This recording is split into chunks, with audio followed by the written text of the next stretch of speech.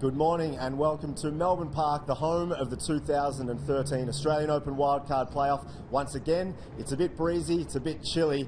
My name's Adrian Franklin, it's a pleasure to be here. I'm never chilly when I'm standing next to the man, Todd Woodbridge. Good morning. Yeah, a lot of warmth coming out of me, and we need it again today. I don't know what's going on with the summer here in Melbourne, but it'll be here soon. It will. Apparently it's going to warm up later on. Yesterday we had quarterfinals day. Today it's the quarterfinals for the women, and we'll touch on that shortly. Yesterday a lot of great matches though. All the men, they've gone through to the semi-finals. Let's start with the first match. It was JP Smith taking on Dane Propoggia. Smith, he loves playing here at Melbourne Park, and he goes through to another semi-final. I don't think there was any major upsets yesterday. I think everything went according to plan. JP played, I think, exactly like we thought he would. Used the conditions well, good experience, great energy, and he got through comfortably, really. Another match yesterday, it finished very late. It was Jordan Thompson taking on Alex Bolt. Thompson won in 4 sets. He was here the day earlier, finished about 7:30, but he looks good, Jordan Thompson. I like him. Yeah, look, I've spoken about his court craft, and about 5 years ago in Canberra, maybe 4, Pat Rafter played a set against all the young kids,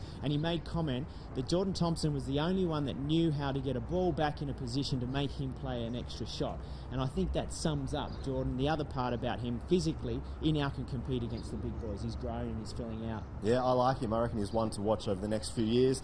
Third match on yesterday, Andrew Whittington took on Ben Mitchell. They're very good mates. Ben Mitchell, he's another one like JP Smith. He comes into his own at Melbourne Park during December. He won here last year, and he looks to be in good form again. Yeah, he's in good form, but he's also mentally in a good space. And when you like that, you play some of your best tennis. I was impressed by that result because I thought Whittington might really come at him hard and put a lot of pressure, but he managed to handle it. And the other match was Luke Saville. He took on Akira Santalan. Saville won that. He goes through to the semi-final. For Akira Santalan, he was impressive against Matt Reed, but perhaps one match too far for him. Well, let's be honest, first time he's come back-to-back 5-set matches. So what that says to him, there's a lesson to be learned. Got to go work physically on getting bigger and stronger and being able to cope with that sort of amount of tennis that's necessary at a Grand Slam level. But a good performance from Luke, you know, clean-cut jobs through in straight sets and through to the semis, so good to see. That was yesterday. They were our 4 quarterfinals for the men, but it's all about today. It's the 4 quarterfinals for the women. We start on our centre court here with Casey Dellacqua taking on Monique Adamczak. Casey's had a great year. She's in form. She's just outside the top 100, but Adamczak looks good as well. Well, Adamczak for me is a little bit of an enigma because she's a very good player. She hits the ball well. She's an older stateswoman, if you like, now of the two, and really just starting to play some of her best tennis. But Casey, gee, she's got a lot of confidence. Won the 250s in Bendigo before, you know, not that long ago, a month ago. Great doubles here. She's happy. She's confident. I think she's looking to, nail her wildcard for Australian Open here. So that's first up. Then our second match will be Yamila Gajdosova taking on Tammy Patterson. So Yaka, she played Jelena Dokic, and she obviously won that one. She looks good again, Yaka. She hits the ball very well. She said to me after a match that she wasn't hitting that well. I disagree. She's flying. Yeah. Well, let me tell you something about Yaka. If she doesn't hit about 48 winners, she doesn't think she's played very well. And they've got to be clean winners. You're not allowed to touch any of it. But I agree with you. She's striking the ball beautifully. She's one of the best ball strikers in the game, men and women. So a big ask for Tammy. And she's hitting up on court 7 right now, so we've got pictures, live pictures out there. She loves to warm up. She's very professional, and good luck to her today. She takes on Tammy Patterson, second up. Now, our third match up on this court, centre court, will be Victoria Rajicic. She's taking on Jess Moore. An interesting one. Moore, last year I spoke to her, she said she wasn't sure what she wanted to do with her tennis. Rajicic, she's still young, so this could go either way. Well, both these girls have taken a little different path over the last 18 months. Vicky gone to Europe by herself with her dad and travelled around. Jess a little unsure about what she wanted to do with her career path, but I like Rajicic. I think she's just starting to mature, and I think she's got a lot of game, and I really think if she can knuckle down, she's got the potential to have a really strong top 100 career, and we'll see how she looks in that match today. And we did have a 4th match that was going to be played, but unfortunately Storm Sanders, she has a wrist injury. She was due to play Arena Rodionova, but another injury for Storm Sanders. Rodionova goes through to the semi-finals. A bit of a sad story. Yeah, I'm shattered for Storm Storm, because she's one of the great girls. Everybody loves her from our fraternity, and she's just been recovering from a foot issue, and now to have a wrist issue, she'll be shattered because we're only weeks away from the Australian summer starting. So hopefully it's nothing major, and she can get herself back ready for qualies up in Brisbane. It's obviously a really average time to have an injury at the end of the year. Everyone's looking forward to going into the summer. Probably the worst time of the year to have an injury like that. Well, yeah, because it's at home, and we all look forward to that start, the new fresh start to a new year, and you want to make something happen. And I've been watching her for the last 7 weeks. She has worked incredibly hard physically to be ready and practicing as hard as she can. So disappointment, but if anybody's going to have an attitude to turn it around, it's Storm. Now the weather, the all-important weather. We love to talk about it. We like our coffee in Melbourne. We also like our weather. 24 degrees maximum today, 15 to 20 kilometres. It's a westerly wind. You can feel it too, I think, that westerly wind. I can feel wind. Yeah, you can. It's light. Very good, Todd. I like that. What do you reckon, though? It's probably the best conditions we've seen so far this morning. Well, look, I think it's similar to every other day in terms of if you're a skilled player, you've got to come out and look at the wind. You've got to serve the right way. You've got to know when to approach at certain ends of the court when you're playing into it or downwind.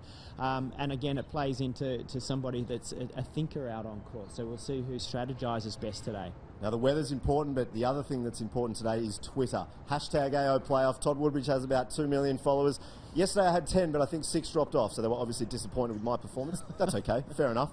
But we've got to get on there, questions, start the commentary, get involved in the conversation, Todd. Yeah. Anything that might, push up a few million followers would be great, but we'll try not to be too, out there and make too much of a name for ourselves, like ask the wrong questions when you're doing an interview, Adrian. Of course, very good, very well said. Always about tennis. Thank you so much for your time, Todd. We'll see you again probably tomorrow morning. Enjoy the rest of your day. Good on you, thanks. All right, after the break, we head into the 18. Brett Phillips and Pete Mercado will be back right after this. So, Marty's buying tickets to the tennis. We're in, right? Marty? Yeah. No, we're out. Oh, you cannot be serious! We're definitely in! Okay, we're in. Great.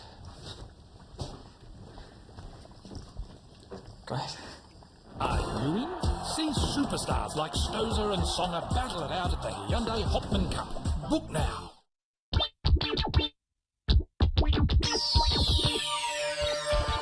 Oh, I just wanted to get back to Perth again. I've played there once before, and obviously I've enjoyed my time in Brisbane too, but I thought this year I'd try something different again and head out to Perth.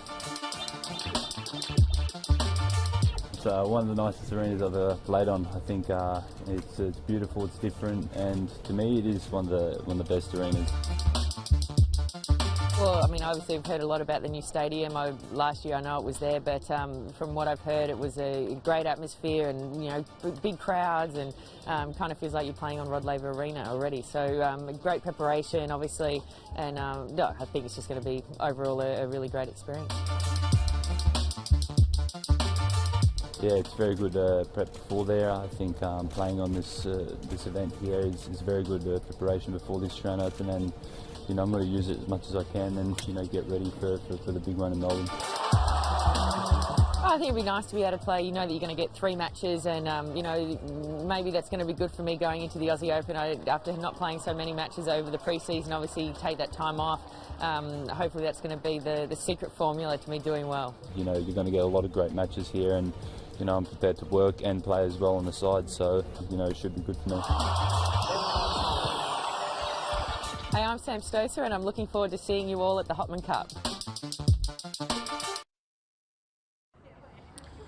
So big day of tennis coming up here at Melbourne Park. We've got 3 fantastic matches. Adrian Franklin is standing by. He's about to have a chat to our 2 players in just a moment, Monique Adamczak and also Casey Dellacqua. Great to see you, Peter Mercado. Big day of tennis. Unfortunately, as the guys have alluded to, no Storm Sanders, but 3 other terrific matches. Yeah, really disappointing for Storm, as Todd said, and it was going to be a really quality match. I was looking forward to that one against Arena, but Arena goes through. Should no doubt be having a longer practice session than what she would have expected coming into today, but she's safely through now to the semi-finals to play the winner of Rajic and Moore. So looking forward to that being our 3rd match on the court. But Dellacqua Adamczak's an interesting one. Looking at the head-to-head, it's all in Casey's favour, but these tournaments throw up interesting results as we've seen over the past couple of days, but you'd have to say Dellacqua would be the favourite going in.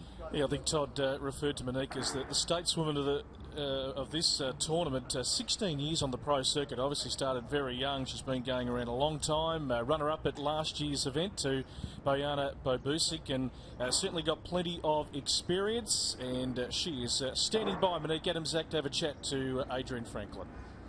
Monique Adamczak, you had a day off yesterday leading into the quarterfinal today. Were you hitting here at Melbourne Park? What was your preparation like? Yeah, I was hitting in the rain actually. Couldn't get a court indoors. That was fun. I know, the weather's been crazy, but today looks okay. Today looks lovely, ready to go. Enjoy. Thank you. As we welcome Monique's opponent over to the microphone, Casey Dellacqua. Casey, Monique's a tough player. She's always going to be consistent, so you expect a battle out there? Yeah, absolutely. Yeah, she's got a really high level of tennis, and I'm going to have to play well today, so should be a good match, and yeah, just looking forward to it. Play well. Thanks. Yeah, Casey Dellacqua very impressive on the opening day. It was always going to be a tough challenge for Madison Inglis of WA. 6-2, 6-1 will take you back through that match if you did miss it on day one of the wildcard playoff. And obviously Casey very keen to get her singles ranking back inside that top 100. Yeah, and to have direct entry into the slams. We know how good she's been on the doubles court this year, but still building her way through on the singles court as well, and winning those back-to-back events in Bendigo towards the end of the year will certainly help. Obviously getting direct entry into the Australian Open will help boost that ranking, and possibly even if she does get through and plays opening round of the Australian Open, the points there might be enough to sort of bring that ranking up around that 100 mark, and it's a fantastic springboard for her to keep going into 2014. But certainly the signs are looking positive, looking to next year. The graph is going upwards. Really positive stuff. Yeah, it certainly is. Had a terrific partnership with Ash Barty, but really keen to keep that singles career flowing along nicely. She's had her ups and downs, but still, like we've seen with Yamila Gajdosova. And hi guys, same condition. as we're just tuning here to the through the net. coin toss. I'll call the serve and the net. Any questions? No. What do you want to call? Heads. Ooh. Heads. Serve. Thanks, Os. Casey will get things started very shortly. She'll serve first, but yeah, obviously had moments of injury, and of course she's become now the added addition of being a mum on tour. There's not too many of them, but I think you're really enjoying that component, to be able to travel with her family and her friendship and partnership with Ash. But yeah, still very, very keen to make sure that singles career gets the absolute maximum out of itself. I'm remembering she was off the tour for an extended period with a foot injury, so 2013's been a pretty good year in terms of having a full year on the tour. Here is Casey, 28 years of age. Ranking, as you can see there, 141. Obviously been a lot higher than that along the way. A good win, as Brett mentioned, in round one, 6-2, 6-1 to get to this stage. Really been prolific on the doubles court in 2013. Runner-up at the Australian Open, at Wimbledon, and also at the US Open alongside Ash Barty. Won a couple of WTA doubles events, Birmingham and Pattaya City. So ranked 11 in doubles, so no worries about direct entry to the Australian Open in the doubles event. But obviously winning those back-to-back titles in Bendigo, the highlight on the pro circuit this year. And for Monique Adamczak, well, she's been here and done that over a long career. Of course, Melbourne is a place of birth, but these days residing in Sydney, and 30 in terms of just life in general is very, very young. But I suppose when you started your tennis career at 15, 16, 30 can be considered to be certainly at that elder stateswoman status. But as we've remarked right throughout this week, a lot of the girls continuing now into their 30s, believing they can really extend their careers and maybe hit some of their best form. But yeah, an interesting year for her. Obviously playing that combination of singles and doubles. Did drop about 90 spots on her singles ranking, but won 3 ITF doubles titles. And still a very, very competitive player on the tour. She does work very, very hard. I think when Adrian spoke to her a couple of days ago, she's put in a big block of really hard training over the last few weeks, and This is the sort of tournament that the likes of Monique Adamczak look to really try and cash in just to get that direct entry and give you a little nice kickstart to the new year. And had a good win in round one against Adamczak, 6-4, 6-3. So be feeling good heading into this match. Although the head-to-head stands at 3-0 in favour of Dellacqua. Mind you, the last time they met was back in 2012 and twice in 2011. A couple of those were finals of ITF events. So certainly Casey's got the edge there, but anything can happen. Monique's ranking, she's been as high as 138 in the world. She's been on the tour for quite some time now, so be looking to go one better than last year where she reached the final. Yeah, absolutely. And went on to compete at last year's Australian Open. Also was in qualifying for the French and the US, but didn't get past the first round of qualies. But another big year on the tour for Monique Adamczak, travelling all over the globe. And has been around for quite some time, but very, very keen to extend her career. So, as we saw with that final last year against Bobusik, it went the distance. She'll certainly give Casey a really good run here. I don't think any of the games today are really straightforward, to be honest. Peter, Tammy Patterson up against Gajdosova. We saw Yarka out there training before, and as Todd has alluded to, she's a beautiful striker of the ball, loves to hit pure winner after winner. That's the way she goes about it. But Tammy Patterson, certainly watching her at this tournament over the last few years, she's also a ferocious striker of the tennis ball, so that should be a really entertaining match. And then, yeah, Rajasic and Moore. Really keen to see how that one unfolds a little bit later on. Victoria trying to really take the next step and rise up, and Jess just trying to figure out where her tennis career is at and whether she's going to, you know, really launch again in a career that can certainly stop-start. But it's all building up, of course, to January 13. We cannot wait. The countdown is on to the 2014 Australian Open.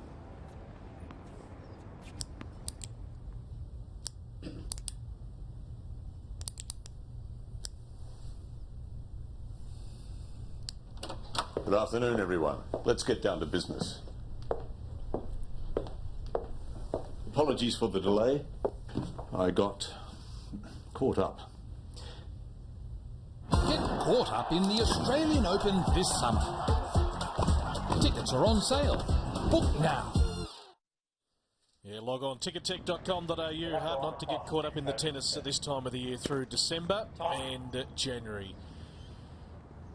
Fantastic time to get down here to Melbourne Park, and as we've said all week, it's a great time just to just see the young Australian players wander in, take a seat courtside. It won't cost you 1 cent. You can also just explore the site here and see the new development as it's unfolding, particularly Margaret Court Arena, which is taking shape just in the background of our main court here, Court 6. And we're just about ready to go to start women's quarterfinal day. Casey Dellacqua is going to serve first. She is the top seed and looking for a spot in the semi-finals. Fault.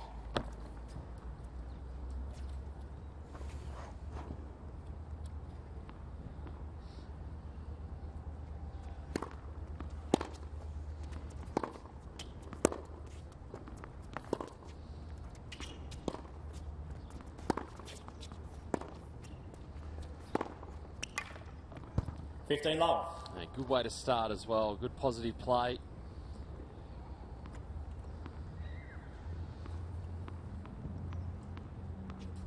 No, that Casey won't have a problem getting into the net.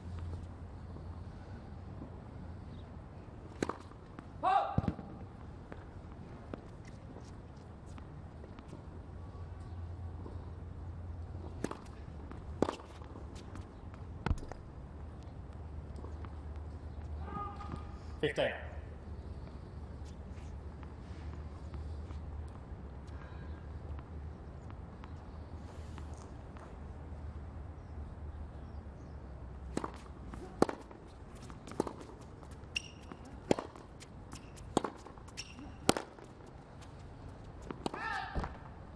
$30, $15. Weather a little bit better today. It's very breezy yesterday, gusting up.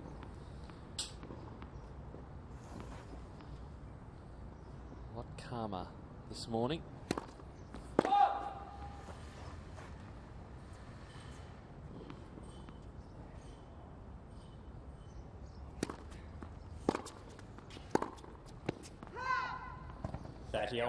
Good pressure by Adamczak, really stepping in on that second serve from Dellacqua.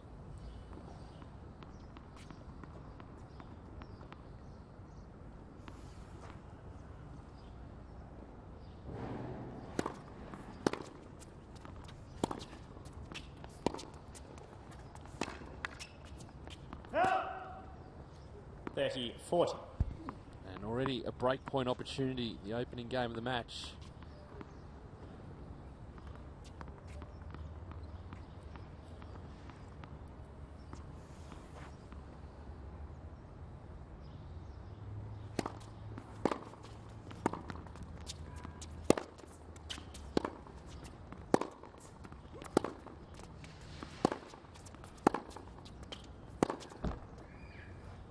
Deuce.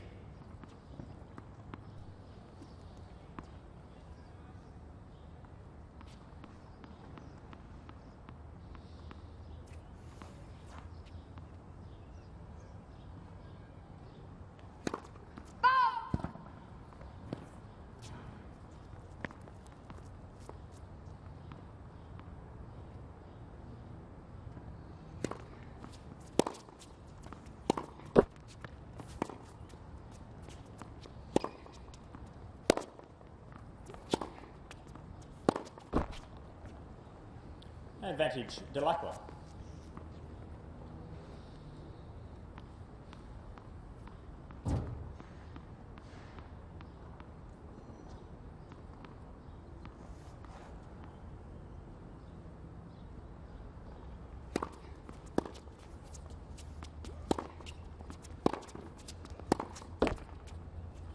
Deuce. Already, Pete, that backhand of Monique Adamczak, it might be the shot that sort of makes or breaks her in this game, because she's hit some very crisp backhands, but some loose ones as well. There's another one. Advantage, Adamczak. It's clearly the area that Casey's targeting early in this match.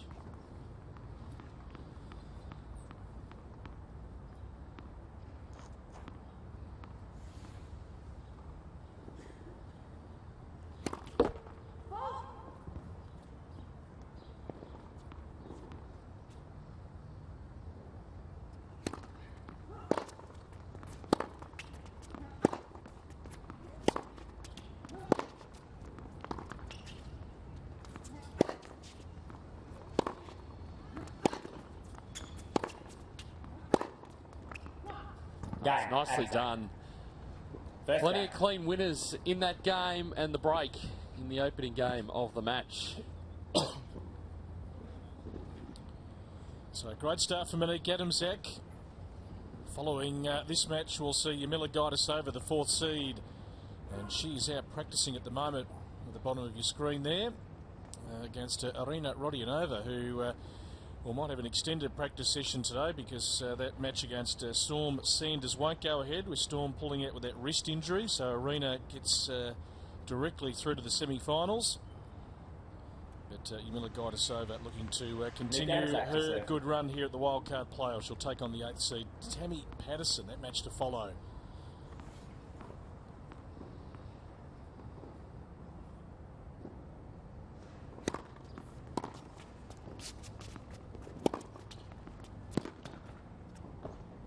It's nice. We know how big a shot Adamczak can hit from the back of the court. Good example of it there.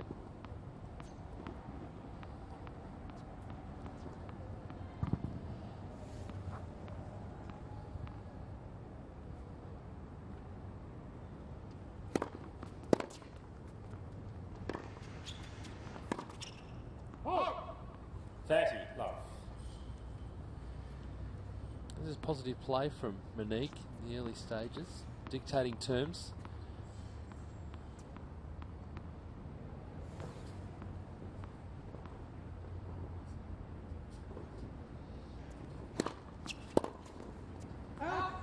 40, love.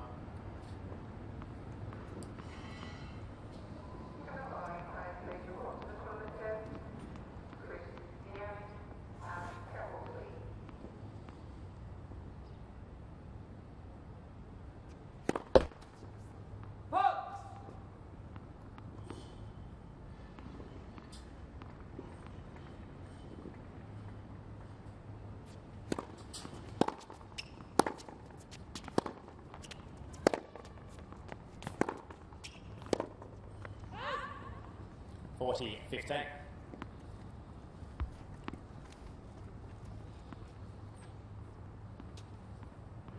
holding anything back, Adamczak at the moment.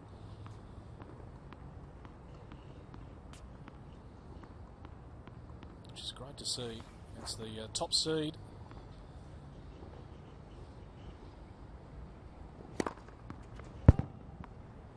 Game, Adamczak. There's no call there. That was an ace. No, that's why we just didn't quite sort of that pause moment all round as everyone just looked at the mark. Casey had a look. Here's the slow-mo. Right on the tee. So I think everyone was kind of waiting for a call there, but it didn't happen. Well, scoreline says 2 games to love. The only thing that counts. A bit of pressure early here for Casey. She get herself out of early trouble. Love 15.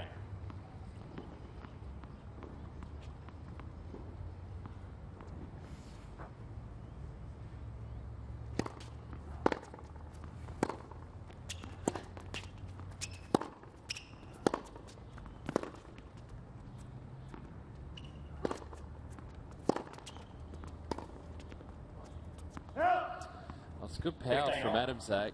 It's like putting pressure on the Dellacqua serve.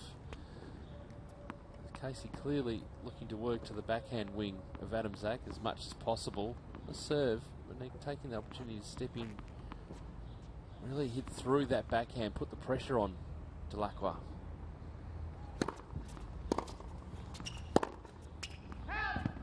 $15, 30.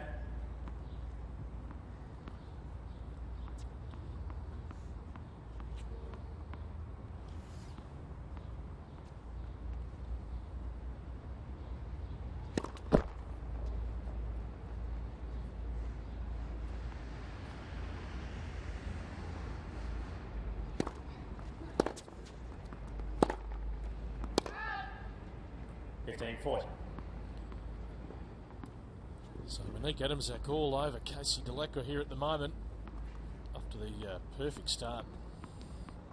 Looking for a 3-love lead.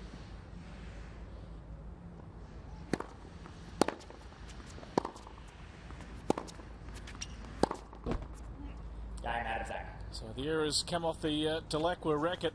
What a start here for Monique Adamczak, the runner-up at last year's Wildcard playoff. 3 games to love here in the opening set. And whilst the tennis is going on here, another big part of the summer of tennis, of course, is for the kids. Hot shots. Hi, Alicia Mollick here. This is my latest MLC Tennis Hot Shots tip. It's to help you control your power. For those of you just starting, controlling your power and hitting lots of balls is really important. To create some power, make sure you use your legs in every shot. Swing smoothly with your arm and don't forget to follow through towards your target. That's all for today. Keep practicing and having fun with MLC Tennis Hot Shots. Another tip coming soon.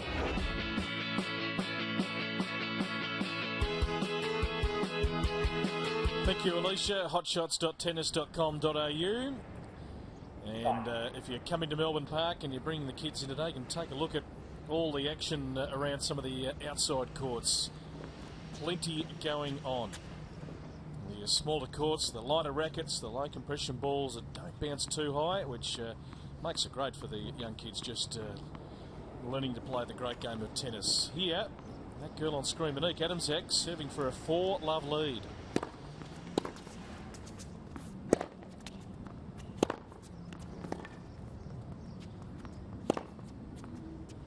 Love 15. Take a little while for Dellacqua to get into any sort of rhythm in this match.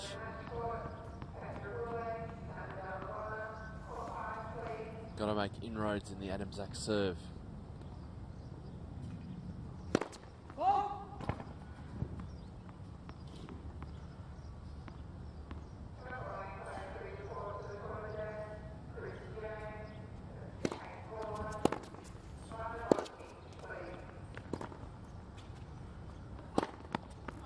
That's nicely done.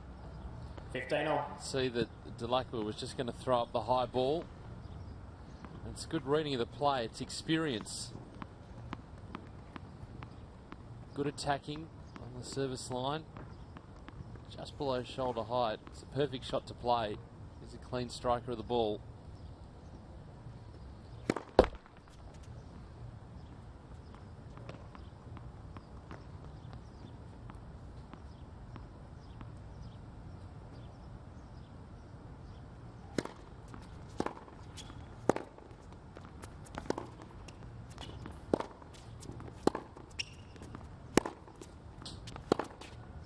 Help!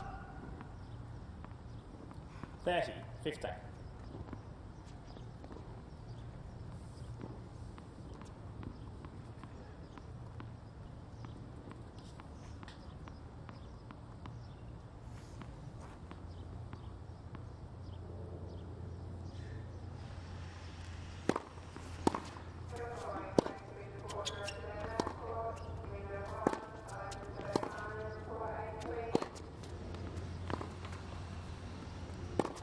That's good attacking. Ball was getting shorter and shorter. Just waiting for that opportunity to put it away. Good patience. Didn't blaze away early. She had Dellacqua way out of position. Always in control of the point. Points now for 4-love.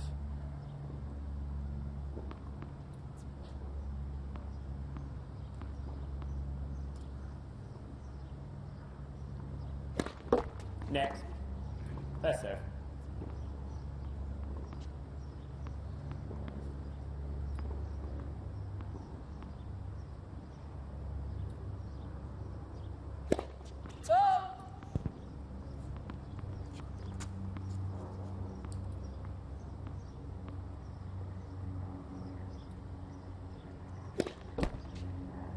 Forty, 30.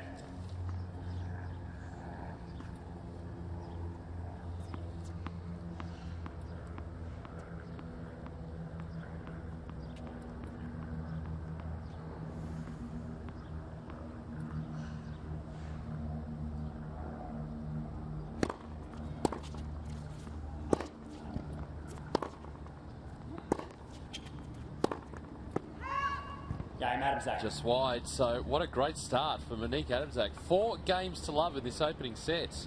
Adamczak leads 4 games to love. Some very, very crisp hitting. I think it just goes to show, but I think we always get fascinated coming to this tournament, and we're talking to Sam Groth yesterday, and when you've got something like 1,500 to 2,000 players ranked, and you try and put this sort of stuff into perspective, and not everyone can be top 100. Unforced error from Casey. But the likes of Monique Adamczak over a 15-year career has been able to build a living out of tennis without ever reaching and scaling the heights. And you watch it for the first 4 games here, and she's playing some blistering tennis. So yeah, the measurements of success are really interesting in a sport like tennis. That's right, we talk about the hard slog on the back courts, but a lot of players have been around for a long time who ply their trades on that particular circuit.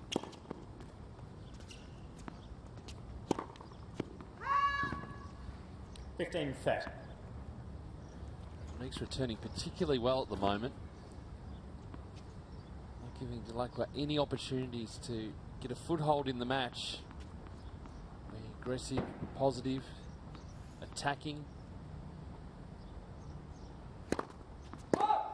Really leaning into this second serve.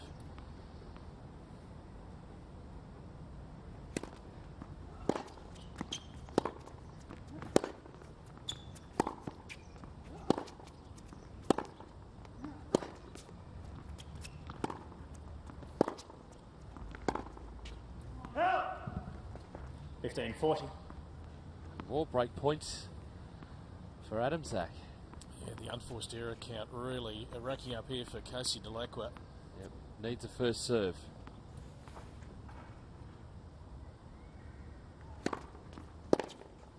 Oh. 30-40. Order, then she delivers. Yeah.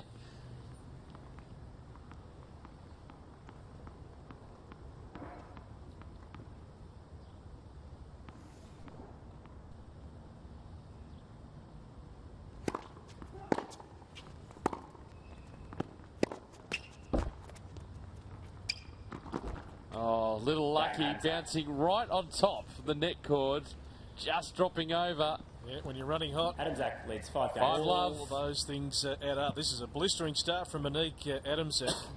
Well, one player that's not going to play today, I reckon she'll be pretty disappointed, is Irina Rodionova. She's out having a chat to Adrian Franklin. Thanks, BP. Yeah, Irina is a little bit disappointed, I think. I guess it's, a good result for you to go through to the semi-finals, but perhaps you'd prefer to play a match. Yeah, I think it would be good to get another match, and because now I have 3 days without, but it's obviously pretty frustrating that Storm hurt her abdominal muscle, and she said I think it was the match she played, and yeah, hopefully she'll get better for Brisbane and the Open Summer.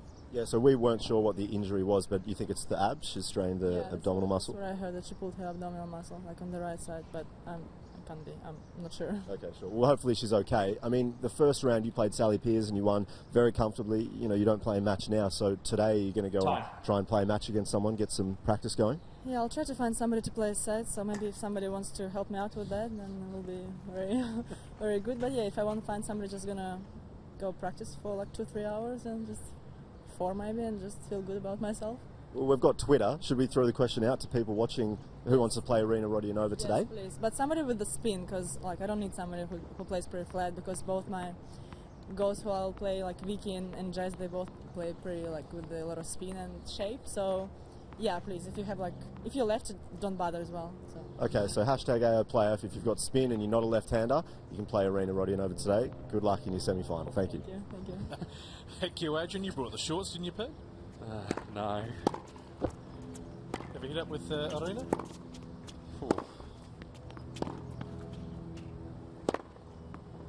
Well, the 15 not being a lefty bit, I could work on. The spin, not so sure. Probably send the tennis backwards. Yeah, hashtag AO playoff. Join the conversation. Irina's looking for just a really good workout this afternoon.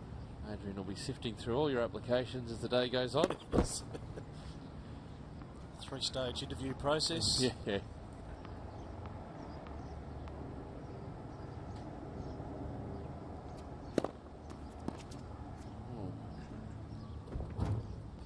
$30. It's a good body serve, but Casey just not able to get out of the way of it.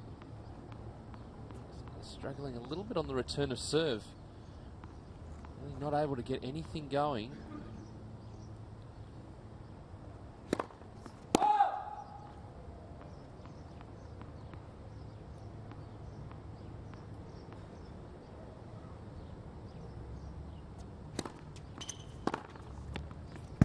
$30-15. On cue, turns it around.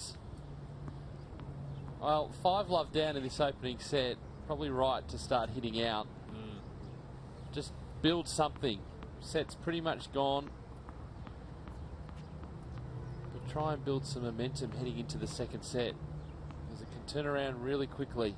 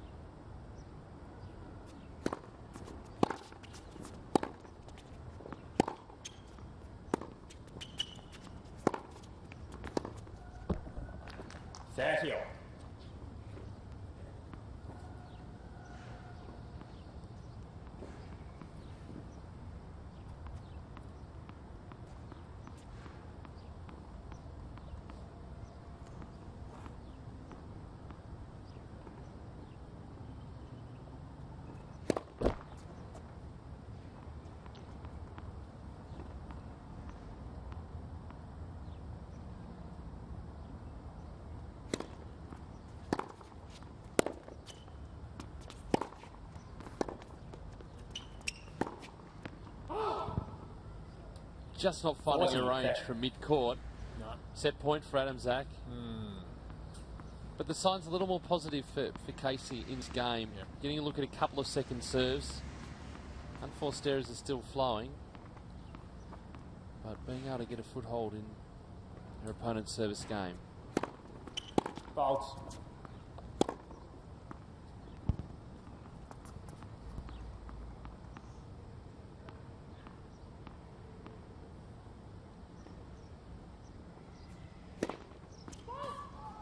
Yes.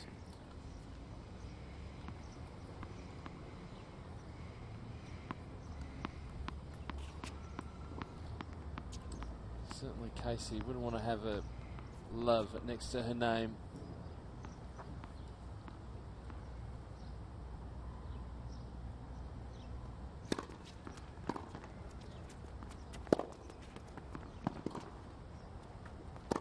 That's nice again.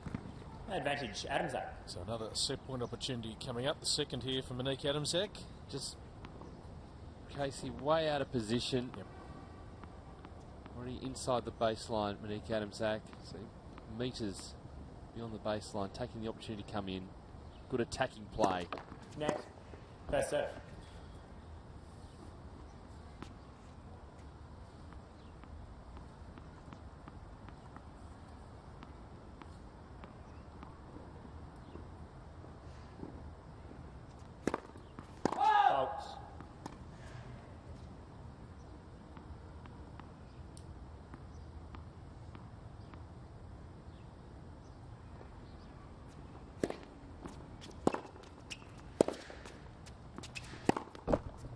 Game, first set, Adamczak. So another error off the Casey Dellacqua racket. That is an amazing scoreline, no doubt about it. 6 games to love for Monique Adamczak. We didn't predict that about half an hour ago.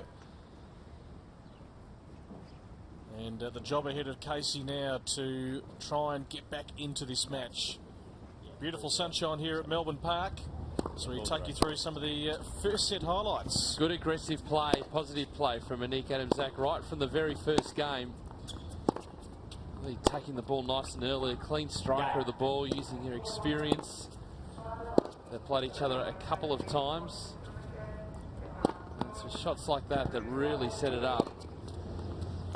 Now to have Dellacqua at full stretch, a little bit on the return.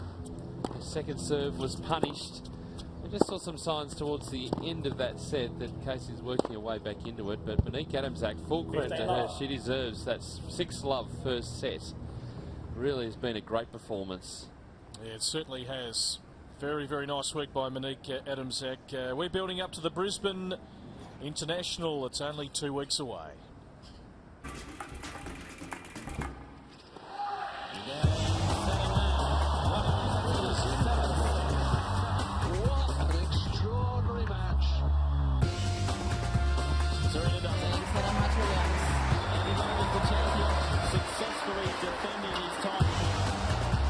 Let's welcome Roger Federer. Hello, I'm Roger Federer. Come watch me play at the Brisbane International. I hope I see you there. I thought maybe, 2014 could be the year, so I'm happy we're all able to make it work, and I really believe it's going to be a great preparation for me for the Australian Open, especially if I commit so early in advance, then it's also to win in Brisbane, so I hope I can play well there. I'm looking forward to playing in that stadium because I heard it is quite different to the rest of the stadiums around the world, so I'm excited. We're excited to have you, Roger. Roger will be there late. Nick Kyrgios, Nishikori, Simon Dimitrov, Matosevic, Serena Williams, Azarenka, Sharapova. What a cast it is going to be. Tickettech.com.au/Brisbane International. Get your tickets. It is a great arena, Pat Rafter Arena. And the field gets bigger and better every year.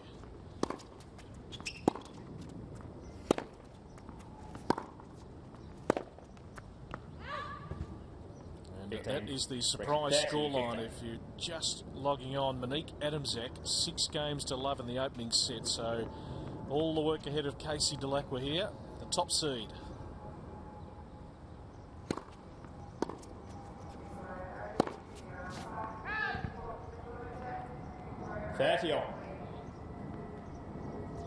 Well, nothing's working for Casey Dellacqua at the moment.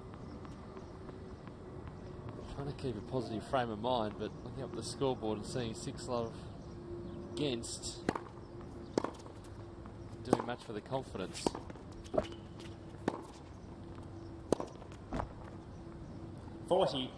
So this first step is getting on the board. Something rolling. A few errors from Adamczak in this game.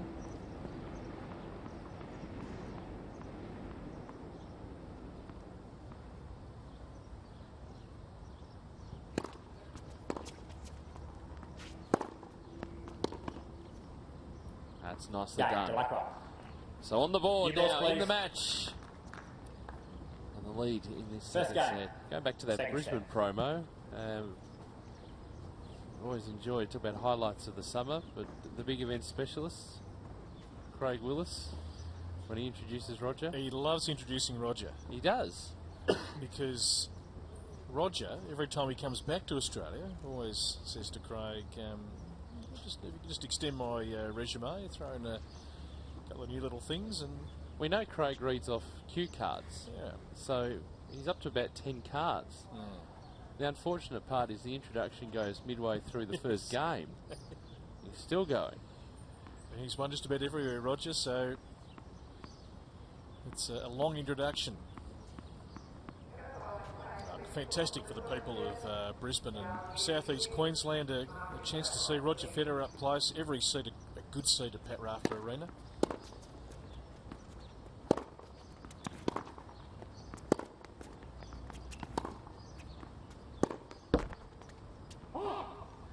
And Love the the atmosphere. It's just a brilliant atmosphere. Yep. It was the John Millman Andy Murray match this year. Terrific atmosphere when John really was playing well throughout that match. They really got behind him. Next, first serve. It's always attracted a good feel. We went up there a few years ago, and now was the time when Justine Enna was coming back and Kim Kleisters.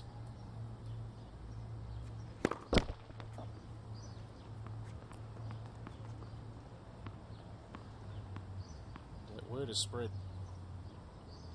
Great tournament. A little bit of a shift in this Love match. that. You can see it, can't you? Yeah. It's Adamczak's game that's gone off the boil. This is a good opportunity for Casey Dellacqua to get back into this match.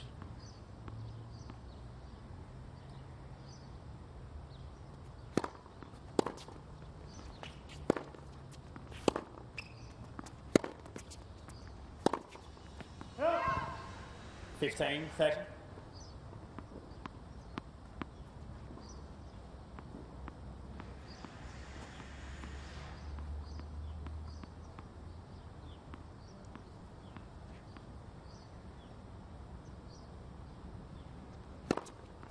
Box.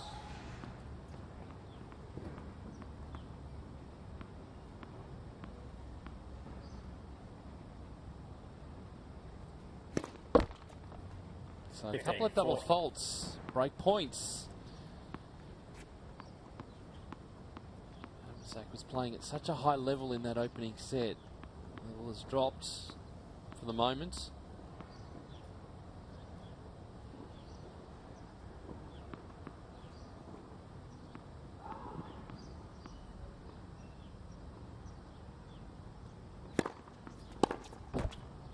$30, 40.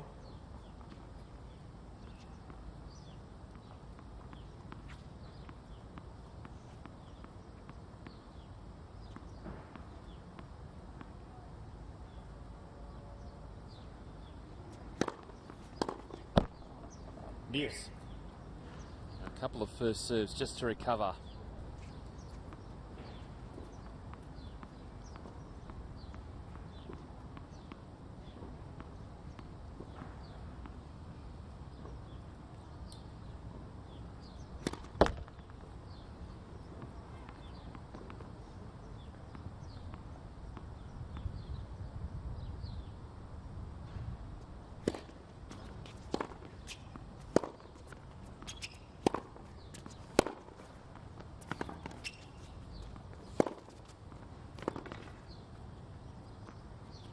That's wonderful. Advantage, Adamczak. Patient play, waiting for the right opportunity, knowing that Dellacqua was going to be on the back foot for most of that rally, and there's the short finish. Yeah, both players, just always that natural tendency, as you remarked, Pete, to get in, play a lot of doubles. Not going to be anchored on the baseline in this match. As good ball strikers they are.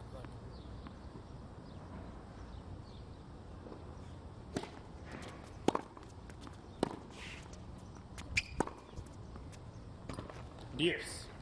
It's an example of that, so it's a really important hold here for Adamczak.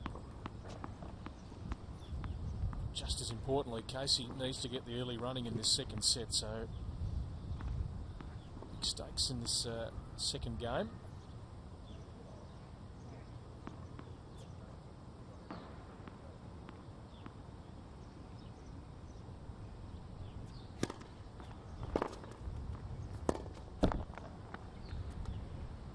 Advantage, Dellacqua. Dellacqua now finding her range. Adamczak serves a little shaky this game. Another break point.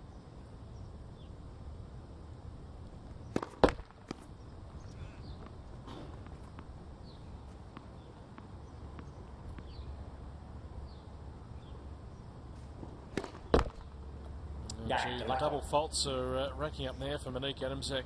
Just lost her groove on serve. So Casey Dellacqua needed to get off to a great start. She's done that. 2 games to love after dropping the first set.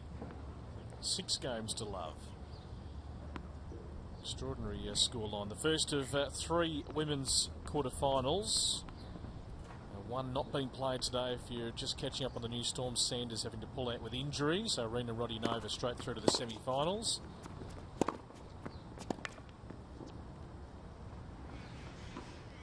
Love. So we'll bring you all 3 of the women's quarters today. Yamila Gajdosova, Tammy Patterson to come, and Victoria Rajasic of Victoria taking on Jess Moore. Next. First serve.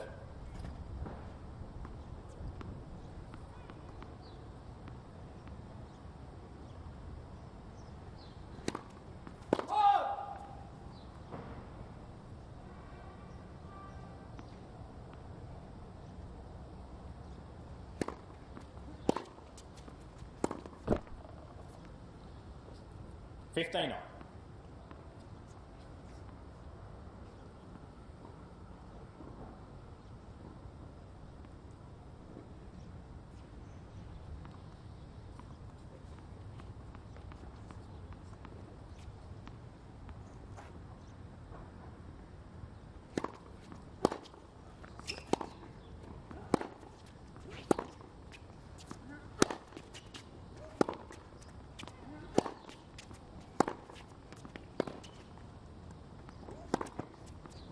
Beautifully played by Dellacqua. 30-15. A few times really getting a great angle towards that forehand side of Adamczak and going back to that same area. Beautifully played. 40-15. Thought that the indications are pointing to Casey being back in the match towards the end of that first set, despite it being 6-love. Now we're starting to see it. Adamczak's game's dropped a little bit. Casey's lifted. Next. First serve.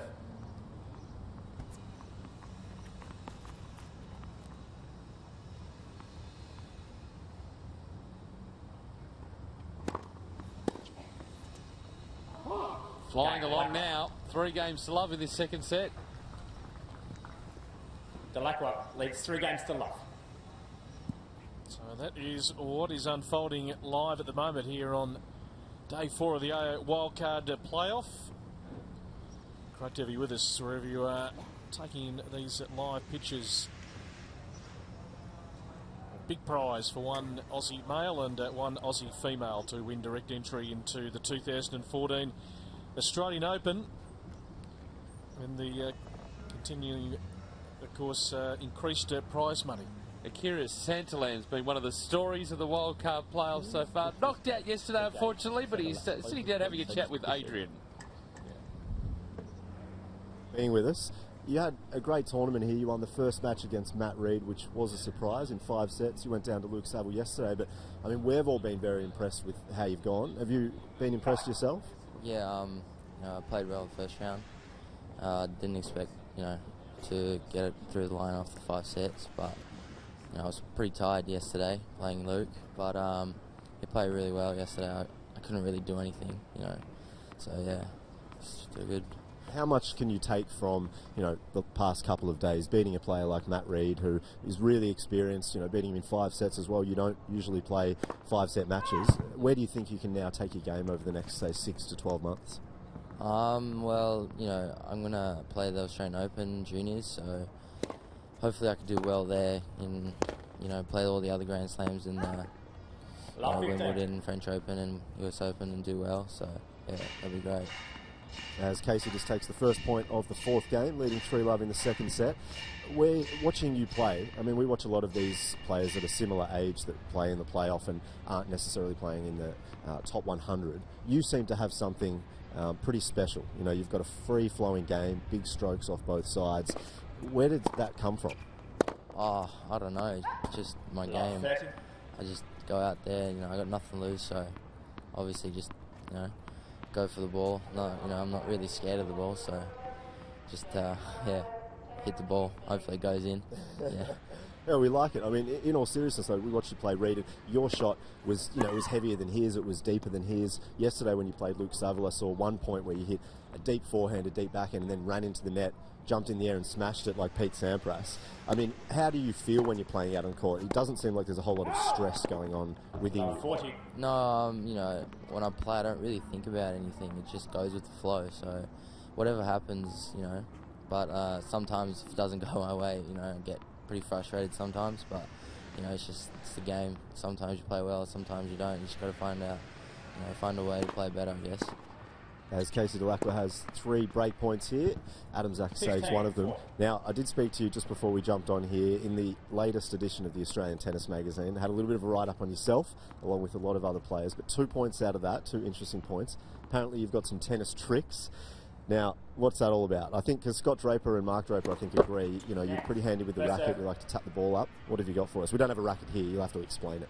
Oh, just, bounce the racket on the side of my racket, flick it up, flick my racket around, so it's not that great, but I practiced it a couple of times, so I guess it just comes natural to me now. Just do it. Yeah, cool. That seems like your game comes very naturally to yourself. The other point in the magazine was tennis trivia. Now, I know you played it down just before, but when you were younger, apparently you had a keen eye for tennis history. What's that all about? Oh, I used to look up a lot of stuff, like the history of tennis, who was number 1 in the world in like 1970 or whatever, and who won Grand Slams, who won everything. And yeah, I used to look up thoroughly through those stuff, but it's died out a bit, as I got older. So yeah. All right. I'm going to test you then. Okay, put you on the spot. Who won the Davis Cup in 1973? Australia? Yeah. Was that a guess? Yeah, I think so. No, don't say that. Don't say that. You know it. All right, one more. We're on a roll. Who won the first round men's Wimbledon first match in 1973? I have no idea. Neither do I. I have no idea either. Yeah. Yeah, no. Well, mate, we loved watching you play. Keep that free-flowing tennis going, and we look forward to seeing what you can do over the next few years. Thanks for being with us. Thank you. Thanks. Appreciate it. I'm sure there were a lot of Aussies that won the first round Wimbledon in 1973, by the way. He was a star on the opening day. That was a great match against Matt Reid. We really enjoyed that. Seeing the emergence of a young player. Tough to back it up yesterday against Luke Saville. 15, fair. It was certainly jotted his name down as one to follow in the future. Quite an amazing match, this one. Gajdosova all over Casey Dellacqua. Played a great first set, 6 games to love, and the tide has turned full circle.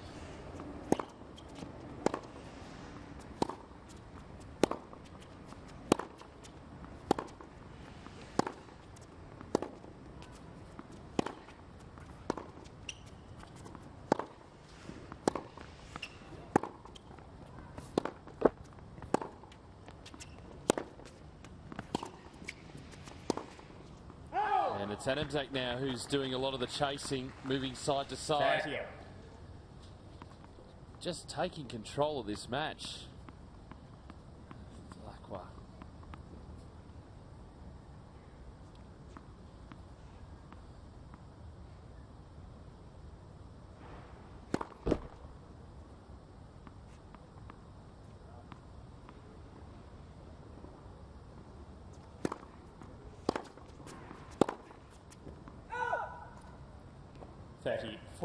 So an opportunity here for Adamczak. Break point. That last point, she was doing a lot in the first set. Really being aggressive, really attacking the Dellacqua serve. A little bit wayward in this second set.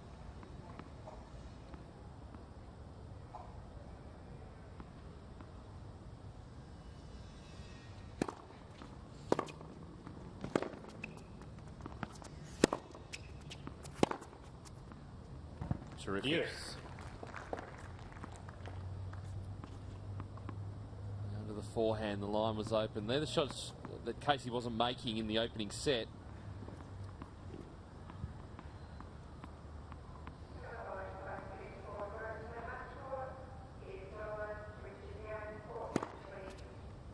Advantage, Dellacqua. So point for 5-love.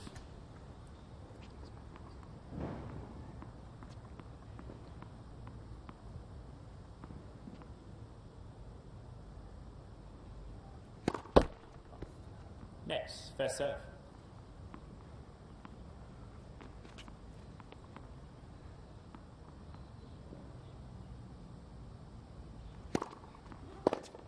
And gets it. Game, Dellacqua. So 6-love to Adamczak Dellacqua. first set, It's 5-love 5-love to Dellacqua the second set. And we've got no way of knowing how the third set, if it does get that far, is going to go. An interesting match here, and there's going to be plenty of interesting matches at this venue in January during the Australian Open.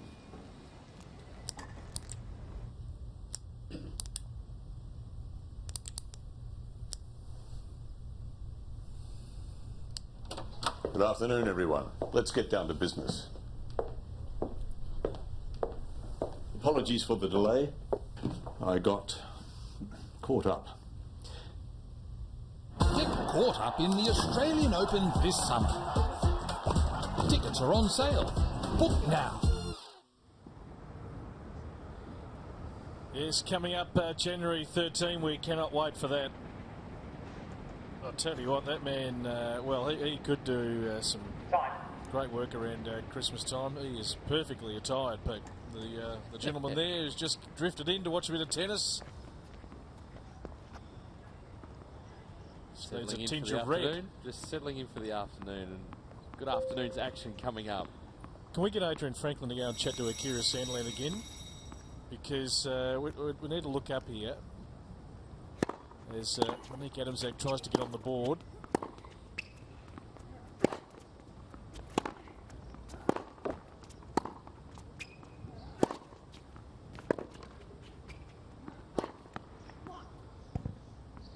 $15-love.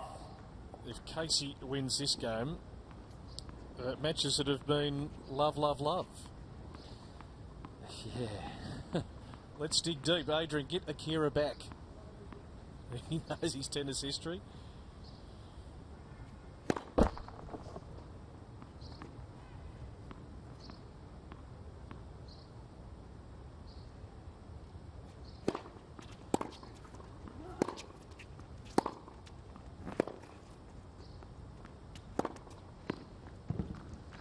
Dellacqua well on top. Been an amazing turnaround, but Adamczak's level has dropped, and it's just the same as the opening set. It's just the roles are reversed. Absolutely.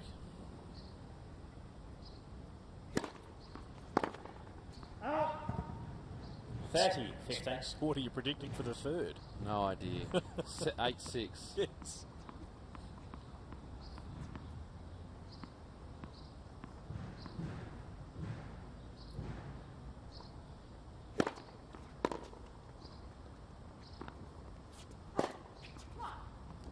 $40-15.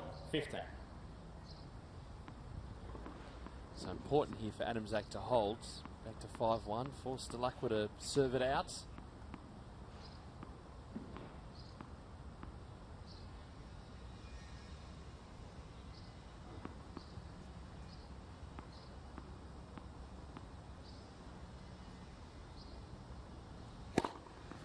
Fault.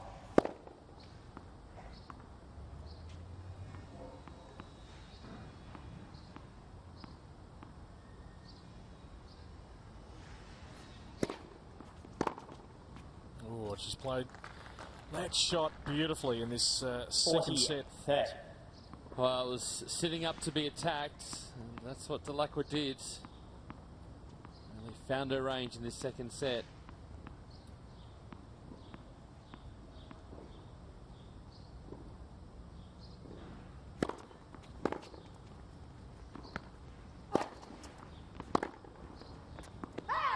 Game, Adamczak.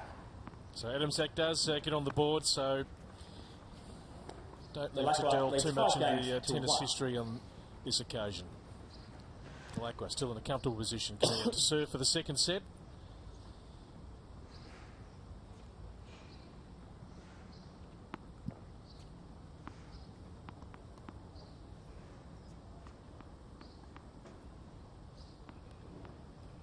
The school kids, the hot shotters are in.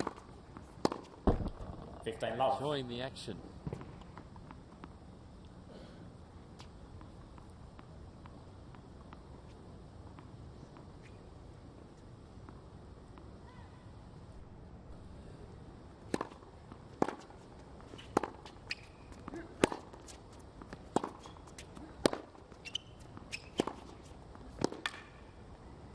That's good power again from 30 Dellacqua, love. just in control of the point. French Open final 1988. What do you remember about it? Is that, well, it would have been Steffi Graf because it was Golden Grand Slam. Was that the Zareva final? Exactly right. Wonder what the price of admission was back in those days. 32 minutes. Love, love, love. Yes. 30, 15. 32 minutes.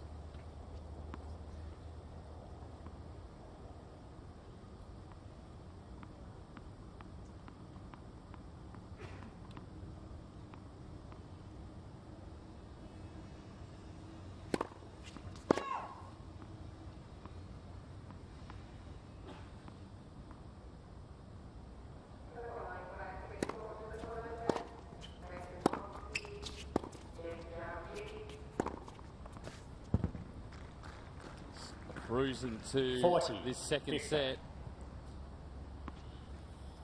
Certainly Dellacqua with the momentum now. Really swinging freely. First serve percentage is picking up. Set points. 40, 30.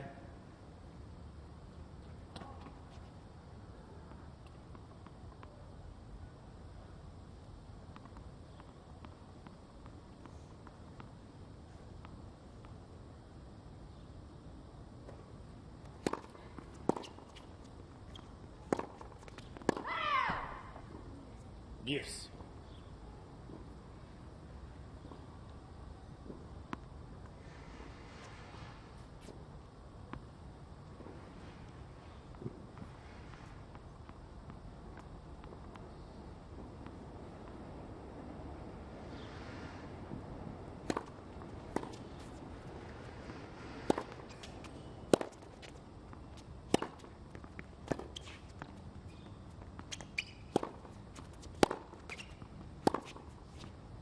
Nicely done. Advantage, Dellacqua. Difference from the first set to the second set. Adamczak had Casey stranded meters beyond the baseline. You can see there the right on the baseline, just behind it. Really able to attack from there. Another set point. They'll do it. Game, second set. We're off to Dellacqua. a third set in this quarterfinal. Casey Dellacqua the second 6 games to 1. 1 settle. Well, the highlights for the second set pretty much all off the Casey Dellacqua racket. Really worked her way back in. Pretty much from second last and last game of the opening set, saw signs that the confidence was starting to build. Adamczak's game dropped. Yes. And it gave Dellacqua a good opportunity. Got off to a great start and was able to roll along from there and really finding her range. It was Adamczak on the run. 15. A nice finish. Just building nicely into the set and just kept it rolling along. 40. She's very happy with the turnaround. 6 games to 1, the second set. So third set to come. We're going to get out to Adrian Franklin. Hot Shots is set up just behind us here on court 6. Adrian. Certainly MVP. Yesterday we had Craig Morris in the chair talking about Hot Shots and AO Blitz. Well, we've gone one better. We've got Jared Kennedy. Jared, you got the Hot Shots kids here. It's great for them to come down, in all seriousness, as a school and play tennis, isn't it? Yeah, it's a good day for them out in the sun today. The kids from Footscray Park Primary, so they're out here watching some tennis. They get to play some Hot Shots on court and get a backstage tour of Rod Laver as well, so very exciting day for them. How good's that? Now, we've got a special guest behind me. Her name is Yana. And Yana, you're in grade what? 1. Grade 1. And which school are you from? Bookside City Primary School. That is so cool. And what do you like about tennis? Like when you serve. Yeah. And like hitting back to people when you're hitting balls and the ball comes and you hit it back. Very good. And just before we cross back, I think we can talk about Kids Tennis Day. Who's performing at Kids Tennis Day? Can't say, mate. It's a big secret. I can't say. Well, surely you can whisper it. Let me know. Come on. One Direction are performing at Kids Tennis Day. No, they're not really. They're not. But the kids are having a good time out here. So is Jared Kennedy. Thanks, guys. Thanks, Adrian. He's got a good job, Jared. Well, the suggestion from the truck that we had while that was going on was that, and we've had during the week, is that Adrian could sub for one of the members of One Direction. I tell you what, or the do this week. It might be 6 members on tour. 15 on. In 2014. Jared, good performance by Jared up there. He's got a great job. Yep.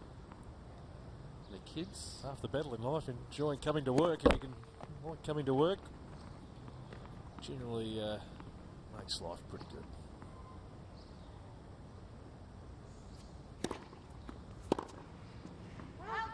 So an interesting third set coming up. It was important for Adamczak to get on the board just to build something into the third set.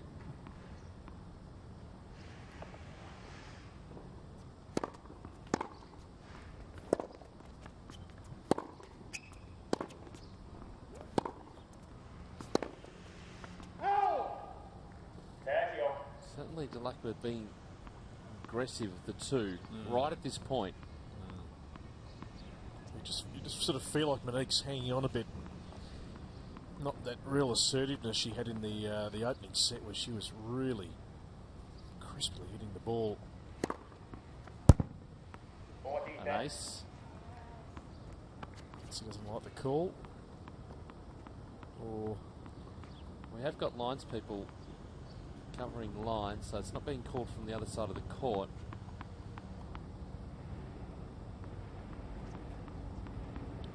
Trying to look at this.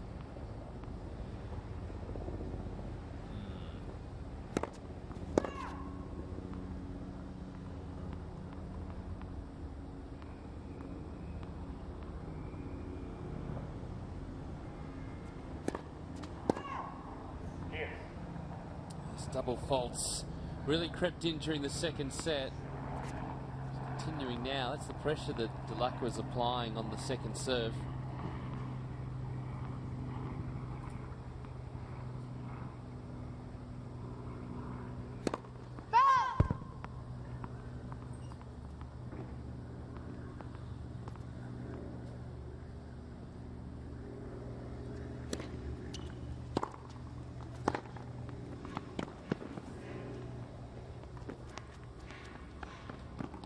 Nicely done. Yeah, good touch.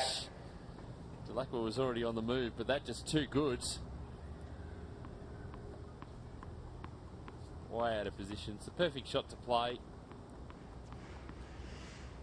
huge hold here for Monique Adamczak. Just get her confidence back.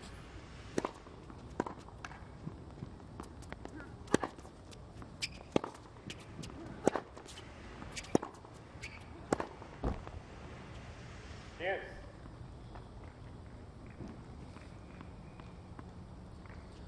The momentum in the rallies has shifted. From Adamczak just getting shorter and shorter. So it's giving Dellacqua the opportunity to really attack.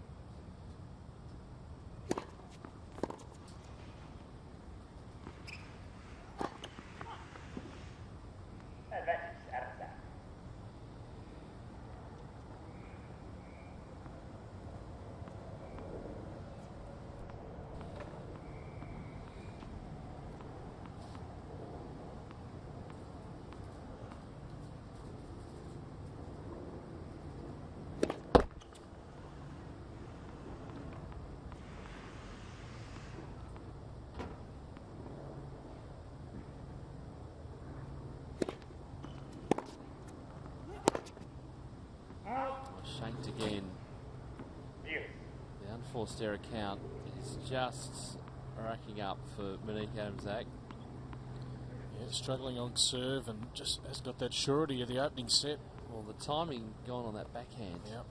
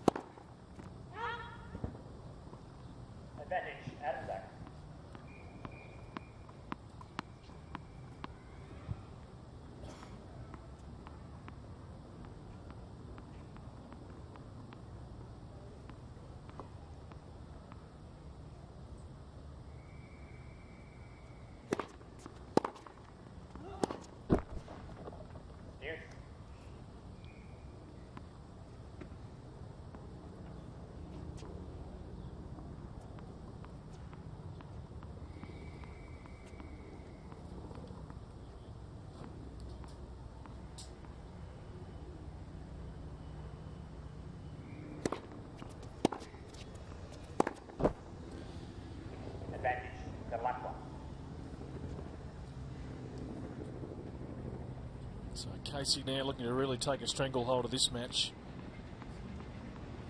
As you can get the breaker serve.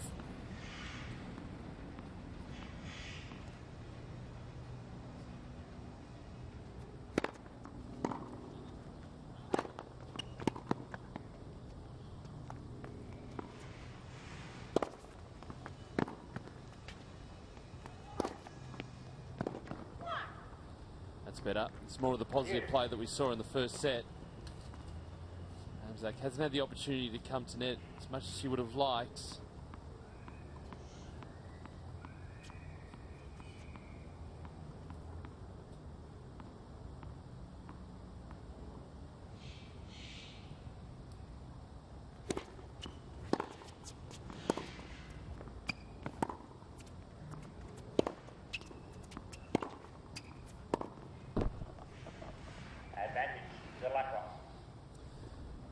Well, Casey's had a lot of opportunities in this game to finish it off.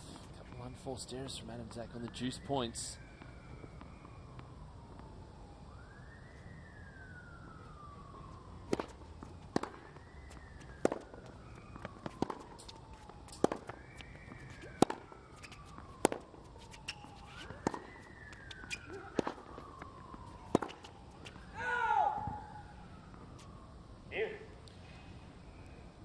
Could be here a while. Yeah, it's such a big game. The key with Casey Dellacqua is that still being aggressive, really going for it.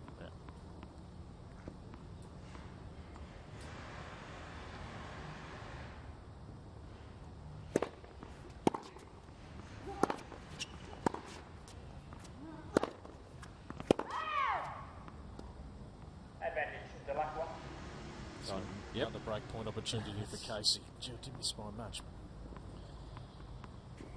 How important is this opening game, though, now? The momentum of the match. You feel like Adamczak could really drop her head if she loses serve.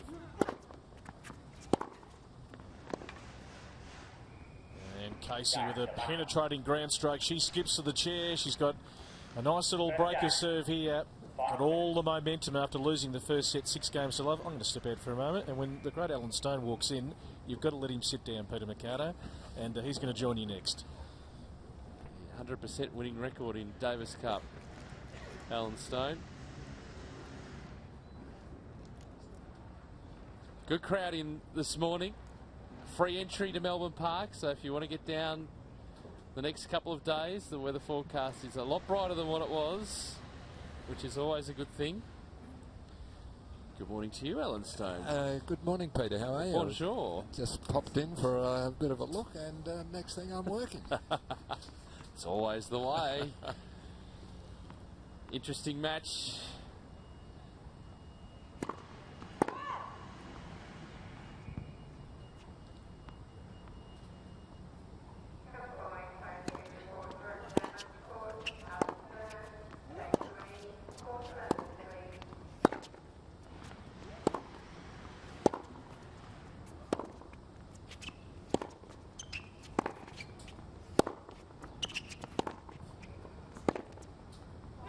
We had the trivia question before with Akira and Adri asked the question which Aussies made it through to the first round of Wimbledon 73. Were you one of those? The singles? 73. I may have been. I can't remember now.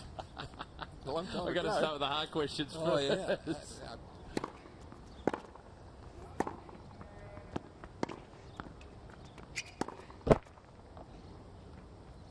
Interesting here, isn't it, that after that first set, that first game of the second set, that Adamczak served those 3 doubles, it just turned the whole match around. It's hard to see her really finding a way out of it, I think, now from here, even though it's early days in the third. Well, the other thing too is that Casey Dellacqua was out of sorts. Couldn't find her range in that opening set, but now has. So the battle for Adamczak is she can continue to be positive and aggressive. Casey's playing pretty well at the moment. I thought she had a luncheon appointment, by the way. She was rushing around in that first set. She had to be out of here by midday, at least.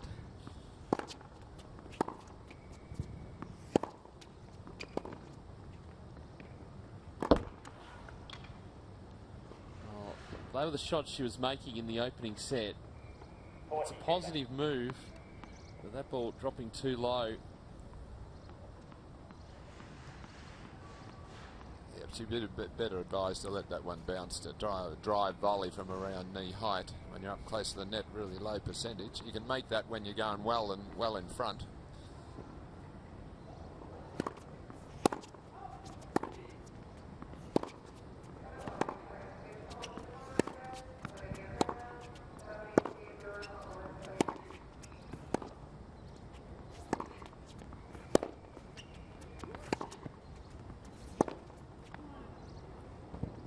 Got it.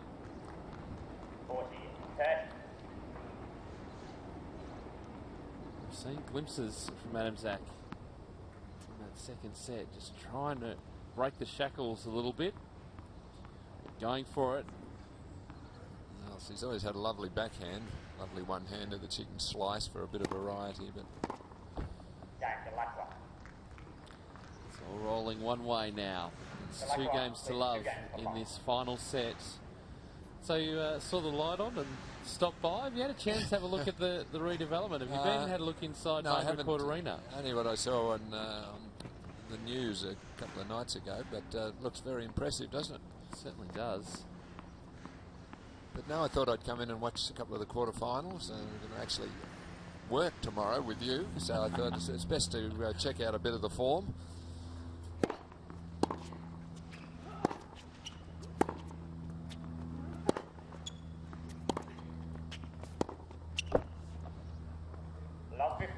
I've been talking about Twitter as well, and the hashtag AO Playoff. You, of course, are on Twitter. I don't think I've used it since the French Open when we were there in Paris, Pete. I'm not a natural. What's your Twitter handle? Do you know it? No, I haven't, as I've said, I haven't used it since then. I don't know. I'll find it for you.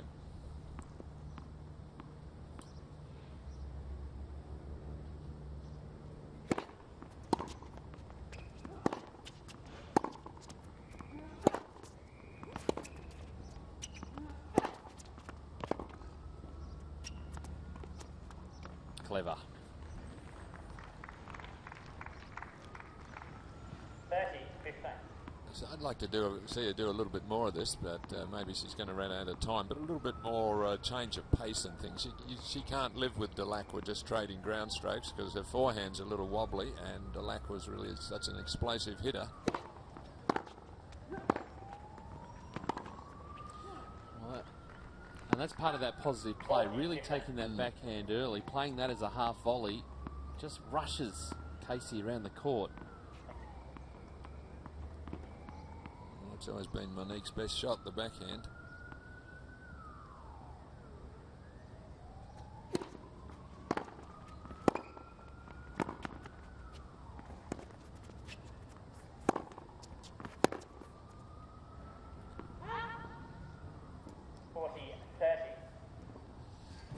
So the Twitter handle at Alan J. Stone, the double L, Alan J. Stone. And your last tweet was in June. That'd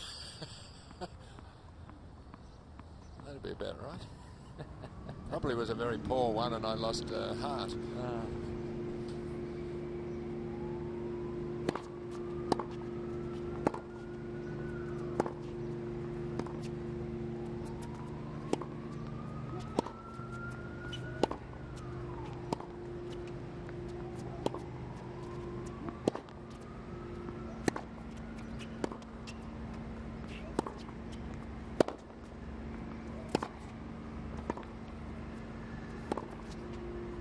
Rally of the match so far. Great work from both players, but again, Casey Dellacqua, the half-court ball nicely put away. Oh, it's always been her strength. She can really crack the ball from either side, and off a lowish bounce there, she's able to stay low and whip the topspin. She's really good to watch, Casey, when she's confident, because she can just blast so many winners.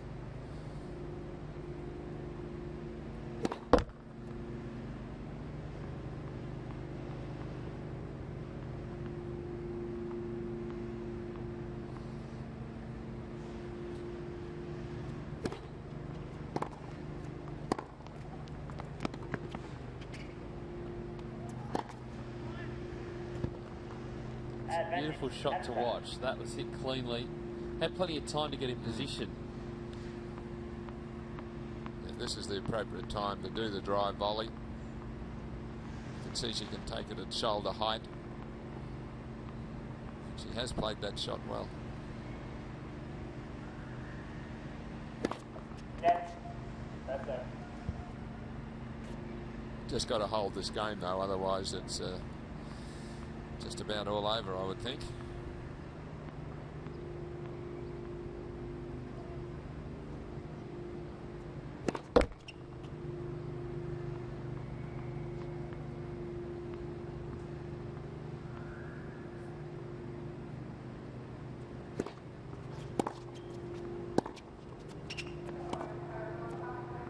And does. So Adamczak on the board in this final set. It's Dellacqua though.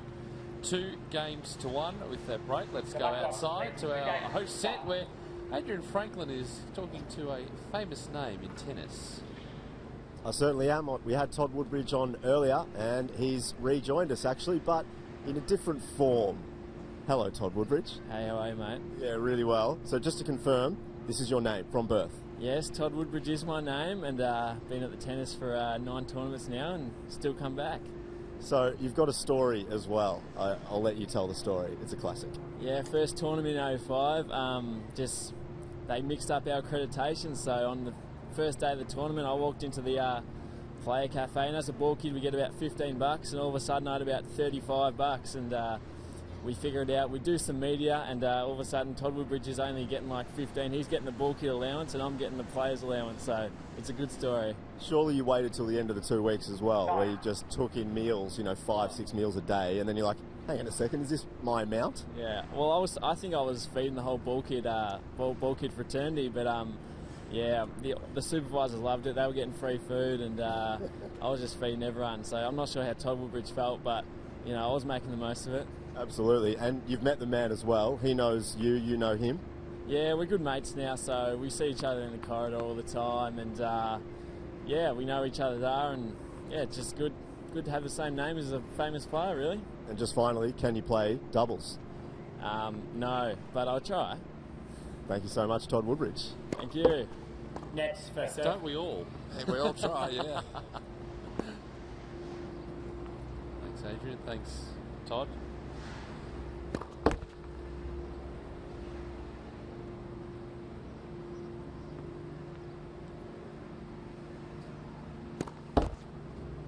Double faults here to start off the game. Love 15.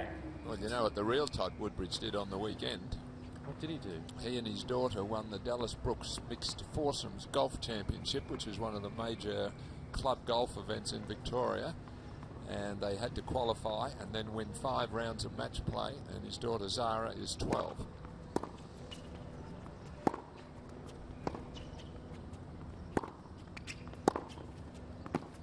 Fraction ball's good. Now, Casey Dellacqua had Love a play on that, but yeah, I don't think the call affected the result. you can hear the umpire there with the explanation. Let's have another look at it. Well, she was always in trouble, but she did have a good hit at it. I would have thought that should be replayed there, but well, she did. And again, so 40. that call, momentum shift. Yep, absolutely.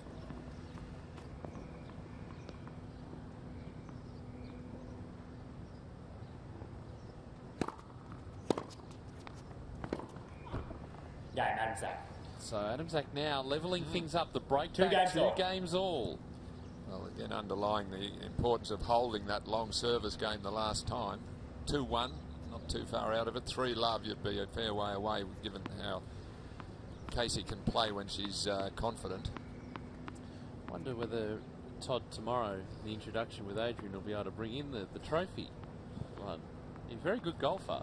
Well, it makes you sick, doesn't it? When all those Wimbledons, all that other stuff, and he plays off 5. Yeah.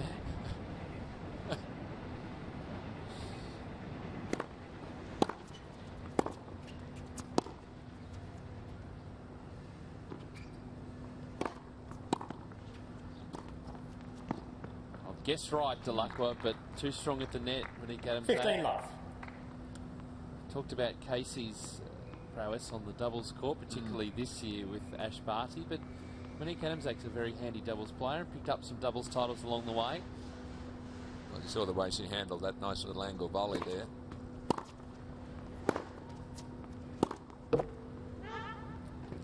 Love. But Casey just has to be a bit careful now, not get too loose and too annoyed and start swatting balls everywhere, which she can do at times. She's been in a winning position here in this match. But now got to work hard now to get over the finish line.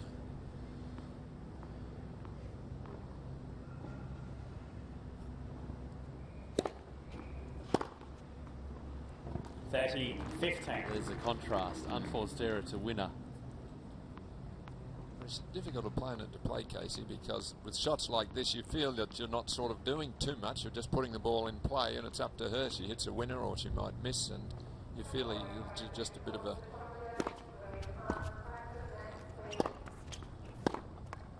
almost a spectator sometimes. 30 all. Got it again that time. The forehand doing the work. Positive play from Adamczak, but again that ball just dropping too low. Like was waiting in the corner.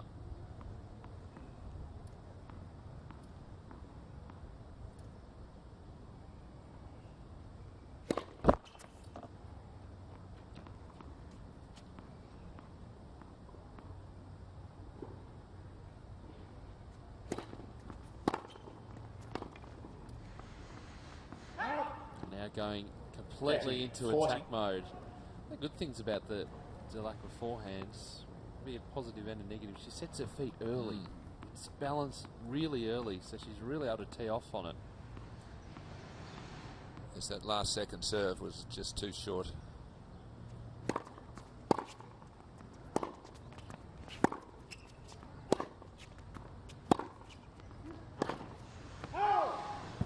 And there's the break. So Dellacqua breaks again. 3 games to 2 now in this final three set. games to 2. Plenty of action coming up over the Australian summer, and it all gets underway in Perth.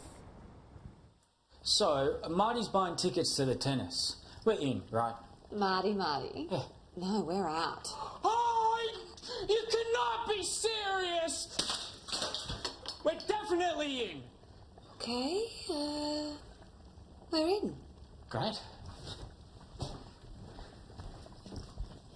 Great. Are you in?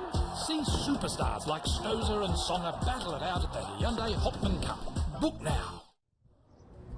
Good field for the Hopman Cup as well. Bernard Tomic, Sam Stozer headlining. Joe Wilfred Songer will be there with Elise Cornet, Milos Raonic and Eugenie Bouchard, Sloane Stevens and John Isner, Agnieszka Radwanska and Jerzy Janowicz, Radek Stepanek, Petra Kvitova, Tommy Robredo and Annabelle Medina Garrigues, and Andreas Seppi and Flavia Panetta, part of the winning Fed Cup team this year.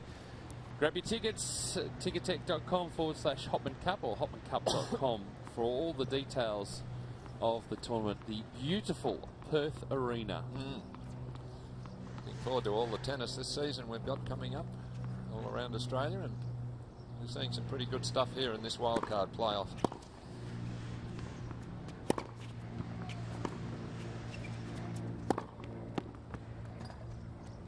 And we're seeing 15 left. Dellacqua just wrestle back control in this final set. Well, as you mentioned, when she gets set and she can really time the ball like she does there, she hits it hard and flat and close to the lines, and really you can't do too much about it. You see there, lovely off forehand.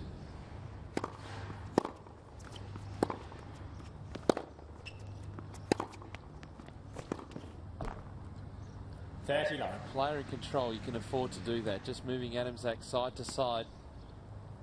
Oh, she's got more weapons than Monique, who's a little bit shaky sometimes on the forehand, and the serve can. It's a confidence thing for her, the serve. It can disappear sometimes. Oh.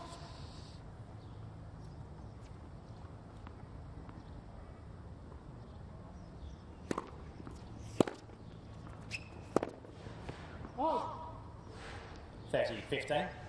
What are you looking forward to this summer? Well, lots really. One of the interesting things for me will be Roger Federer, to see if this might be his last year. I hope not, but I hate to see him not play like the great player that he was. So that'll be interesting. Whether Serena can keep up that just unbelievable run she had this year.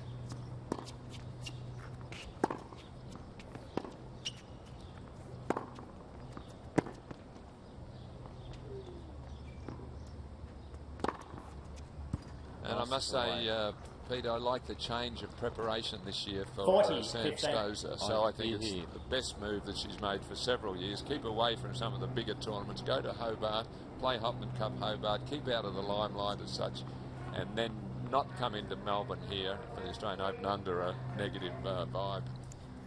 So I think this could be her year. Like the sound of that. Yeah, well, mind you, I've been wrong before.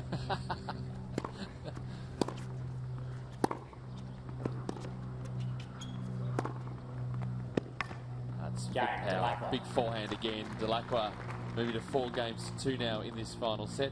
I guess that the question about Serena is... Dellacqua leads 4 games. The argument or the discussion should be framed, can Serena get better in 2014? She has already set the bar so high. Yeah.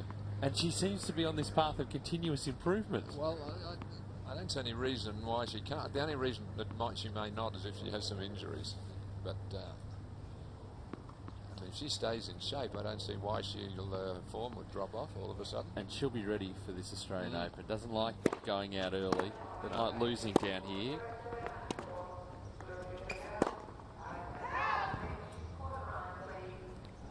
15. will be wanting to go all the way to make up for 2013.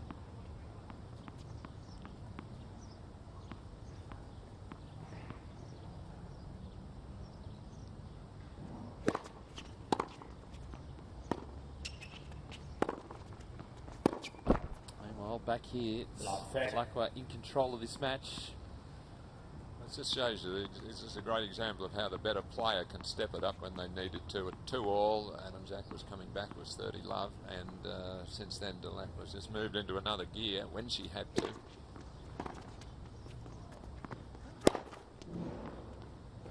That's dropped in. Well, yeah. 15, fair. It's a slight miss hit. I think Casey thought it was going wide, but in the end has to accept it.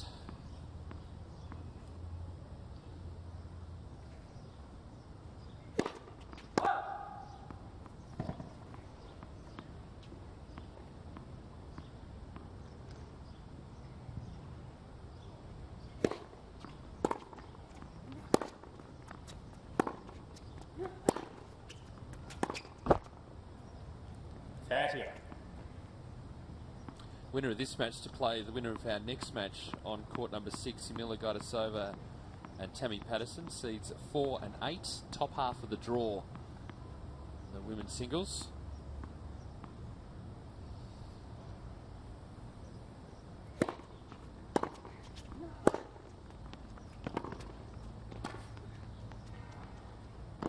Great hands. That sure was. She played that volley from behind the service line. 40, fair. This is a remarkable shot. And off the ground. Look how low this is. Good body position though. Yeah, you won't see a better low backhand volley than that for a long time.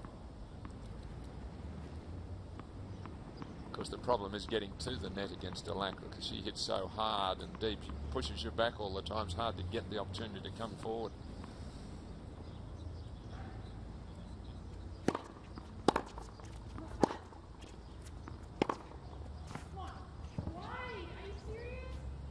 Yes. That's called in.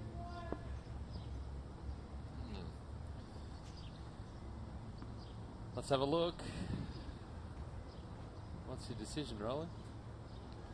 Well, it landed right in that shadow. Yeah, there, it didn't help us at all. Initially, when I saw it, I thought it might have just missed, but Casey was certain it was in. She moved across the juice straight away. Next, first serve.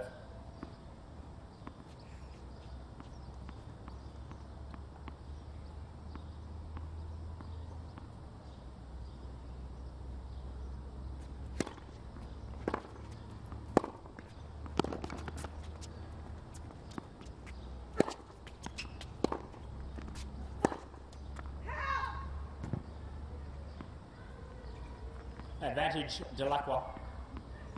These two very experienced players, so they don't get too caught up in line calls. No. Move on to the next point. Don't dwell on it, but important moment here. Break point.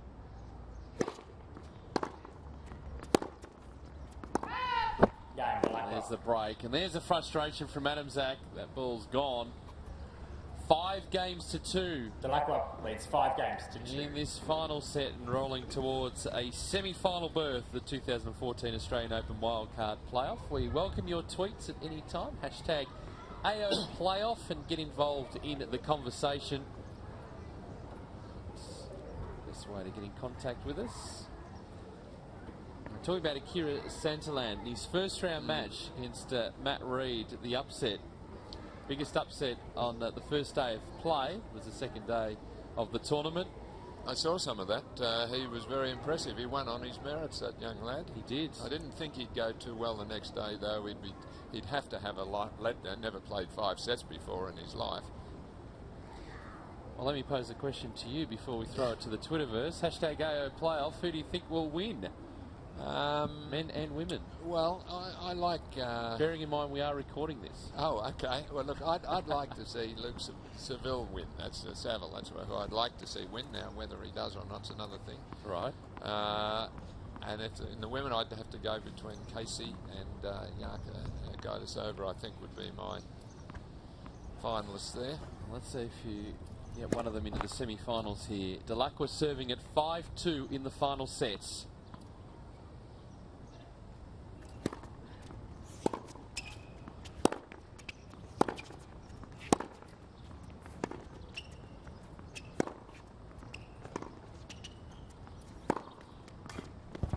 Two goods. Yes, that's beautifully set up there with those little angle rolls across court to drag Adamczak out of court, exposes the open forehand corner, and she finds it.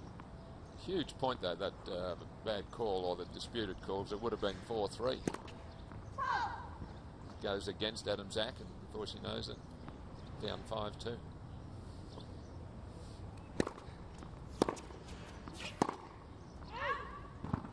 On.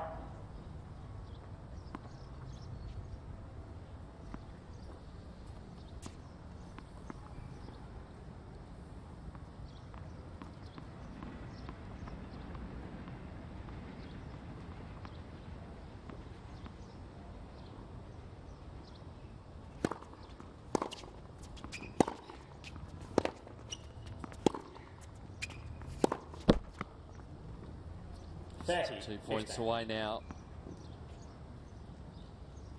Been a strange old match. Adamczak completely in control. The opening set could do no wrong. Casey out of sorts, but then big turnaround in the second set.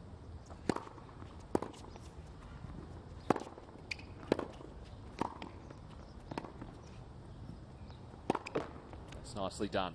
40-15. Yeah, good way to bring up match point. Yes, well, you mentioned the doubles prowess of Adamczak. Well, Dellacqua, as you also mentioned, been in 3 Grand Slam finals this year, so she can handle the stuff around the net. Oh yes, match point now.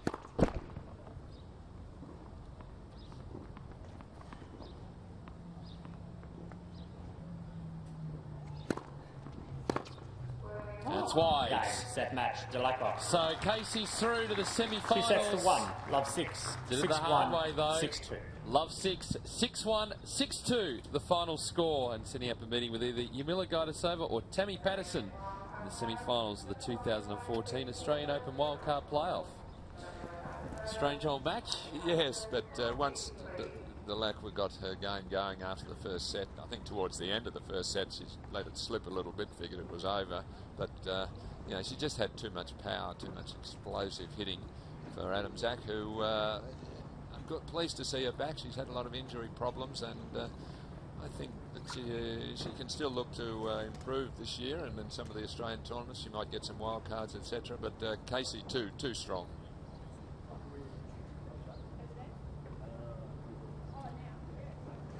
Oh, we're waiting for Casey Dellacqua to get back into position. She was off, ready to go. We won't hold her up too long though. She's courtside now, hanging out with Adrian. Casey, congratulations, straight through to the semi-finals. A very unusual match though. Yeah, it was tough. Monique started out on fire. She was playing really well, and I knew that she was going to be tough today. So I kind of just had to get my way into the match a bit, get a feel of what was going on out here, and I'm training through this week, so every day has been really tough, and I've got a few more to go. But yeah, it was just good to get through that one today. After the first set, when you lose, so dramatically, was there something you needed to change really quickly going into the second? I just needed to hit more balls in the court, really. I made so many errors in the first set and made it. I mean, she played really well. She did play great first set, but I think I made it kind of easy for her. I just gave her way too many unforced errors. So I just need to find the court a little bit. Each day the conditions have been so different today. The balls felt like they were flying a bit more. So just wanted to pull back, find the court, and then start to swing a bit more, which I was able to do a bit more in the end there. Now, your coach, Shannon Nettle, we don't hear too much from him ever. Stinger, as he likes to be known. I mean, take us behind the scenes. What sort of relationship do you have with the moment? Obviously, something's working very well. Yeah, we get along great. He's since I started with him in May, just before the French Open, my straight rate's been really good. He has, I guess, refocused my singles game, and I guess given me a lot more motivation to really work on my singles game, and we get out there every day, and he's been fantastic in just figuring out what game style I like to play and to be able to execute that, and he's been definitely the key, and he's been the reason why my singles has improved so much over the last 6 months. And just finally, we spoke to Ben Mitchell after he won recently about whether he has any superstitions. You've obviously had a great run of form. Is there anything going on at the moment off-court, superstitions-wise, that just you try to do the same thing leading into the match? Not really, but since my son's been with me, I've usually given him his night bottle at night. And that's kind of been my one thing that I usually do. So maybe I'll just stick with that, put him to bed, and then get a good night's rest. We'll keep doing that. We'll see you in the semis. Thank you. So let's take a look at the highlights of the match between the top seed Casey Dellacqua and the number 6 seed Monique Adamczak. And Helen Stone, it was a topsy-turvy match. It was all Adamczak in the first set, was in complete control. Casey was out of sorts and she took it 6-love. Yes, well, she jumped Casey at the start, and Casey wasn't prepared to really work too hard. She went for a shot. She all over the place with them, really, and Adamczak took full advantage of it and did play well. A lot of those nice drive volleys. But Casey, once she settled down and got an early break in the second set, you could see the momentum switch. She put more balls into court, more spin on some of the shots, and really came up with some outstanding forehands. Yep, was able to put the pressure on Adamczak in the last game of the first set. It was still a 6-love down, but he just felt that the momentum was going to shift around from there and really show what she could do in that second set. And it was Adamczak who was forced to go on the run, play defensively from there. Her game level dropped off. A couple of double faults in key games. Just let Casey back in and she was able to roll. Well, as you can see in these highlights, she's always got the weight of shot in her favour. Casey hits it harder and flatter, so she's running Monique all around the court, and eventually after 5 or 6 she can put it away, or first attempt there. Yeah, the big forehand coming into play. First serve percentage picked up throughout the match as well, and that was a real feature of her game. But unfortunately for Monique Adamczak, she was just on the run for most of the second and the third set. So a good performance by the top seed in the end. Had to do it the hard way though. It's really forced to push hard, but played through it and is through to the semi-finals. The winner over Monique Adamczak, love 6, 6-1, 6-2.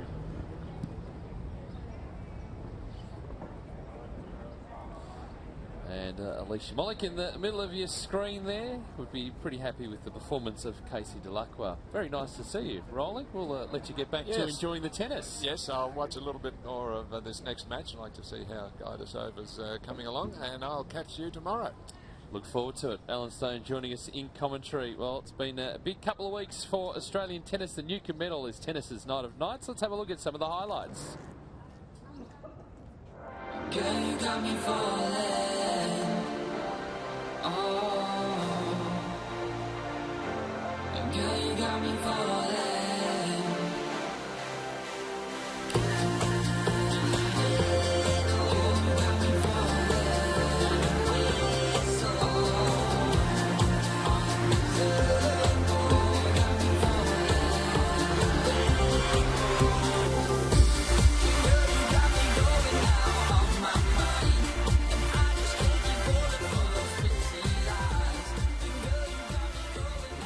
Yaka, we've spoken about, the illness that you've had.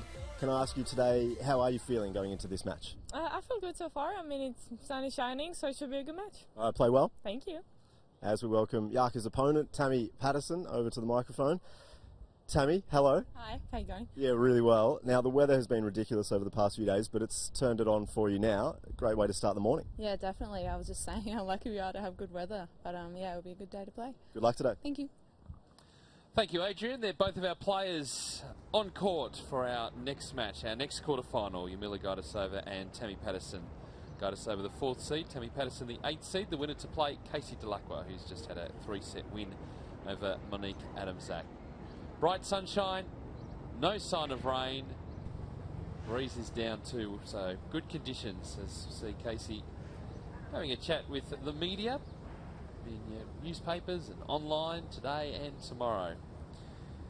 So we'll wait for the toss of the coin. She'll be pretty happy with her second and third sets. Took a while to get into the match, but once Casey gets on a roll, she's very hard to stop and deserves to be considered one of the favourites for this event. Our umpire for this match is Tom Sweeney from Benalla in Victoria. Calling to the net. Any questions? No, heads or tails? Heads? Heads it is. Surf? Yep. As we welcome back Brett Phillips to the commentary position. How's the weather out there? Oh, it is delightful, Peter. I could use a few adjectives, but just watch the majority of that third set courtside. Louise Fleming, Irina Rodionova are just behind me. Irina keeping a very close eye on all the remaining players in the draw, and yeah, you could just see Monique getting extremely frustrated, a couple of line calls and just dropping her head. But Casey, just great to watch her, you know, from a few metres, which is the great part about this wildcard playoff. You can get really up close and personal, and the way she was striking that ball, and you know, just really clean and quite amazing. After being dismantled in that opening set, 6 games to love, she really didn't look back once that second set started, and that's the response I suppose we expected for the number 1 seed. She was never going to bow out meekly. But Jarmila Gajdosova, of course, had to take on Jelena Dokic on day 1 in the battle of 2 players trying to really get back fully onto the WTA Tour, and she was too good in the end, winning that in straight sets. Of course, former world number 25.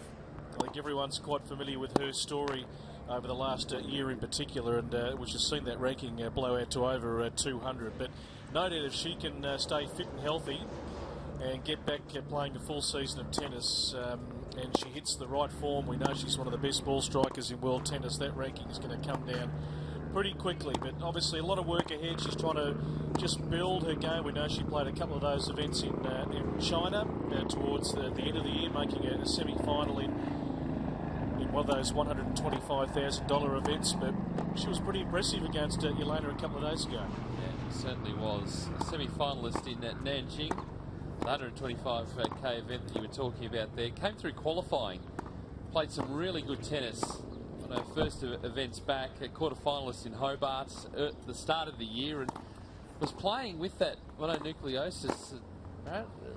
The onset was December last year. She still played tournaments all the way through, so amazing result to get through the quarterfinal there. 2-time winner on the WTA Tour, Hobart and Guangzhou, but working her way back. And as you say, Brett, she has that full year on the tour with very few points to defend. She will rise up the rankings pretty quickly. I think Todd made some great points at the start of our coverage today, just in describing the actual Todd Woodbridge. Yeah, the actual, right, the legitimate Todd Woodbridge. That she loves to just hit winner after winner, and obviously pulls the trigger extremely early, doesn't she, Jarmila Gajdosova? So it's always that fine balance, but she obviously plays very close to the lines. It can be hit and miss if you look at score lines right throughout her career. A lot of fluctuations, not a lot of deep sets. It might be 6-1 and she'll lose the next set 6-1. So, but we love her aggressive play. Let's take a look at her opponent from Victoria, Tammy Patterson, who's been a regular fixture here at the Wildcard playoff for the last few years. Still only 23 years of age, so the window is open, ranking just outside the top 300. She's also a very aggressive player, and residing in beautiful seaside Brighton when she is here in Melbourne. Well, her highest ranking is 289, so thereabouts at the minute. Best results on the tour this year was reaching the final of the event in Bendigo. There were back-to-back events. She reached the final and lost to Casey Dellacqua. 23 years of age, and we've seen her at the wildcard playoff over a couple of years now, and a good opportunity. If Yaka's game is slightly off and making unforced errors, you know how powerful Tammy Patterson is off the ground. This will be a very entertaining match. Yeah, been on the tour since about 2006, so she has been around for quite some time. And one of those sort of group of players that we often talk about at this time of the year, whether they can actually go on and really improve, or are they going to stay about the same. So yeah, Tammy's in that little window of her career at the moment where she's still got time to make an impact, but if she doesn't, she's going to be sort of hovering around this ranking. So this match to come in beautiful sunshine here at Melbourne Park. We hope the same weather is going to apply when the AO kicks off on January 13.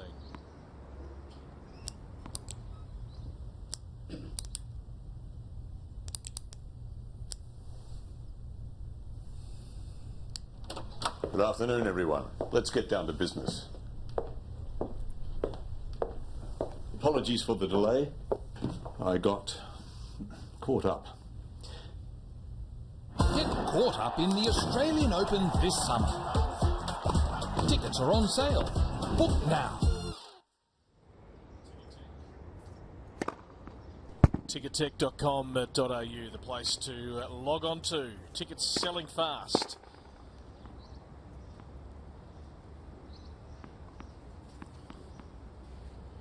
Beautiful day for tennis. Cannot get any better than what it is right now. It is still... Ladies and gentlemen, this quarterfinal match with the best of 3 sets. First to tiebreak, final set advantage. To the left of the chair, Tammy Patterson. And to the right of the chair, Jamila Gajdosova. Patterson won the toss and chose to serve. Tom Sweeney, our umpire, for today's match. It's got a big couple of months coming up, as do all the officials. We talk about the players getting ready for the summer of tennis, but we've got the ball kids, the umpires, the lines people. There's going to be plenty of movement around the country as all the tournaments get underway. Not just the top tier events, but there are also junior events happening in Australia at this time of the year as well that require the officials, and they do a great job. And if you fancied yourself as a lines person or have the best, one of the best seats in the house as the chair umpire, visit the tennis.com.au website to find out how you can get involved and get amongst it. Yeah, interesting life. I remember we spoke to John Blom about 12 months ago. It was a great write-up on John in the Australian Tennis magazine, and some of the stories he told about life on the tour, you know, go to the Grand Slams and then getting the other extreme, going to some places well off the radar, and some of the things you've got to deal with. It'd be a great book, actually. Well, remember that keep in mind that the officials travelling from place to place, just like the players. That's right. So wherever the tournament is, they have to be there. Remember John was telling us the tournament in India. First set. Just in the officials' Tammy office, Patterson and the was cow wanted red in. play. That doesn't happen every day. Midpoint, called a let. 15 left.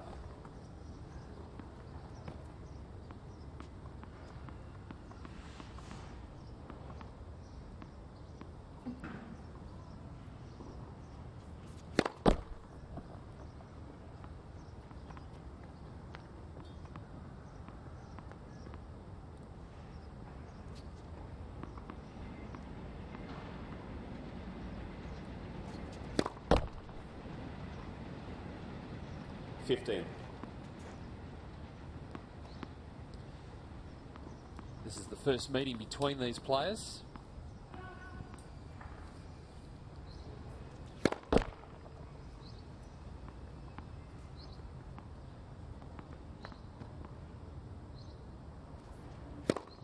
Next, second serve.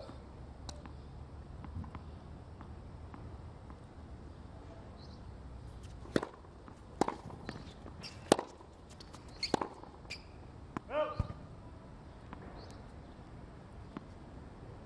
30-15.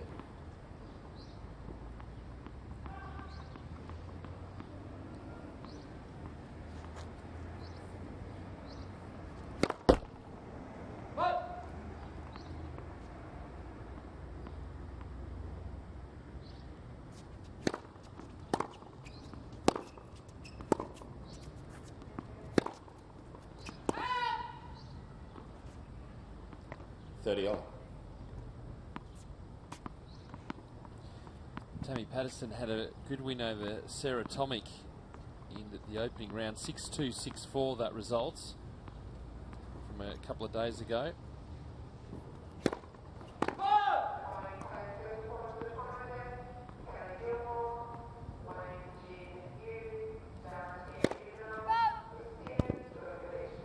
A couple of double faults thrown into this game. It's a break point for Gajdosova. As Brett mentioned, had a 6-2, 6-4 win over Jelena Dokic in the opening rounds.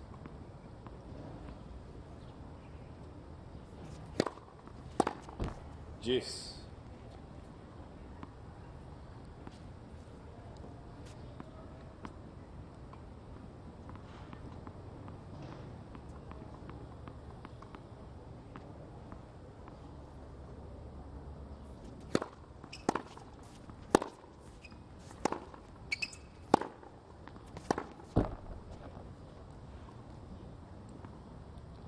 Advantage Patterson. It's going to be a back of the court game. This one, the unforced error count will be very interesting as it mounts to attacking players. It's a great serve down the tee. Some early serve jitters, but that is a great way to end the opening game, and she needed to hold there, Tammy Patterson, after Yarka had a breakpoint opportunity. So the 8th seed gets on the board.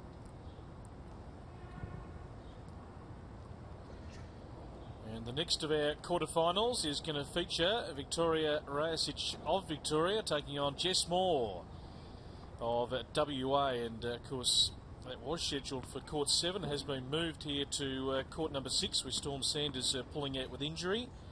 Earlier this morning she was due to take on Arena Rodionova. So Arena gets a passage through to the semi-finals. Have we found anyone to hit with Arena?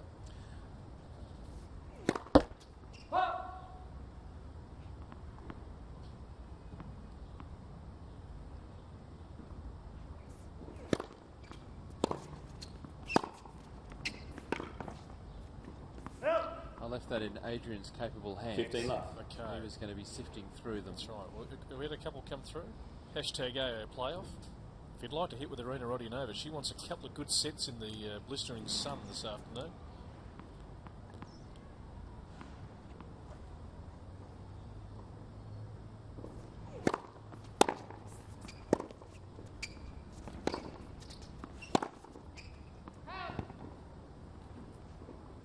$15.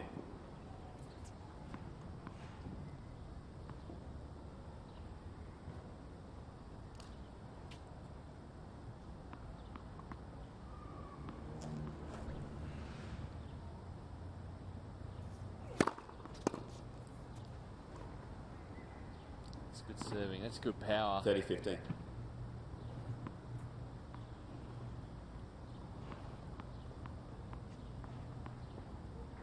Both of these players very powerful.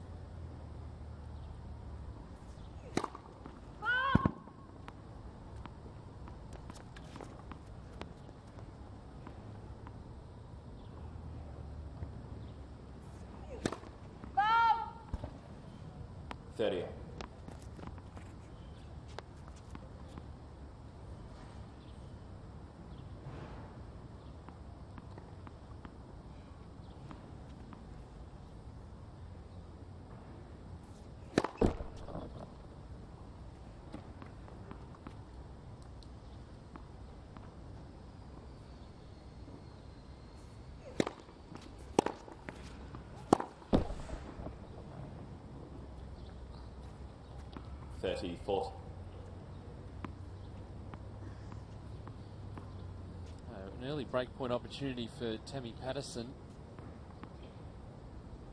There's a bit of fire and power out here.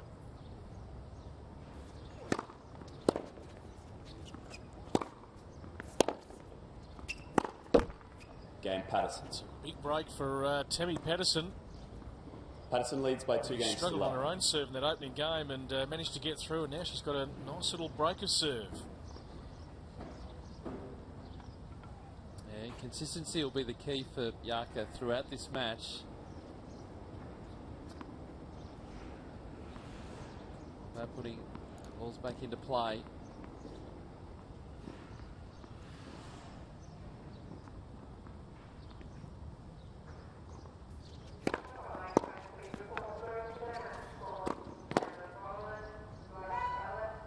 Left.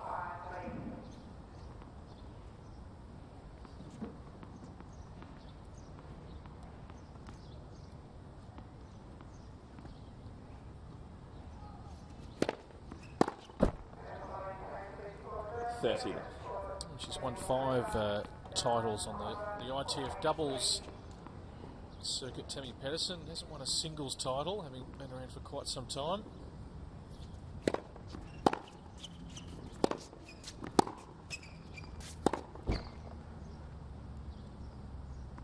$30-15.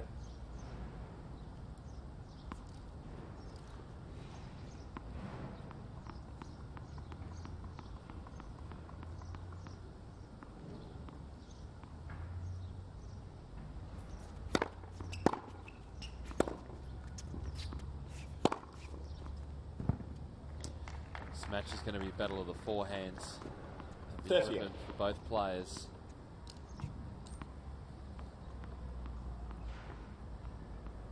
Tammy Patterson with plenty of firepower of her own, so backcourt battle here.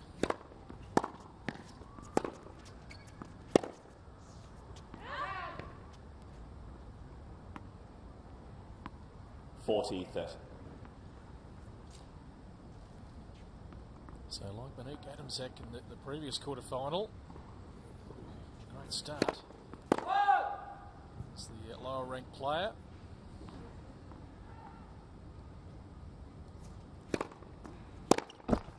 Game Patterson. There it is. 3 games to love in the opening sets. Patterson leads by 3 games to love.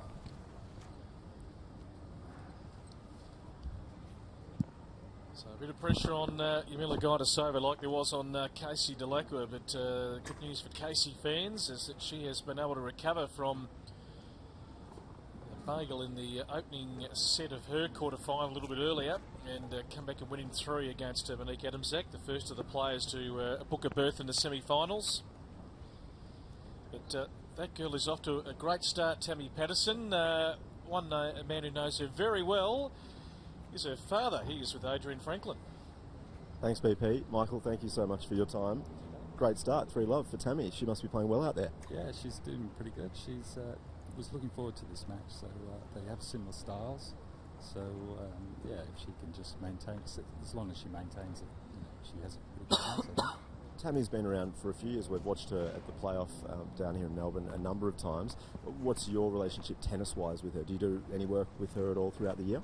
No, I don't do anything. I did at the initial stage. I basically taught her how to play. But yeah, for the last couple of years, we've travelled a lot with her because she hasn't been in any program. But just recently, Louise Fleming started to work with her, and things are starting to come together. Love 15. Yeah, well, so she's playing well at the right time of the year. It must be an interesting, I guess, relationship to have, tennis, following someone that's a professional tennis player throughout the year. It's not an easy existence. How do you find it as a father? I've had a fair bit of experience in it because my brother is a professional tennis player and I play golf as well. Okay. So, yeah, there's a bit of history there. So you played golf at a top level, I imagine? Yeah. So you know some of your background, I guess, behind being an athlete? Absolutely, yeah. I went to the States on a scholarship for golf and then played in Europe. So that would help you, I suppose, when you're talking to Tammy about her tennis? Yeah, it does. It's mainly, it's a totally different sport, obviously, to the golf, but yeah, there's ups and downs like anything really, and it's a matter of just riding the waves, and if she's keen to keep going, so see where it takes her. Well, she's doing very well right now. Thank you so much for your time. Good luck for this one. Okay, cheers. Thanks, Adrian. Thanks, Michael.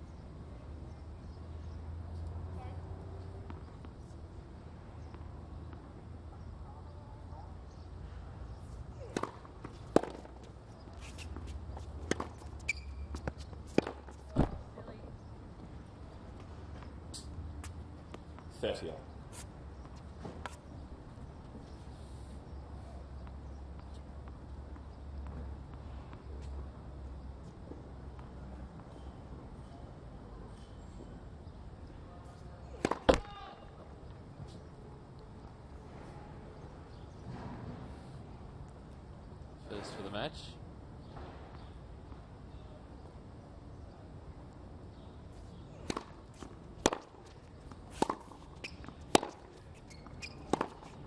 Yep. 30-40. So off to fly here, Patterson. It's the question of the lower ranked player whether they can sustain it. We saw with Monique Adamczak when pear-shaped after the opening set.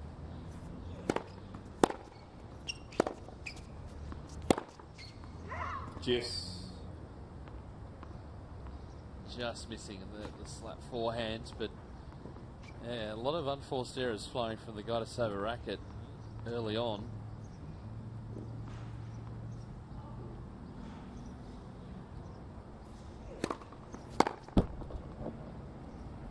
Advantage, Gajdosova.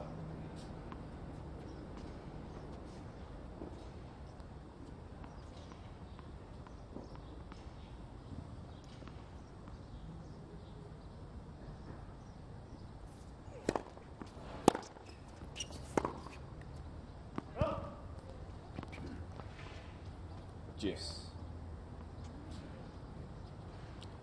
As we heard from Tammy's dad, that Tammy is really looking forward to the challenge of taking on Miller Gajdosova, someone she hasn't played before.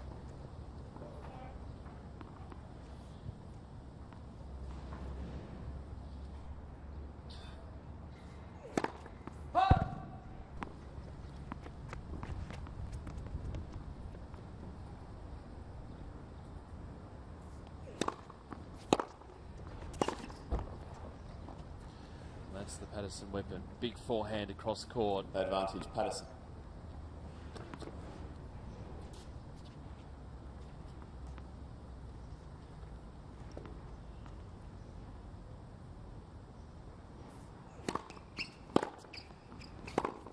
Game Patterson. She's off to a great start here. Tammy Patterson, 4 games to love. Patterson leads by 4 games to love. In this opening set, women's quarterfinal day here at the 2013 AO Wildcard playoff. It's a big prize. Direct entry into the Australian Open if you can get through to Sunday.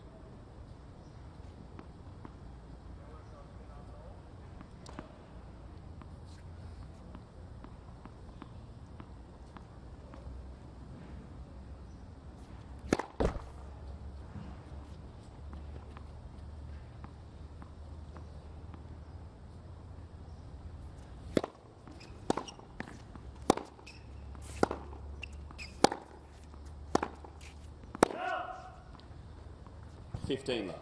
Gajdosova now, it's a matter of just working on that consistency. Yep. Ball's back into play. Something we're not unfamiliar with, watching Yarka over the years.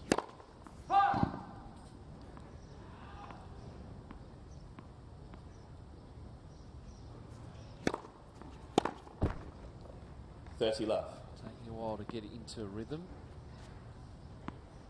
She finds that groove that she really is hard to stop.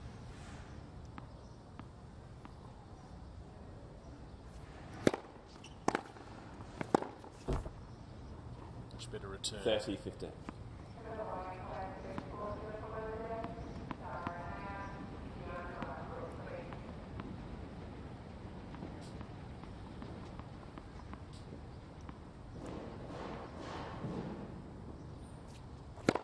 Nets, first serve.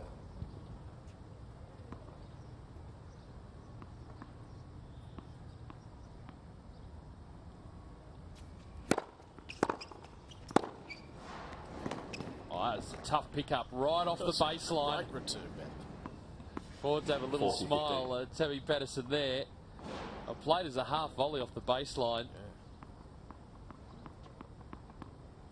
Oh, and it's all going one way. Take those shots.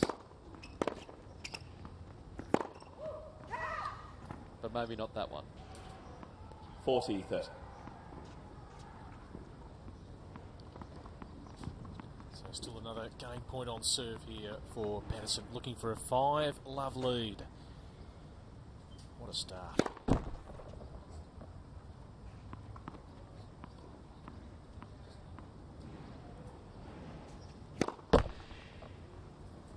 Juice. So it's been a mixed bag on serve. We saw it with Monique Adamczak in the last game as the match wore on. Just didn't quite stand up.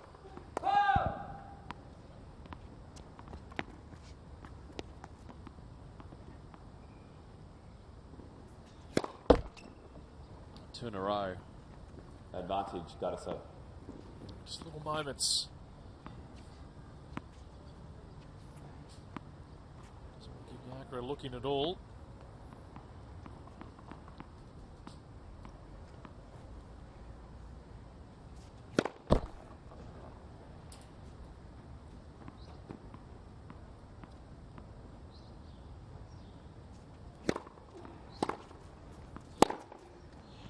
That's got big. So Gajdosova is on the board in this opening set, but it's Tammy Patterson in control, leading 4 games to 1.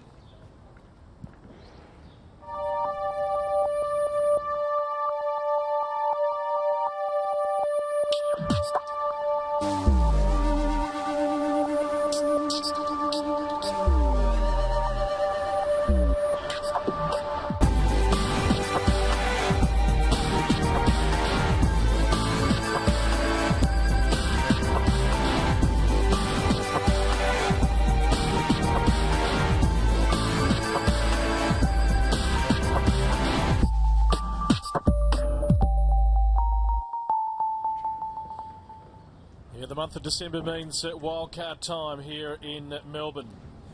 Make sure you get down here over the next few days. If you're stuck at work, but make sure you're here for the weekend, the finals. One male, one female looking for direct entry to the 2014 Australian Open. Some handy prize money in the pocket, a real kickstart to the new year of tennis. And the lady at the bottom of your screen, just a little slow to get going, but she's played a much better fifth game. Yamila Gajdosova, the fourth seed, breaking the Tammy Patterson serve, and now trying to work her way back.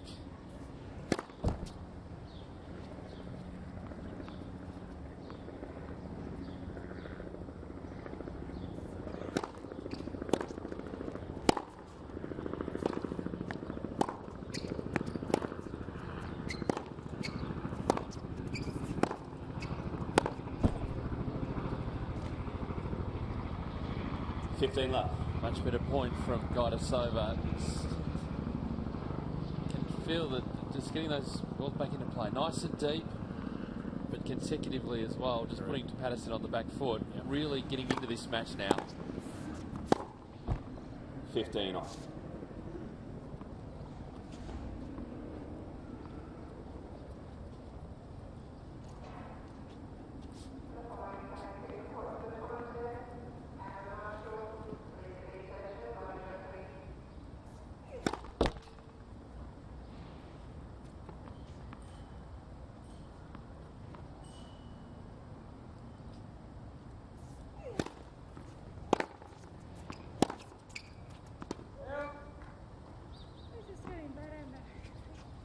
$15.30.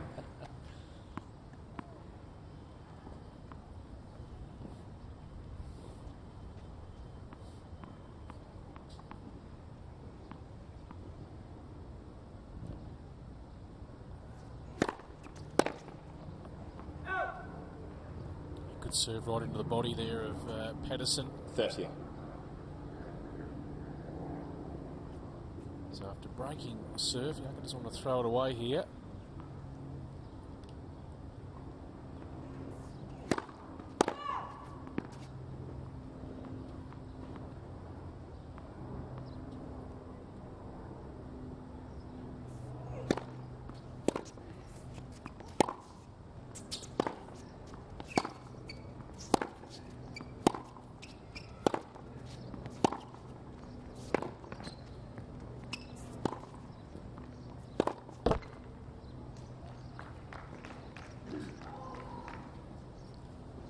$40.30. It's the theme of the match at the moment. Both players heavy off the ground. Just trading blows. Game point.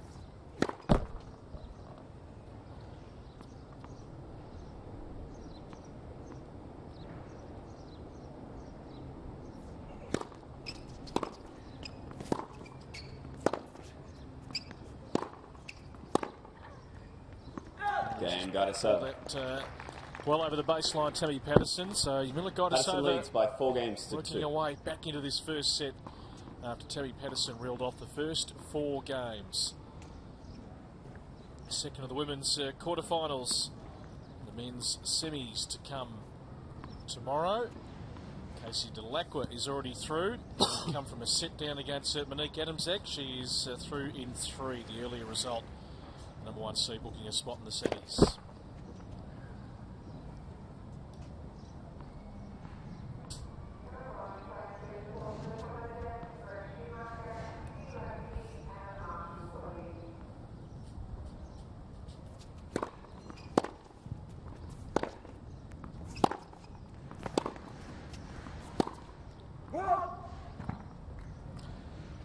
Not only is there a wildcard playoff happening here at Melbourne Park, but coming up next week, the US players will have the opportunity to fight it out for the discretionary wildcard handed to the USTA. Come play down under in January. That tournament being played in Georgia next week. 15. Dennis Kudla, Tennis Sangren, Ryan Williams, some of the men's players in action. Victoria Duval, Shelby Rogers, Grace Min Julia Cohen, Madison Brengel, some of the women's players. Oh, that was beautifully hit by Gajdosova. Rocketed back. 15-30. And they stay in the tram lines. It's good. Of course, that event in Georgia is an indoor event. Fair enough at the time of the year. Yeah.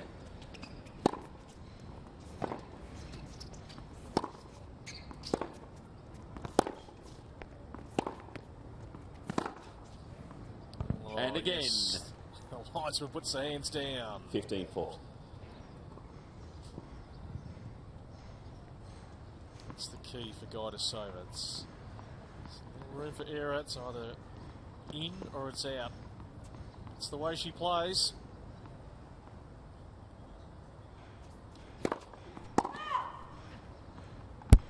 Thank you.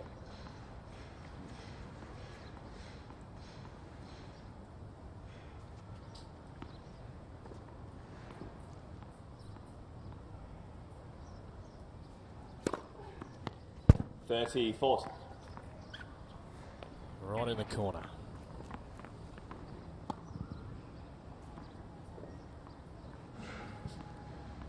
Still a break point opportunity here for Gajdosova.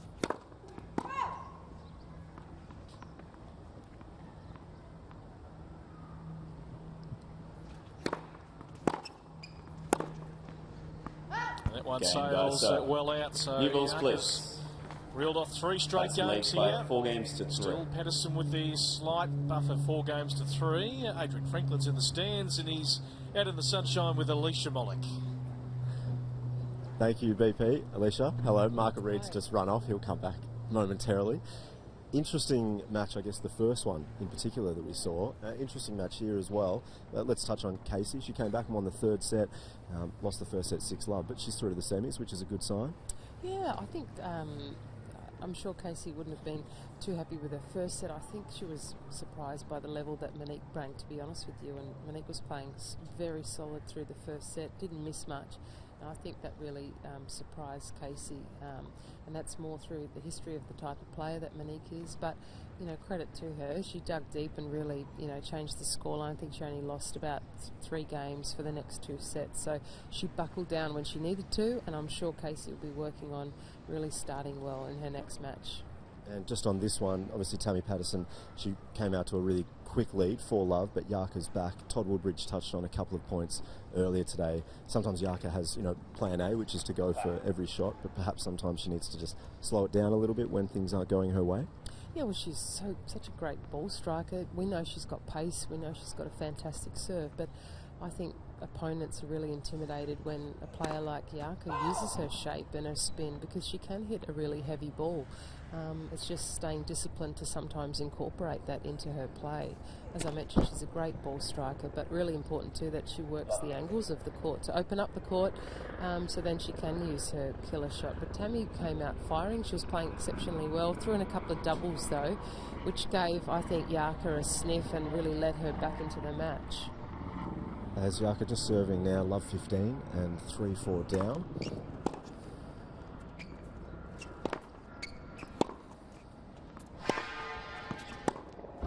And I guess the story of the day, or one of the stories so far, unfortunately, Storm Sanders with her injury. I think she had some ice on her wrist yesterday, but apparently it's abdominal injury. Have you heard anything about that? Yeah, look, all I know is that it is an abdominal strain, which, you know, is unfortunate. The last match she played went really deep in the third. I think it was 8-6 in the 3rd set. So Storm played a lot of tennis in that match. I know she was struggling with it, but that's just the effect sometimes when you do suffer an injury in the middle of a match, when the adrenaline's pumping. Often you can really pull through the entire match. It's not until after you calm down, the blood stops flowing, that really you begin to feel the full effect of the pain. So it's a real shame that she wasn't able to play and compete today. She was playing against Irina Rodionova, so that would have been a great matchup, I believe, for Storm. But Irina now has another opportunity to play in the semi-final here. It's exciting for her. So Yarka still serving, so now facing 2 break points. Alicia, just touching on the Australian Open, obviously it's coming up. We've spoken a lot about the redevelopment here. I mean, it's such an exciting time at Melbourne Park. You know, we've got the playoff here, but particularly with all the redevelopment that's taking place, Margaret Court Arena, the roof that's going on, so many changes from perhaps back in your day as well. Yeah, look, it's exciting. It could rain here for 2 whole weeks and we'd still get the tournament played. 3 roofs, hopefully the US Open, sort of watch what the Aussies are doing, because it's an incredible facility. And just the way that Australian Open's really expanded with not just, Garden Square now, but the whole precinct. And it's not just a tennis tournament. I've always explained to people that it's a festival, and I always encourage people to come. I think that one of the best weeks of the Australian Open is the qualifying week. I think that's always some of the best tennis, particularly for juniors and youngsters. They get to be up close and personal to the players, get a front row seat. It's free, it's fantastic. So I think that's really important for a lot of juniors to come along and watch. So Tammy Patterson just broke and now leads 5 games to 3.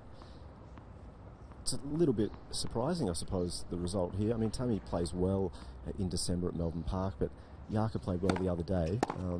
As we just see this point here, great return from Yarka.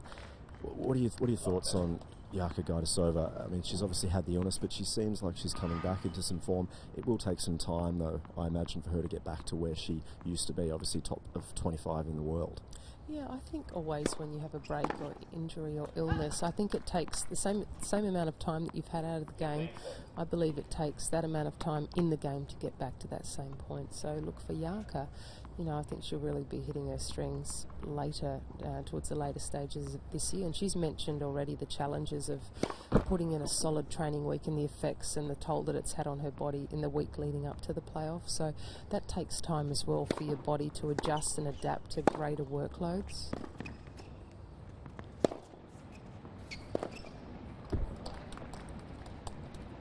So Tammy serving 5-3 and 30 all. Alicia, thank you so much for your time. The sun's out, so I'll let you watch the tennis, but we always appreciate hearing from you. Yeah, any time. I think this match will just get more exciting from this point in time. Tammy's serving great. I think 2 of the better backhands here at Melbourne Park are playing off against each other, so it'll be interesting. We'll see you soon. Thanks very much, Adrian. Thank you, Adrian. Always good to hear from Alicia Mollick, keeping a very close eye on all the girls as our Fed Cup captain. What a tie that's going to be against Russia down in Hobart, not long after the Australian Open. Tickets for that are on sale right now. Great spot, the Domain Tennis Centre in Hobart. Yes. A terrific field as well for the Hobart International. A week before the Australian Open.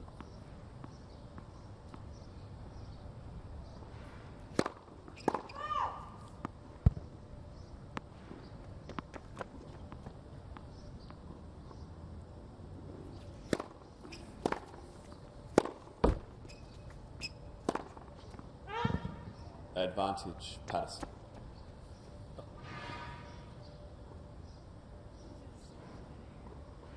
Just like a blur, that shot from Yarka. So Patterson, set point. Bolts.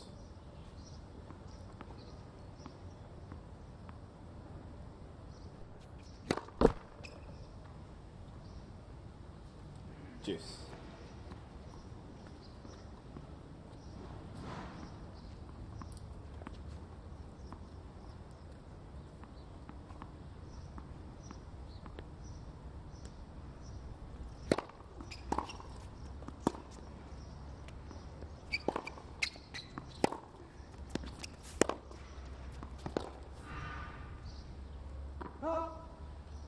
Just couldn't get a handle on that backhand.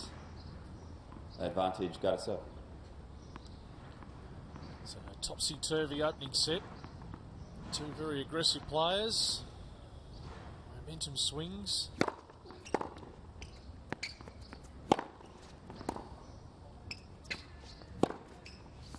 Game, Gajdosova. Yarka gets another break. Both players living dangerously. 5-4 for Tammy Patterson. 5 games to 4. First set that could go either way. Well, we just heard from Alicia in the stands. She's also back with us now with another MLC tennis hot shot tip. Guys, I'm Alicia Mollick, and here's my latest MLC Tennis Hot Shots tip. It's the middle of summer and tennis is all around us, at the local club, in the newspapers, on TV, and we even have the world's best players here in Australia. Now is a great time to not only watch the stars play, but to get outside and practice. Whether it be developing a forehand like Sam Stosur, a slice backhand like Bernard Tomic, or the never-give-up attitude of Leighton Hewitt. That's all for today. Keep working hard and having fun with MLC Tennis Hot Shots. Another one of my tips coming your way soon. Thank you, Alicia. Beautiful day here in Melbourne. We've got the full gamut of weather this week for the Wildcard playoff, but today is as good as you'll get. Tammy Patterson 5-4, opening set. Second of the women's quarterfinals.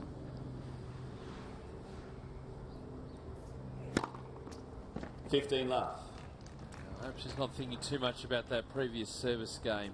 Tammy Patterson did have an opportunity to close out the set. A couple of double faults thrown in there.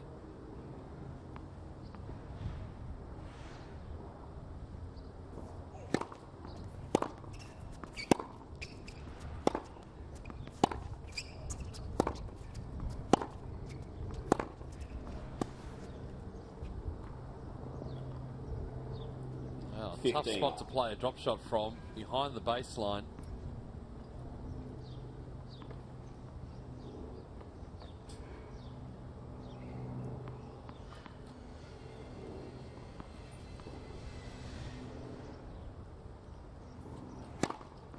$30-15.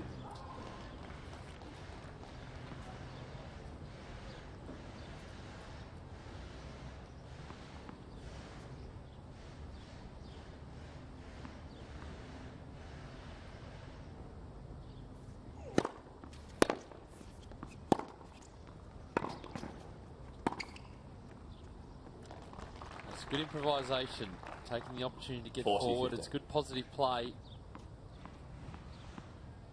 Seeing that Patterson was going to be way out of position.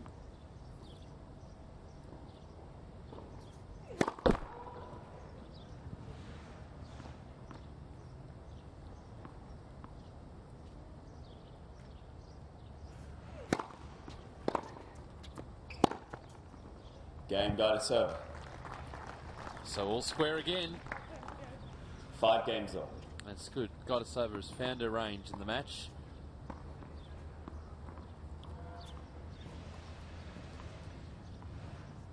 Patterson got off to a flyer, off to a really good start.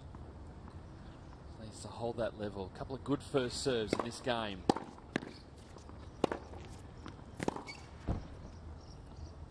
$15 left.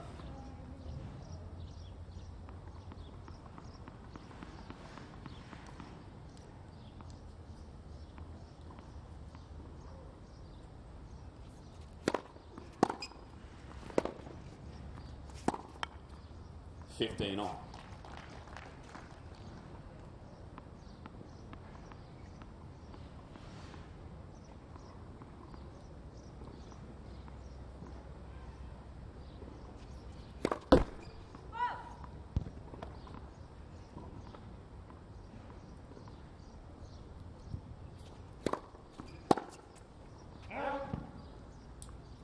$30-15. Hard to curb what she does naturally, isn't it? I mean, you know, most players would just try and maybe get that back into play, reset their position, but just always looking for that winner. Yeah, 40-15. Well, as Alicia was saying, the opportunity to maybe throw a few different things in, spins, change up the pace of the ball. So important.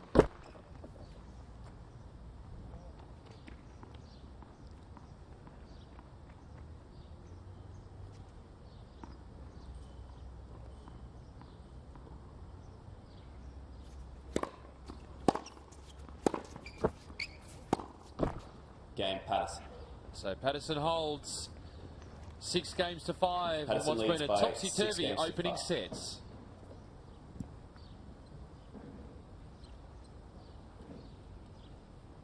plenty of the fans coming in. Been great crowds right throughout the week here at Melbourne Park. Obviously, got the juniors also competing. A lot of the players not playing in the Wildcard are heavily training here. The Players Cafe has been an extremely busy place. Lots of bumping in, of course, with all the different media outlets that are going to be here from all over the globe. So that's all being put together as we speak. Finishing touches to Margaret Court Arena. It's a hive of activity, Melbourne Park.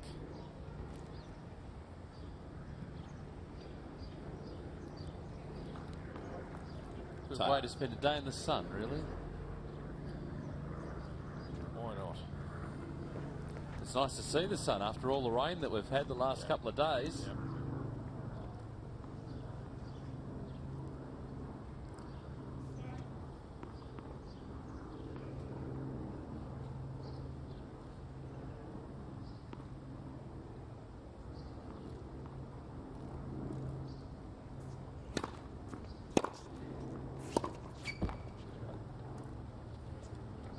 Love 15.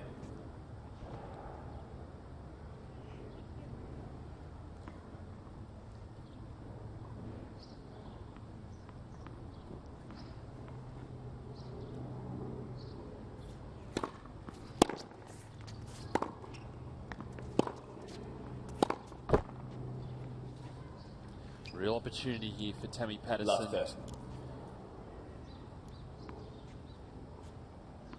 Weathering the storm from Gajdosova, still holding her own. The error's coming back into Yarka's game.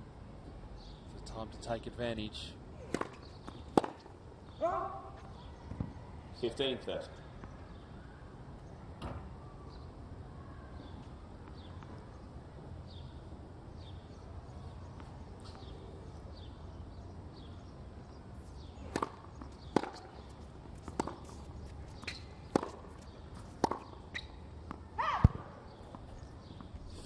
And a couple of set points.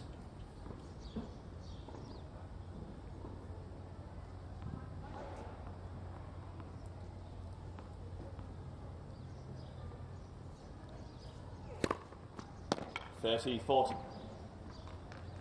handy when you've got a big first serve, pulling it out at the right time.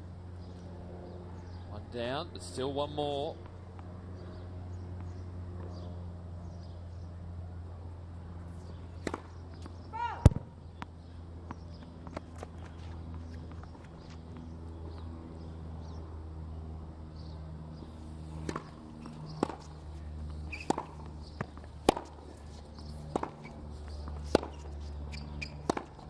Game in first set, Patterson 7 games to 5. There she gets there in the end. Tammy Patterson reeled off the first 4 games. It was a great comeback from Yamila Gajdosova, but Tammy Patterson held her own. 7 games to 5. Like Monique Adamczak, the lower ranked player, upstaging the highest setter in the first set. Can Yarka come back like Casey did? We're going to find out very shortly. More tennis on the way here at Melbourne Park. It was a different feeling, and my first feeling, obviously, of winning a tour title, and it was a special moment, I felt, and it really changed me and made me feel that I can win these tournaments, and I always look back to Sydney in the years to come, and that's where I really did well. So I'm really looking forward to coming back and having a shot at maybe defending my title. Having such a legend present a trophy like Mr. Rosewood is an amazing feeling. So I was happy I won that tournament, and for him to present me that trophy was a much better thing on top of that. I've played at tournaments in Brisbane and around the world, but playing in Sydney is a little bit different. I think I play very good there. The conditions suit me, and the court's really nice, and fans really enjoy watching the tennis down there, and I seem to play very good tennis there too. I like those moments to come in tournaments knowing that you have to prove something, and I feel that when the time comes, I can play good tennis there for sure.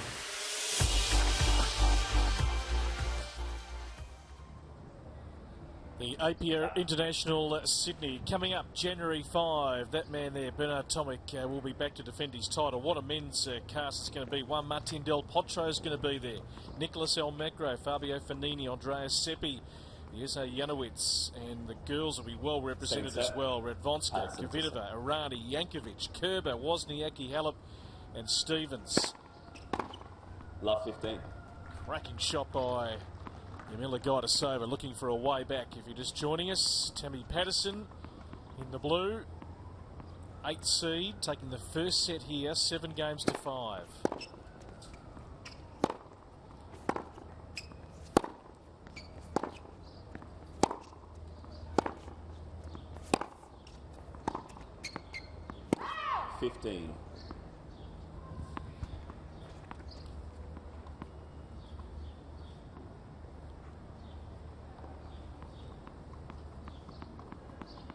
Sensational day for tennis. Hashtag AO Playoff to join the conversation on Twitter. That's for serve. Lots of the school kids you can see just in your top right hand corner there. They are coming through, having a tour of Melbourne Park.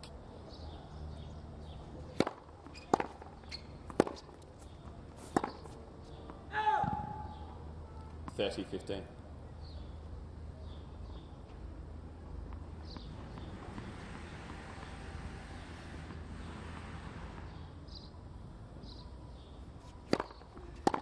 $40-15. So we go back to the last game, Dellacqua and Adamczak, and Adamczak was in the same position as set up, but then lost her way. This will be a great test for Patterson to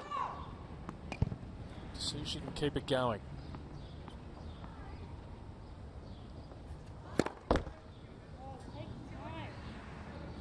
She doesn't want that creeping in too much. 40-30.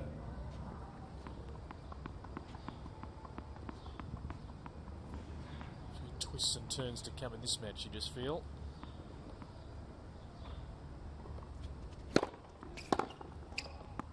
Game Patterson. So Patterson off to a good start. First game, second holds her serve. A set and 1 love up. Second of the women's quarters here at Melbourne Park.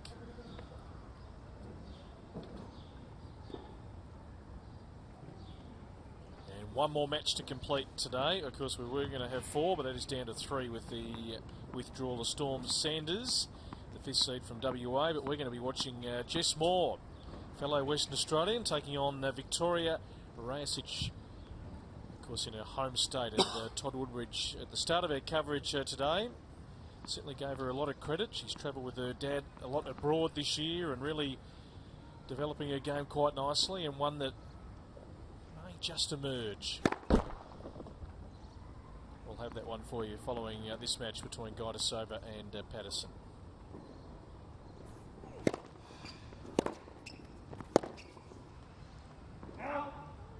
Love 50. I've seen on the line, Yeah, tough for the chair umpire at this wild card. He's got the technology support.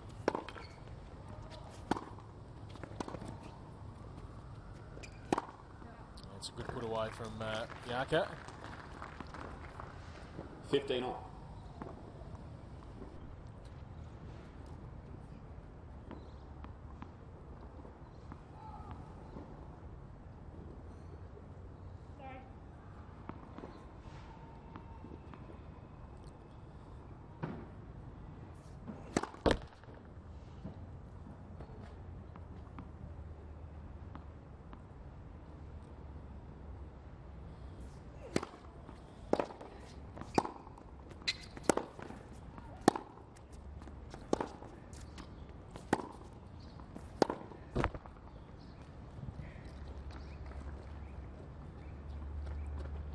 $30-15.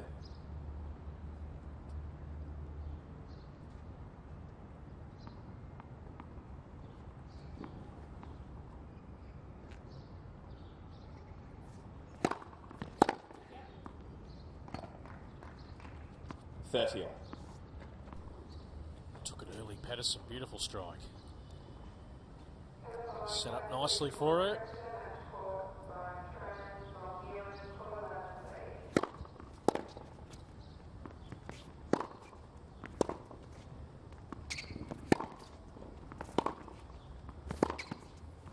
(40-30). Well, Tammy thought that was wide and came like back it's hitting for me. very, very quickly. Tom Swanee not too far away from the call. Just down the other end of the court.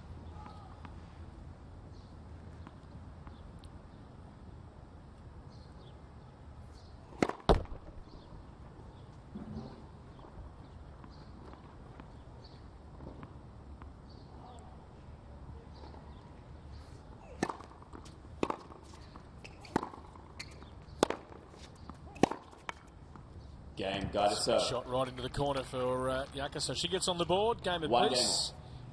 She trails at 1-0 at the moment.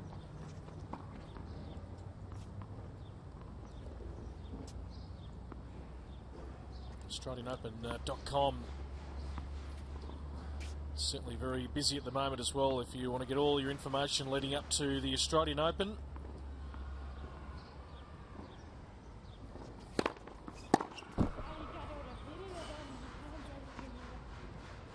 Left. It's going to be a great field for the Australian Open come January 13. There's only really one player in Maria Kirilenko who's not going to be here, world number 19.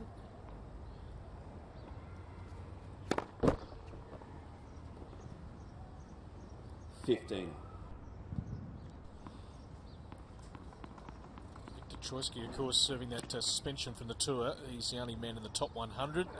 He won't be here, but the rest will be. 15-30.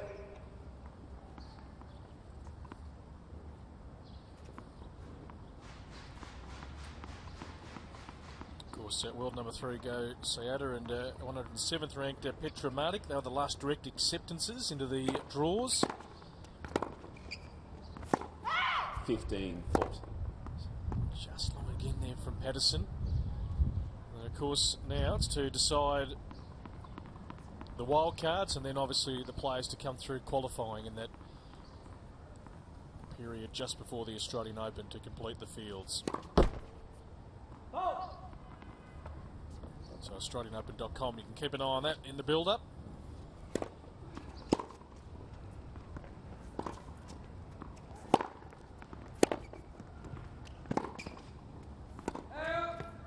(30-40).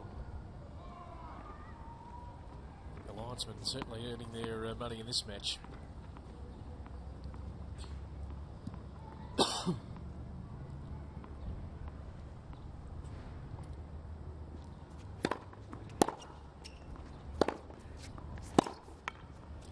Game, Gajdosova. It's a great shot. She gets an important break. Yamila Gajdosova, she's trying to take things leads by 2 games to 1. a third. The AA Blitz has been a big part of the build-up to the summer of tennis. If you're not quite sure, let's take a look.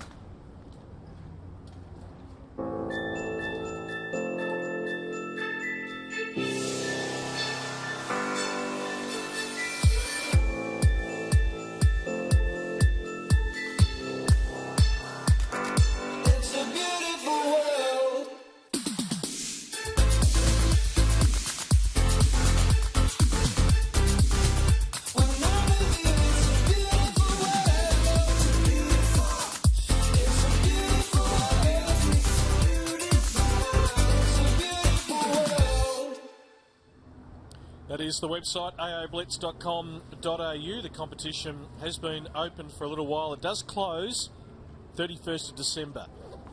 So you've only got a couple of weeks. Get involved, complete challenges, win prizes. You could have one of the best players in the world representing you, your club, your town.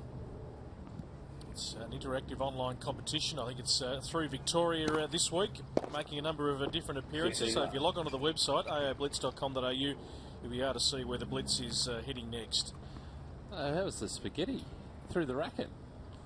That was interesting. There's been some fantastic entries. Yeah, the Creative minds are flowing all over Australia.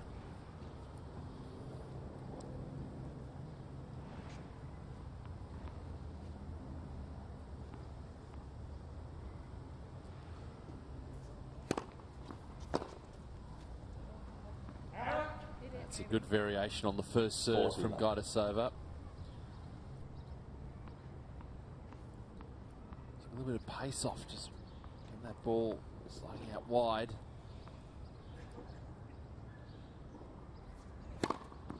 Game Gajdosova. New balls, please. Holding to love. Gajdosova leads by 3 games to 1. Opening up a little bit of a break in this second set.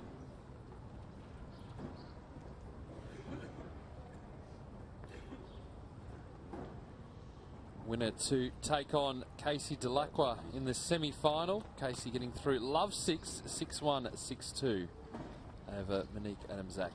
That was our first match today. And then later on, Victoria Roach, it's the 7th seed taking on Jess Moore. Still plenty of tennis to come. Semi-final stage, the men tomorrow. Nets first serve. Both finals will be played on Sunday, so get down here if you're around Melbourne. Free entry into Melbourne Park. Net first serve.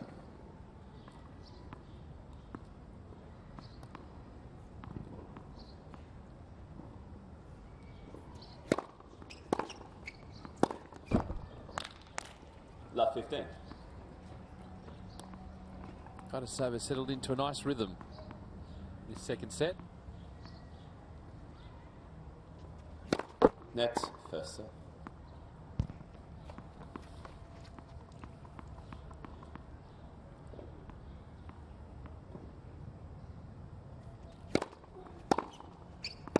$15.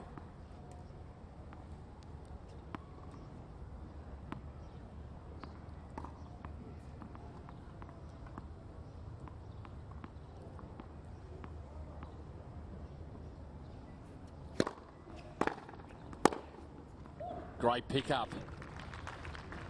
That return rocketed back. 30-15. Give credit where it's due. Oh, yeah. Yaka saying too good. That was a nice pickup. I've seen a couple of those.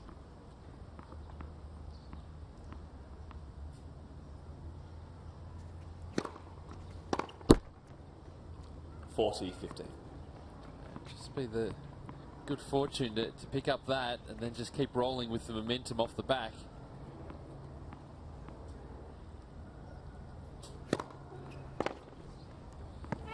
Game Patterson. Gajdosova leads by 3 games to 2. Yeah, important hold for Tammy Patterson. Still Yaka with the break here to come out and serve, leading at 3 games to 2.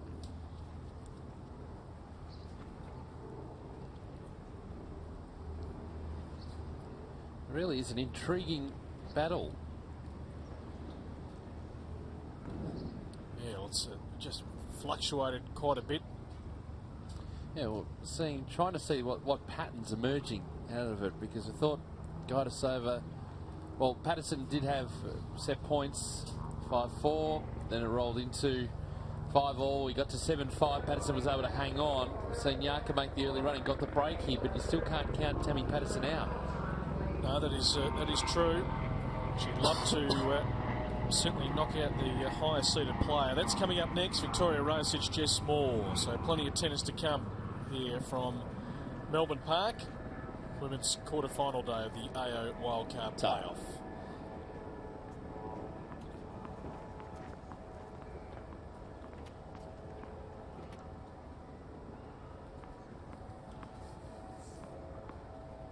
Men's semis tomorrow. Looking forward to both these battles. JP Smith and Jordan Thompson, Ben Mitchell and Luke Seville. 2 quality matches.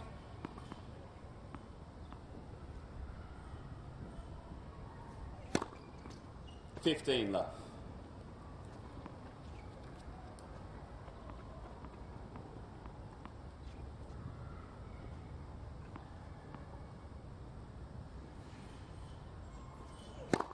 Next, first serve.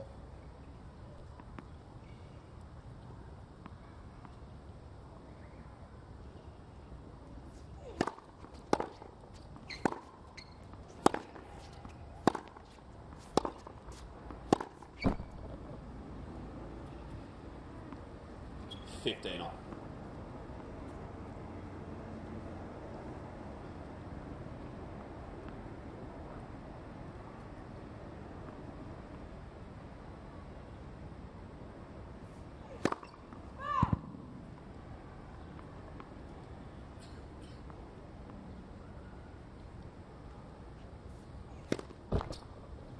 Second serve from 15-30. Gajdosova. Doesn't want to give away the advantage he's built up in this second set.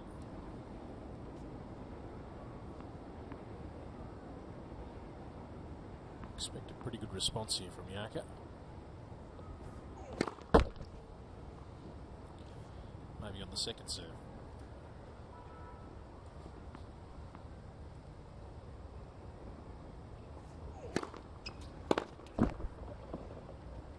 Pretty good follow-up, although Patterson did have a good piece of that backhand.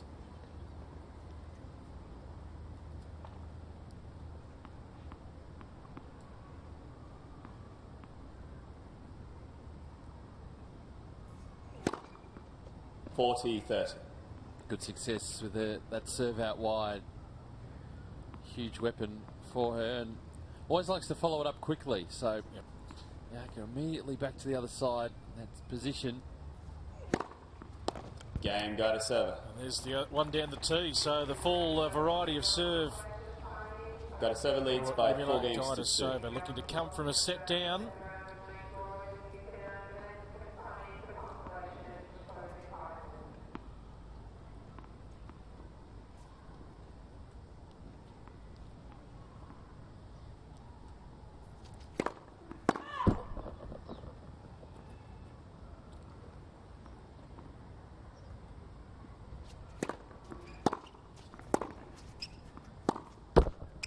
Love. (15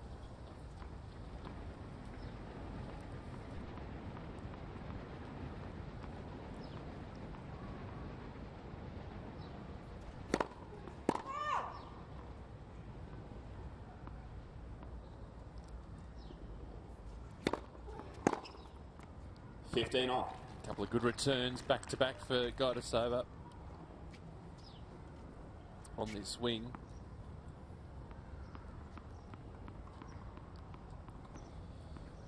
Really hits the ball so cleanly.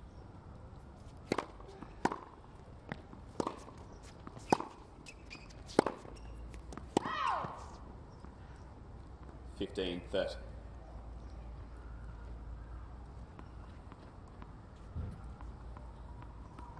Now it's really time for Patterson to hang in.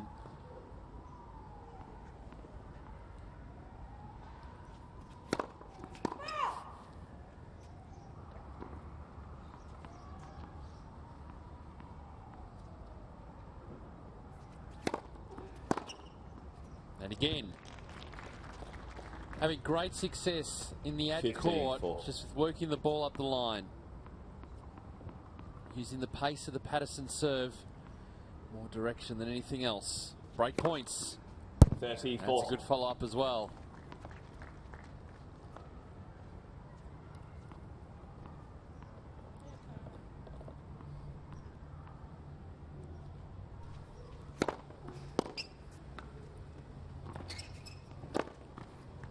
Juice. Following up with back-to-back first serves, big first serves as well.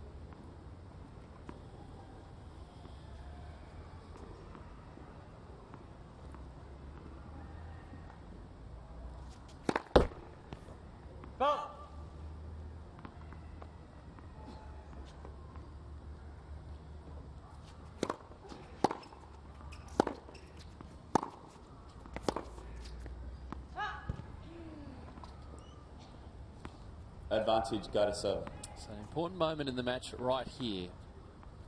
Gajdosova breaks, got all the momentum. Most likely a third set.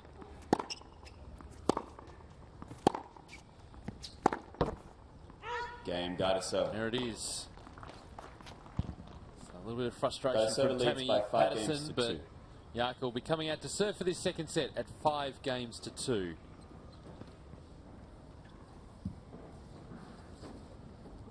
Lip.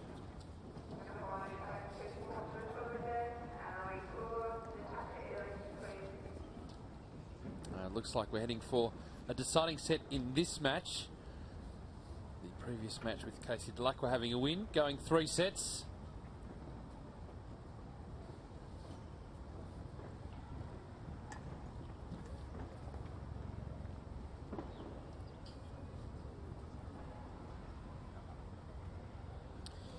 There's a familiar face. Just had the camera just on the left of your screen there with Arena Rodionova. Pete, big Tyrone Vickery, the Tigers ruckman. Of course, you're a footy fan. The Tigers re-signing their coach, Damien Hardwick, for another couple of years. And of course, Tyrone dating Arena Rodionova. They're on the blue carpet. There you go. Last Monday week. Louise Fleming in front of those two. 15 left. Pretty relaxed in the pre-season. Not sure how he goes, the big fella on the tennis court. Mean serve on him.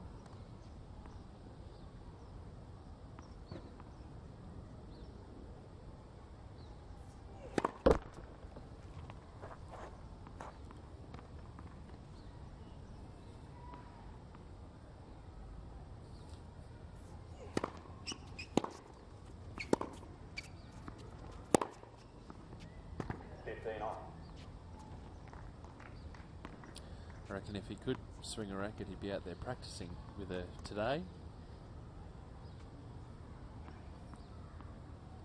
Or maybe the response wasn't flash. And she's made the call. So get down here.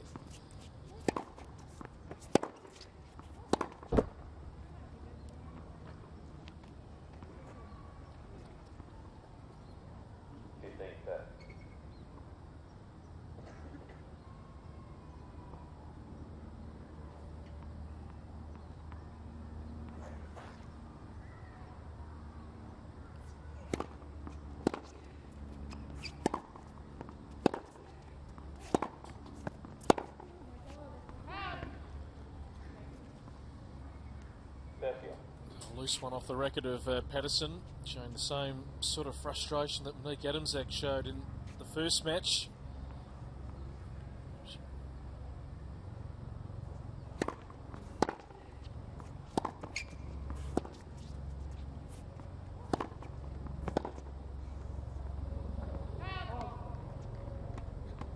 So it now sets up a set point opportunity for Yamila Gajdosova to take this to 3.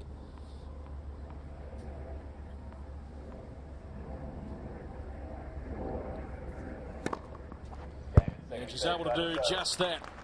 It's been a great feature, that big serve down the middle. And Yarko squared things up here. After dropping the first set 7 games to 5, she struck back beautifully, 6 games to 2.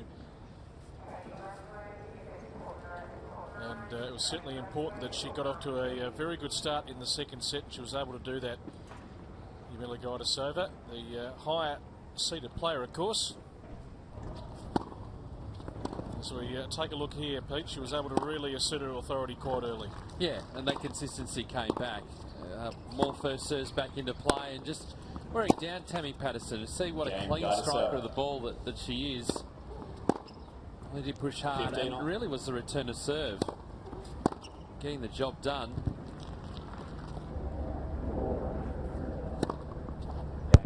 It's a nice finish from her, so well and truly back in this match, and certainly would be favoured to go on from here, but we've seen matches turn around pretty quickly, and Tammy Patterson isn't playing all that badly at the moment.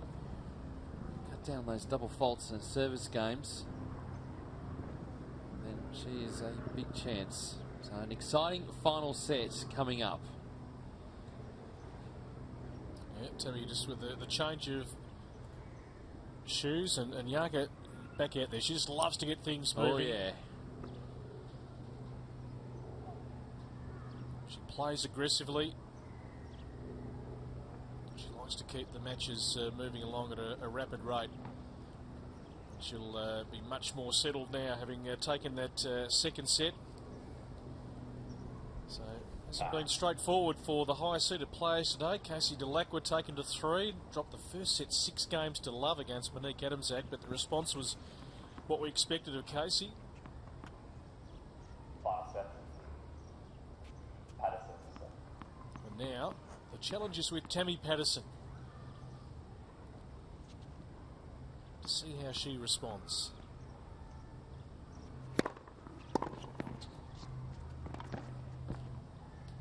Love 15. Well, has the advantage of serving first.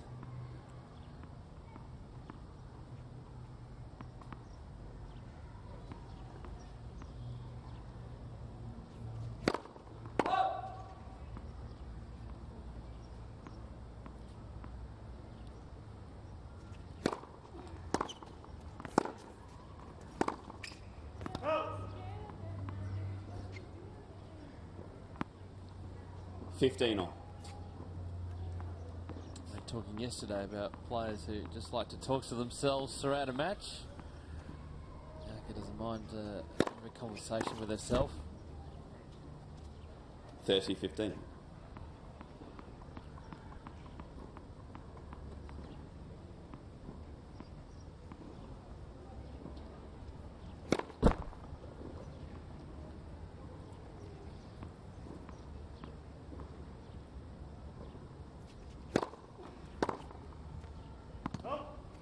$40-15.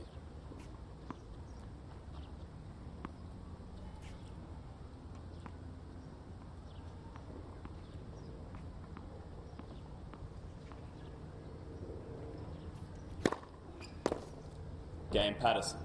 That's a good hold, strong hold. First game, final set. And put the pressure back on Gajdosova to keep holding serve. It's always interesting, Pete, to watch the player who's the underdog who gets themselves into a really good position, then just loses their way for a while, and the response that they come back with. You know, I've seen Tammy here a few times over the last few years. So that similar sort of ranking. And these are big moments. You know, have a breakthrough against a player who's been 25 in the world. Just the confidence of that. So many don't quite get there and fall short.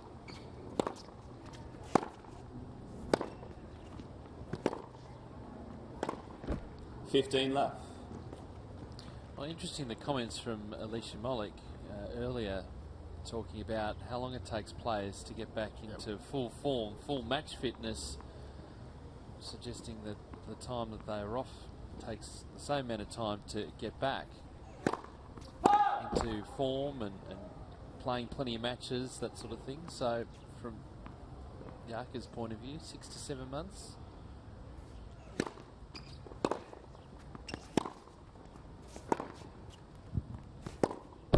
To really feel like you're back in the group, back in the rhythm. 15 on.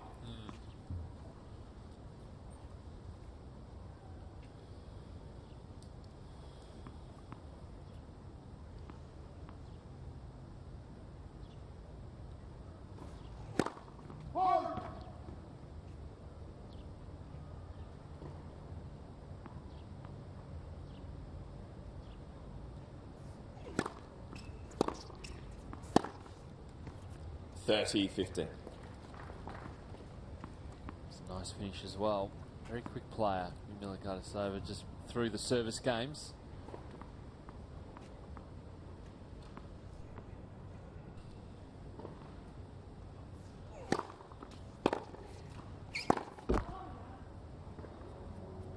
$30 on.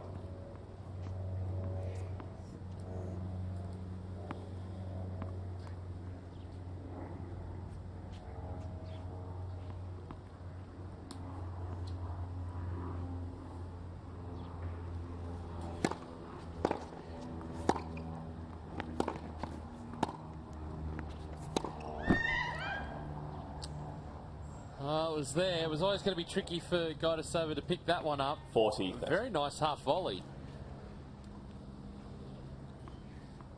Keep that ball deep. She just knows it's such a critical moment, isn't it? 30 all. Gee, if you get a break.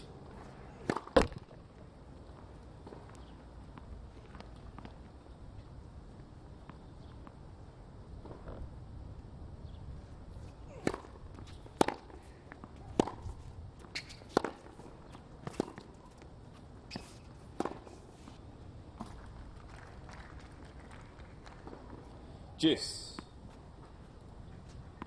Be hoping for more of those points on the Gajdosova serve. That was what set it up. Short ball nicely put away.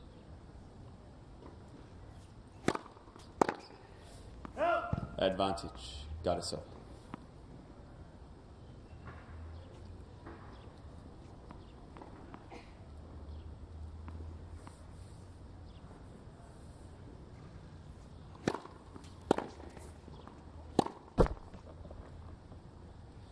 Yes. Well, looking to go over the high part of the net. It was always going to be tricky.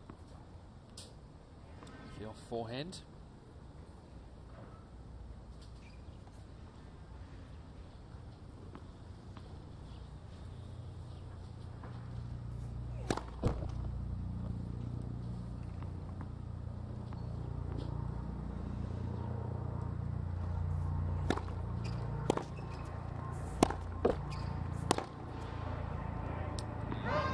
There from Patterson, so advantage Gajdosova.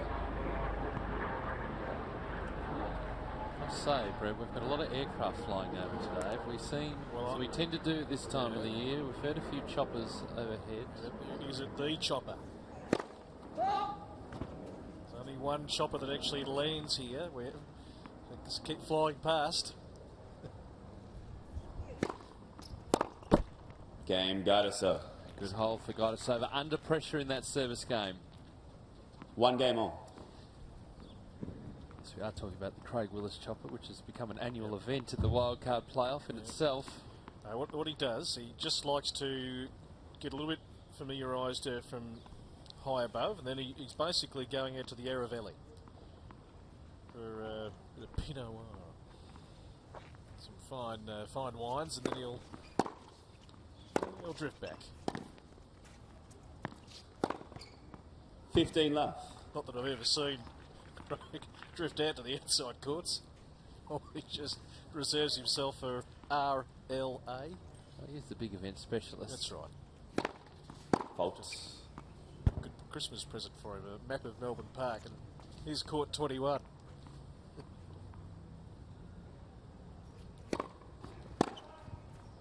$15 on.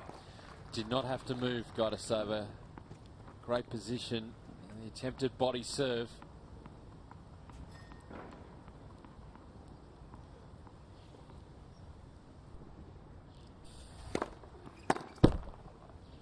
$30-15.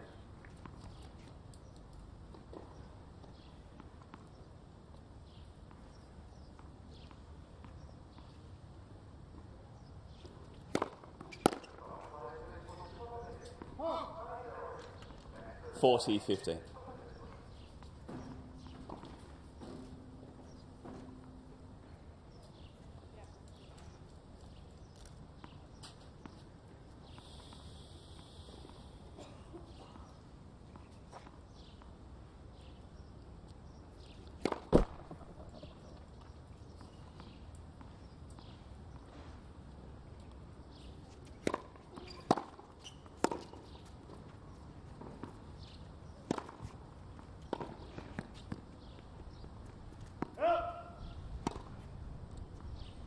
$40-30.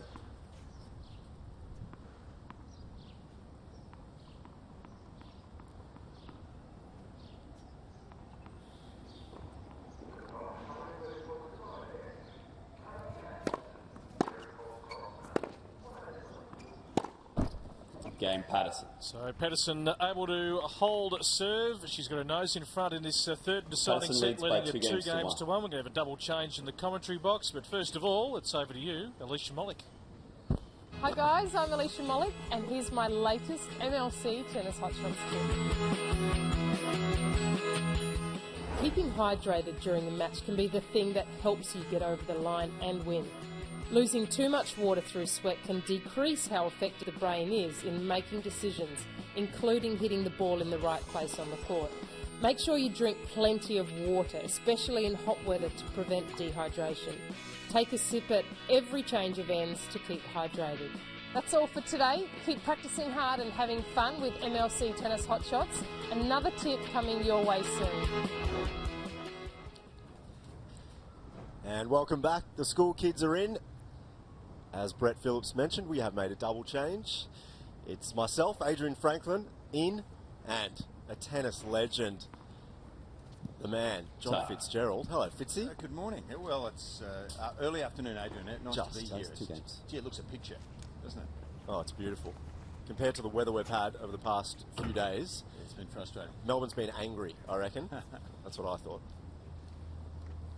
So Yarka to serve. 1-2.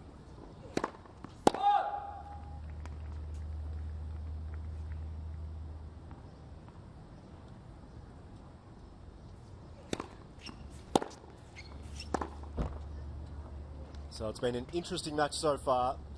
Tammy Patterson came out firing early. She was up 4-love, won the first set 7-5. Then Yarka really brought herself back into the game. She was more consistent in the second set. And now we're early stages of the third. And we're on serve at the moment. Really hard to tell which one this way is going to go. Fitzy, what have you been up to today? Well, I've been around a few. I've been in the city. I've had a couple of meetings. Yep. Adrian, I'm glad to be down at the tennis. It's a place that I like to be. But you know, it's interesting. You know, watching Jamila, she's got so much ability. You know, I've always felt that her margin for error is just the issue that really bothers her sometimes. If she's on, she can match it with anyone in the world. But it doesn't take a lot sometimes with that lack of margin for error for her game to just get a little bit shaky. And if you keep the ball in often enough to her, you know, sometimes there's that, you know, self-implosion, isn't there? But look, no one's doubting the talent. She's really a confidence player to me, Jamila.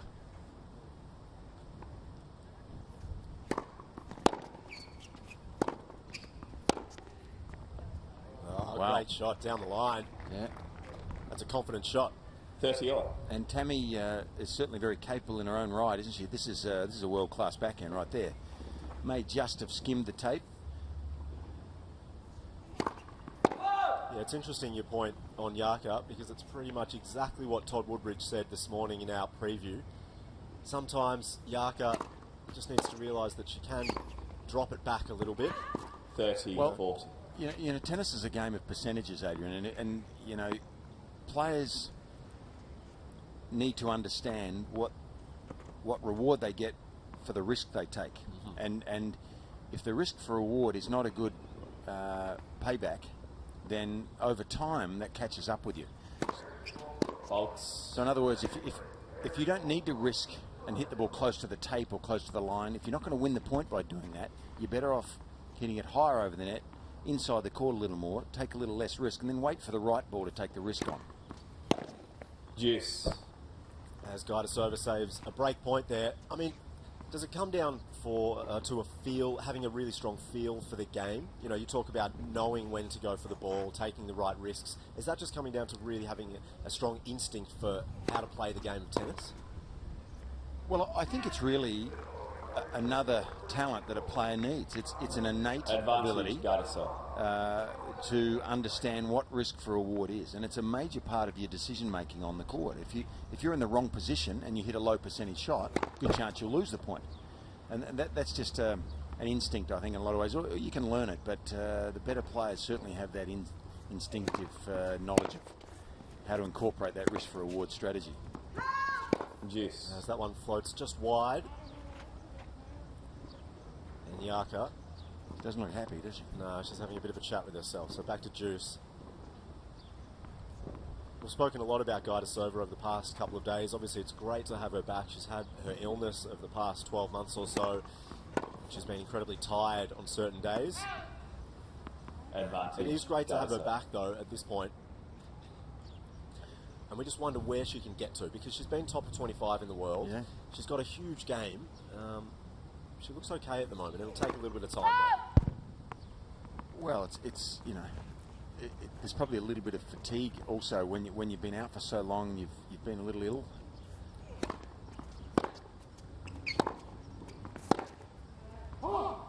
Game Gajdosova. A little bit of fatigue can kick in and contribute to some of those mistakes that you probably wouldn't normally make. So Jarka takes that one. Strong depth of shot on that stroke, and we're back at 2 games apiece. Both girls are fighting hard. Got good crowds in today, Fitzy. We've had some good crowds over the past couple of days, but the sun is shining, and I think the tennis feeling is starting to grow. You know, we're early December, but you're getting excited, aren't you? I'm getting a little bit excited. Well, I'm sitting next to you. No. To start with. No, that's not the reason you're excited, Adrian.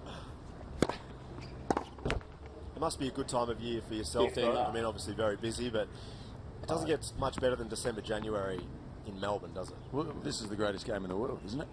Well, that's what I think. I mean, there's over 200 countries that play this game. It's so popular worldwide and a great part of our history and culture.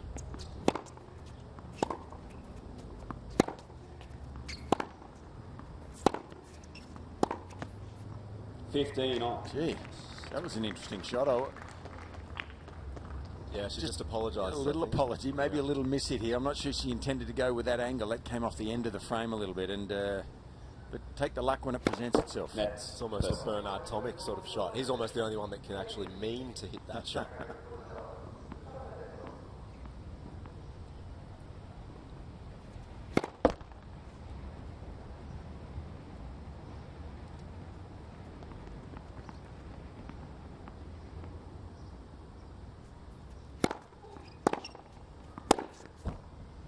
Great depth there again from Gajdosova. It makes a big difference, doesn't it?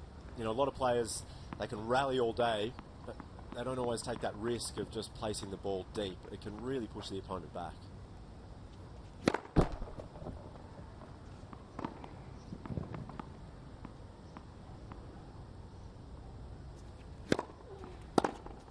Well, I'd probably, you know, you live and die by the sword, don't you?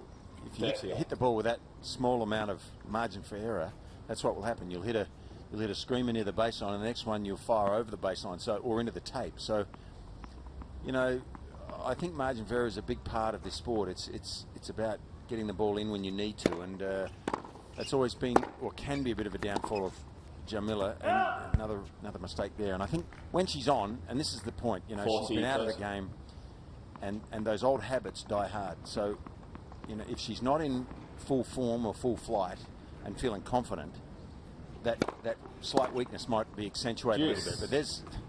But there's the dilemma, isn't it? There's a certain margin for error on that one, but yeah, exactly. Surely it comes down to, I mean, I think of Novak Djokovic when you talk about margin for error. You know, one of the greatest players in the world, but he doesn't go out there and smack the cover off the ball by any means. No, he understands risk for reward better than almost anybody. Yeah, you don't need to take that big risk if you're just trying to keep the ball in the court. As long as you're not hitting the ball too short and presenting an opportunity for the opponent to attack you. The depth that you mentioned is so important, but he doesn't play the ball too close to the line or too close to the net when he doesn't need to. Yes. And increases his percentage chance of winning each point because of that. Yeah.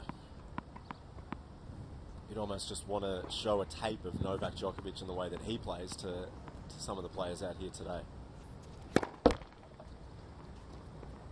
Big opportunity here for Tammy, though. If she can play well here for the next 10 minutes, she's going to be in good shape here, Tammy Patterson. She's certainly got Jamila worried, and a crucial part of the match right here.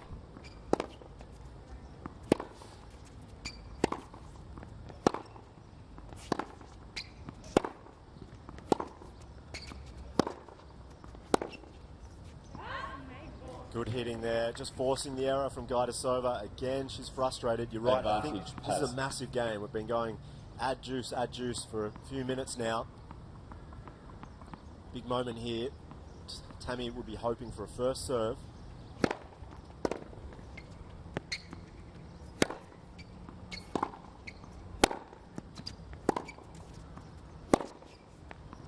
Game Patterson. Well, it seemed to drop in that New one. balls, please. So, yes, it Patterson did. leads by 3 games to 2. And Patterson takes the game. It could be all important. Middle stages of this third set, Patterson leads 3 games to 2.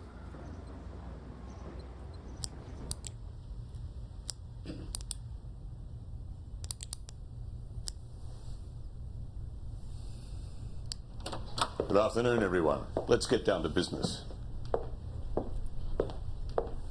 Apologies for the delay. I got caught up. Get caught up in the Australian Open this summer. Tickets are on sale. Book now. So we're not too far away, Fitzy, from the Australian Open. That's pretty much why we're here today. One of the best times of the year, isn't it? Yeah, and how exciting is it to have Margaret Court Arena in play this year? That massive structure at the back of that picture you can see there is the new, well, it's an extension and a refurbishment of the Margaret Court Arena, and there's more seats this year. There it is. Yeah, what a structure and what a facility this is turning into, the Melbourne Park tennis facility here, surrounding Rod Laver Arena, connected this, in fact that stadium connected now to Rod Laver.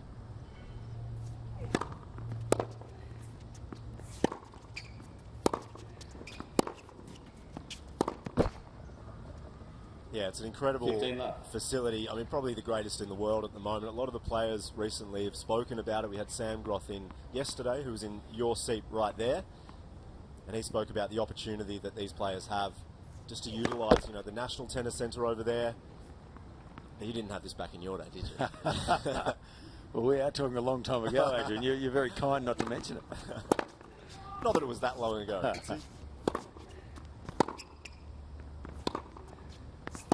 30 left. So a couple of errors from Patterson here.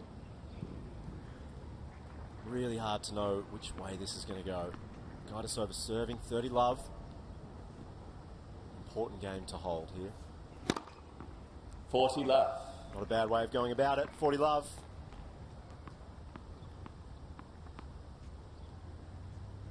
She doesn't muck around. A couple of bounces and straight into the next point.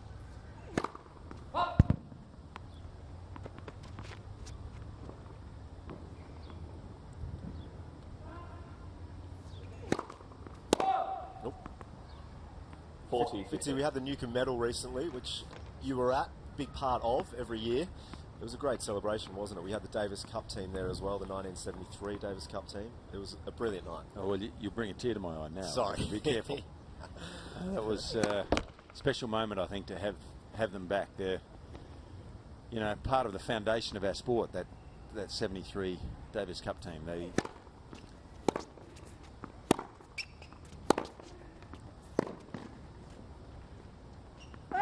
Well, threw the racket into the left hand there, Jamila.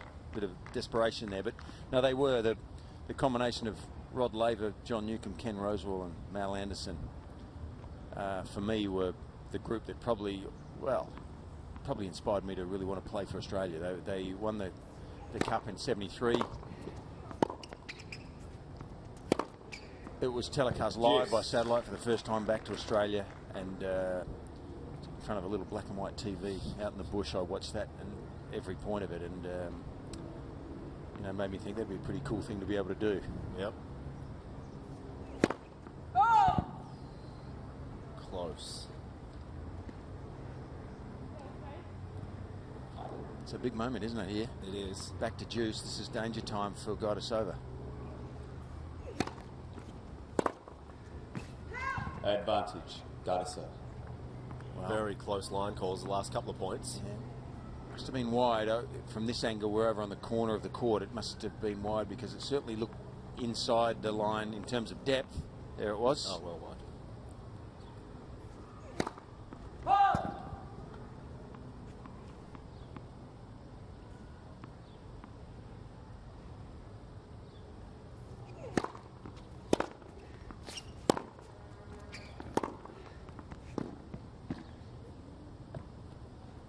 Again, Gajdosova stretching. She needs to try and hit that left-handed shot in desperation. We're back to deuce. This is turning into a pivotal game here. You can see. Would you try to coach that player? She had the short grip, didn't she? The left-handers automatically up the grip on the backhand side for her, and she just took the right hand off there. But, you know, Tammy needs to make a play here. If she can make a play, she's going to be in good shape. But free points like that don't help her cause.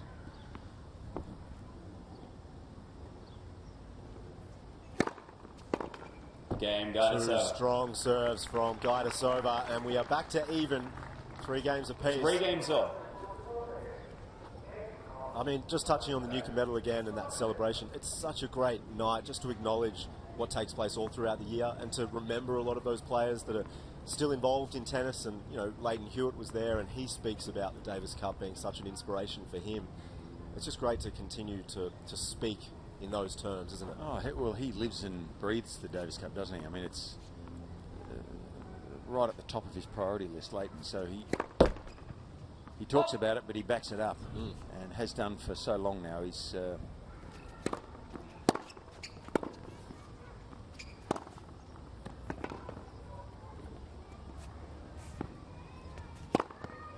okay, Love good 15. point there. Gajdosova looking to move forward there, having Patterson off the court. Looking to move forward after this, and high lob, but not quite deep enough from Tammy Patterson.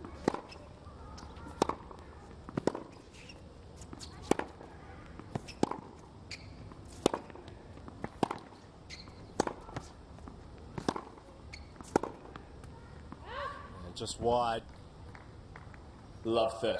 Both girls really hitting well from the back of the court. You just get the feeling that if someone can change the pace up and just maintain that consistency, they will go close to taking these next few games. Sometimes just got to think through the point a little bit more. Just like that one. I mean, it's a good serve and she went for it. Probably not the right decision. Yeah, that's the risk for reward. We talk about it. You can't harp on it too much, but at that stage, the server is feeling incredible pressure. She had an opportunity the previous game, but now down love 30, and you just got to make her play the ball, surely.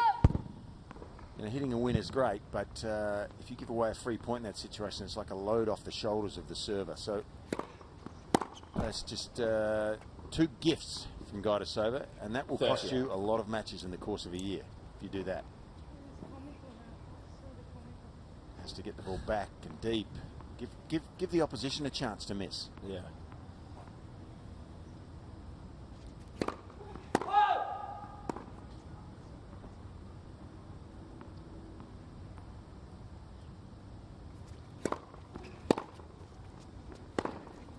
Wow. Great shot. Massive moment there as 40, well. 30. 3 games all and 30 all. We see the replay here.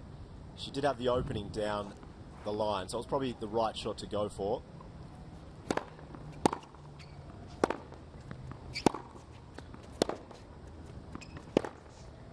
Ah, highlight for highlight. Gee, they don't hold back, these girls, No, do they? they do not. Juice. They see an opening and certainly go for it. That is not an easy shot to play.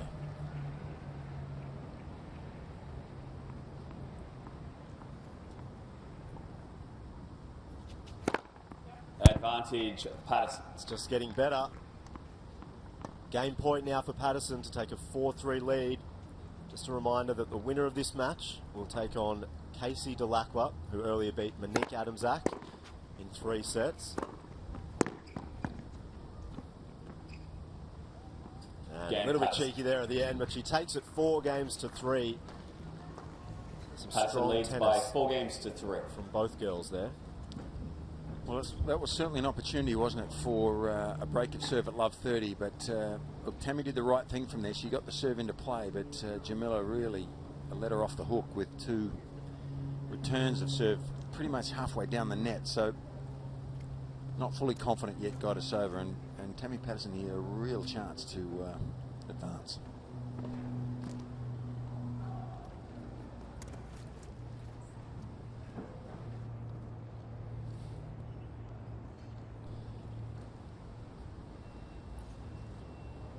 So this is the more challenging half of the draw. On the other side, we've got Arina Rodionova, who earlier today has progressed through, somewhat unfortunately, because Storm Sanders does have an injury. So Rodionova straight through to the semis, and she'll take on the winner of Victoria Rajicic and Jessica Moore, which will take place after this one. Yarka to serve at 3-4. Huge game.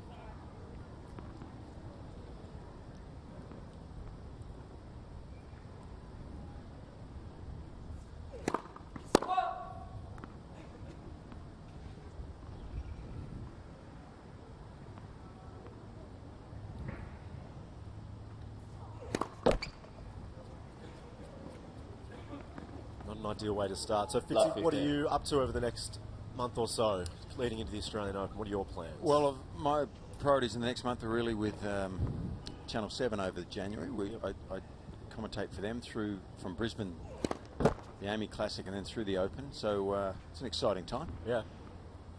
It's a privileged way to get a good seat, Adrian.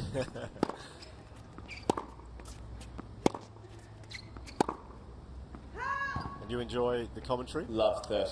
Look, I do. I'm probably not one of those guys that would want to commentate all year. Might get a little tired of my own voice, I think. But it really is a great time of our year, and the excitement of the Australian Open is look, it just continues to increase every year, and so it's a great thing to be part of. It's a privilege to be part of it in some capacity. This is a big moment here now. Yeah. Love 30, 4-3 down, love 30, second serve. And Tammy does the same thing that her opponent did last game. Does not look. It was a good second serve. It was. You've got to give it to Jamila there, but that's the ball you get back in play. Yeah, almost a slice even, just deep. Just get that one hand to the racket. Just get it back. Yeah. And hit it with a handle if you have to, but get it in. Left-handed. Who knows? Again, a look at a second serve. So it'll be interesting to see if she's learnt from that previous point on this one. She doesn't have to. No, she may not have to get one back into play. This is a really shaky moment here for Gajdosova.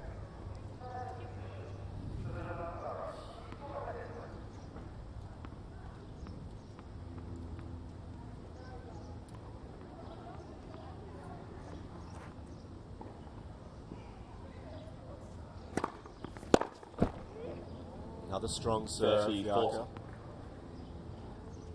Still one break point for Patterson to take a 5-3 lead in this third and deciding set.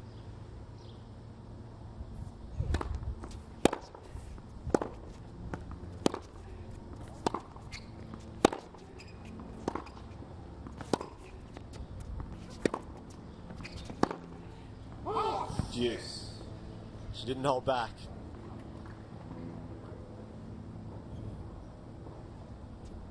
Who wants it the most, Fitzy? That is the question. School kids in the background. There are plenty of kids through all this week. It's great to see. They love watching the tennis.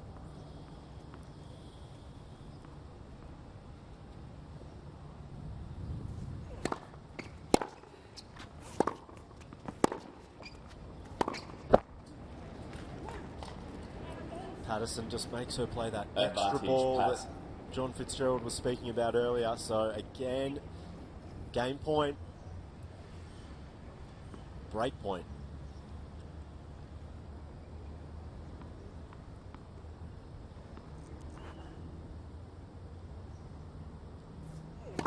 Next, first serve. You'd be thinking, get this ball back. Yep. In the last third of the court if you can, not to give Jamila a chance to tee off on the first ball, and then you've at least a 50-50 chance, maybe better.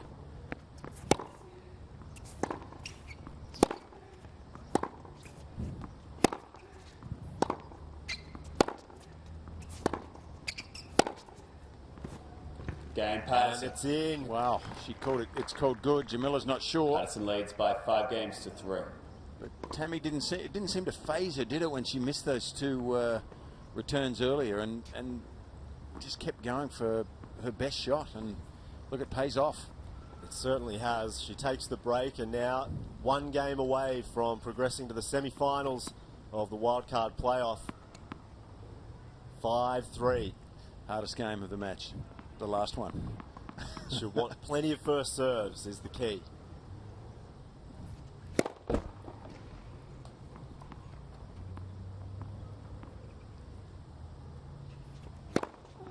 Left. Wow. That skidded off the line, didn't it? What a second serve. It's been interesting, you know. I like sometimes a personality would really back off if they'd missed an opportunity, but she seems to have stepped up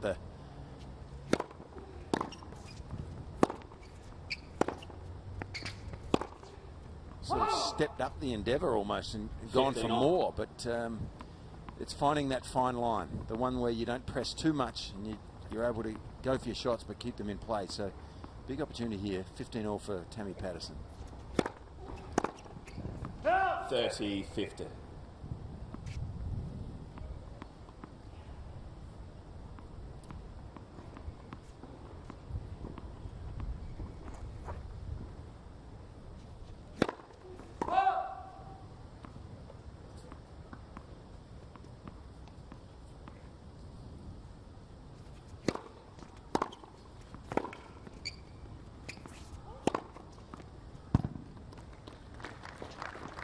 Not out of it yet.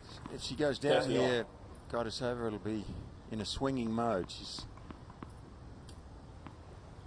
hasn't departed mentally yet here. Now she's a chance to stay alive. They're certainly not listening to us in commentary, are they? not our advice. No, they're not. Certainly not your advice, which they probably should be. Juice. It's whoever can keep the ball in the longest at the moment.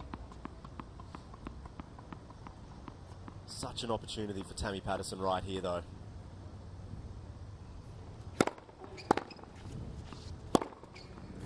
Well, no one can deny there's some seriously good hitting out here.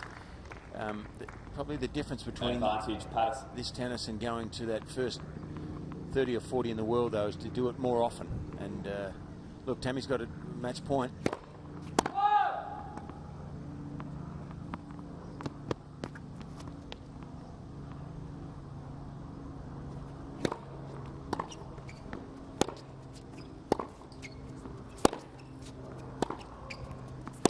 Game, set, match. Tammy Patterson does it. 2-1. She outlasts 7-5, Gajdosova 6-3. and takes the third set. It was a battle, but she got there and she moves through to the semi-finals to take on Dellacqua. What a last few games it was, but she did take the opportunity we spoke about, John Fitzgerald. Well, she kept her nerve, no doubt. You know, she continued to make a few errors, didn't she? But and was helped by Jamila, I think, there on occasion, you know, by not keeping the ball in play. But you've got to give Tammy credit there. She held a nerve, and not easy serving for the match against a former very highly ranked player to finish it off.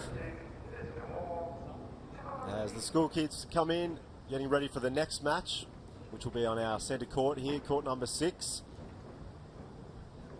And Tammy is now with Pete Mercado. Tammy, congratulations. What a great fight back. Thank you. Yeah, today I knew that coming out playing Yarka, she's a big hitter and I'm a big hitter as well, so it was pretty much who could get the ball in the best and the most and the deepest, and yeah, I pulled it off. So. First time that you had played Yarka, we spoke to your dad during the match. He said you were really fired up for this one. Obviously you did plenty of scouting leading up to the match. Yeah, I was excited to play Yarks. You see her around playing a couple of years ago and she was doing really well, so you get excited playing people that are like the top in the game. So yeah, I was really pumped, and yeah, so I watched a little bit of the match the other day, but not too much, just trying to focus on my own thing. Mental strength really important, particularly in that first set. Yarka was making plenty of mistakes. You were playing so well. She got back into it, but you're able to hang on. How important was getting that first set? Very. Obviously, everyone wants to get that first set and get that upper hand, but yeah, getting that first set, I just relaxed a little bit more in the second, maybe a bit too much, but luckily I got it back in the third. So. Yeah, it was great fighting spirit. Next up you play Dellacqua. Are you looking forward to that much as you did this one? Yeah, I played Case in the final of Bendigo about 2 months ago now maybe, and I went down in that, so I'm excited to play her as well. Now I know we're not looking too far ahead, but in terms of 2014, have you started working on some goals that you're going to set for yourself? Not really, just the next, well, all I know is that the next tournaments for me will be in Tassie. Playing the 50s down there, so just focusing on being ready for them and then seeing where my ranking is at the end of those two tournaments. Great performance today. Congratulations. We'll see you in a couple of days. Thanks. Cheers.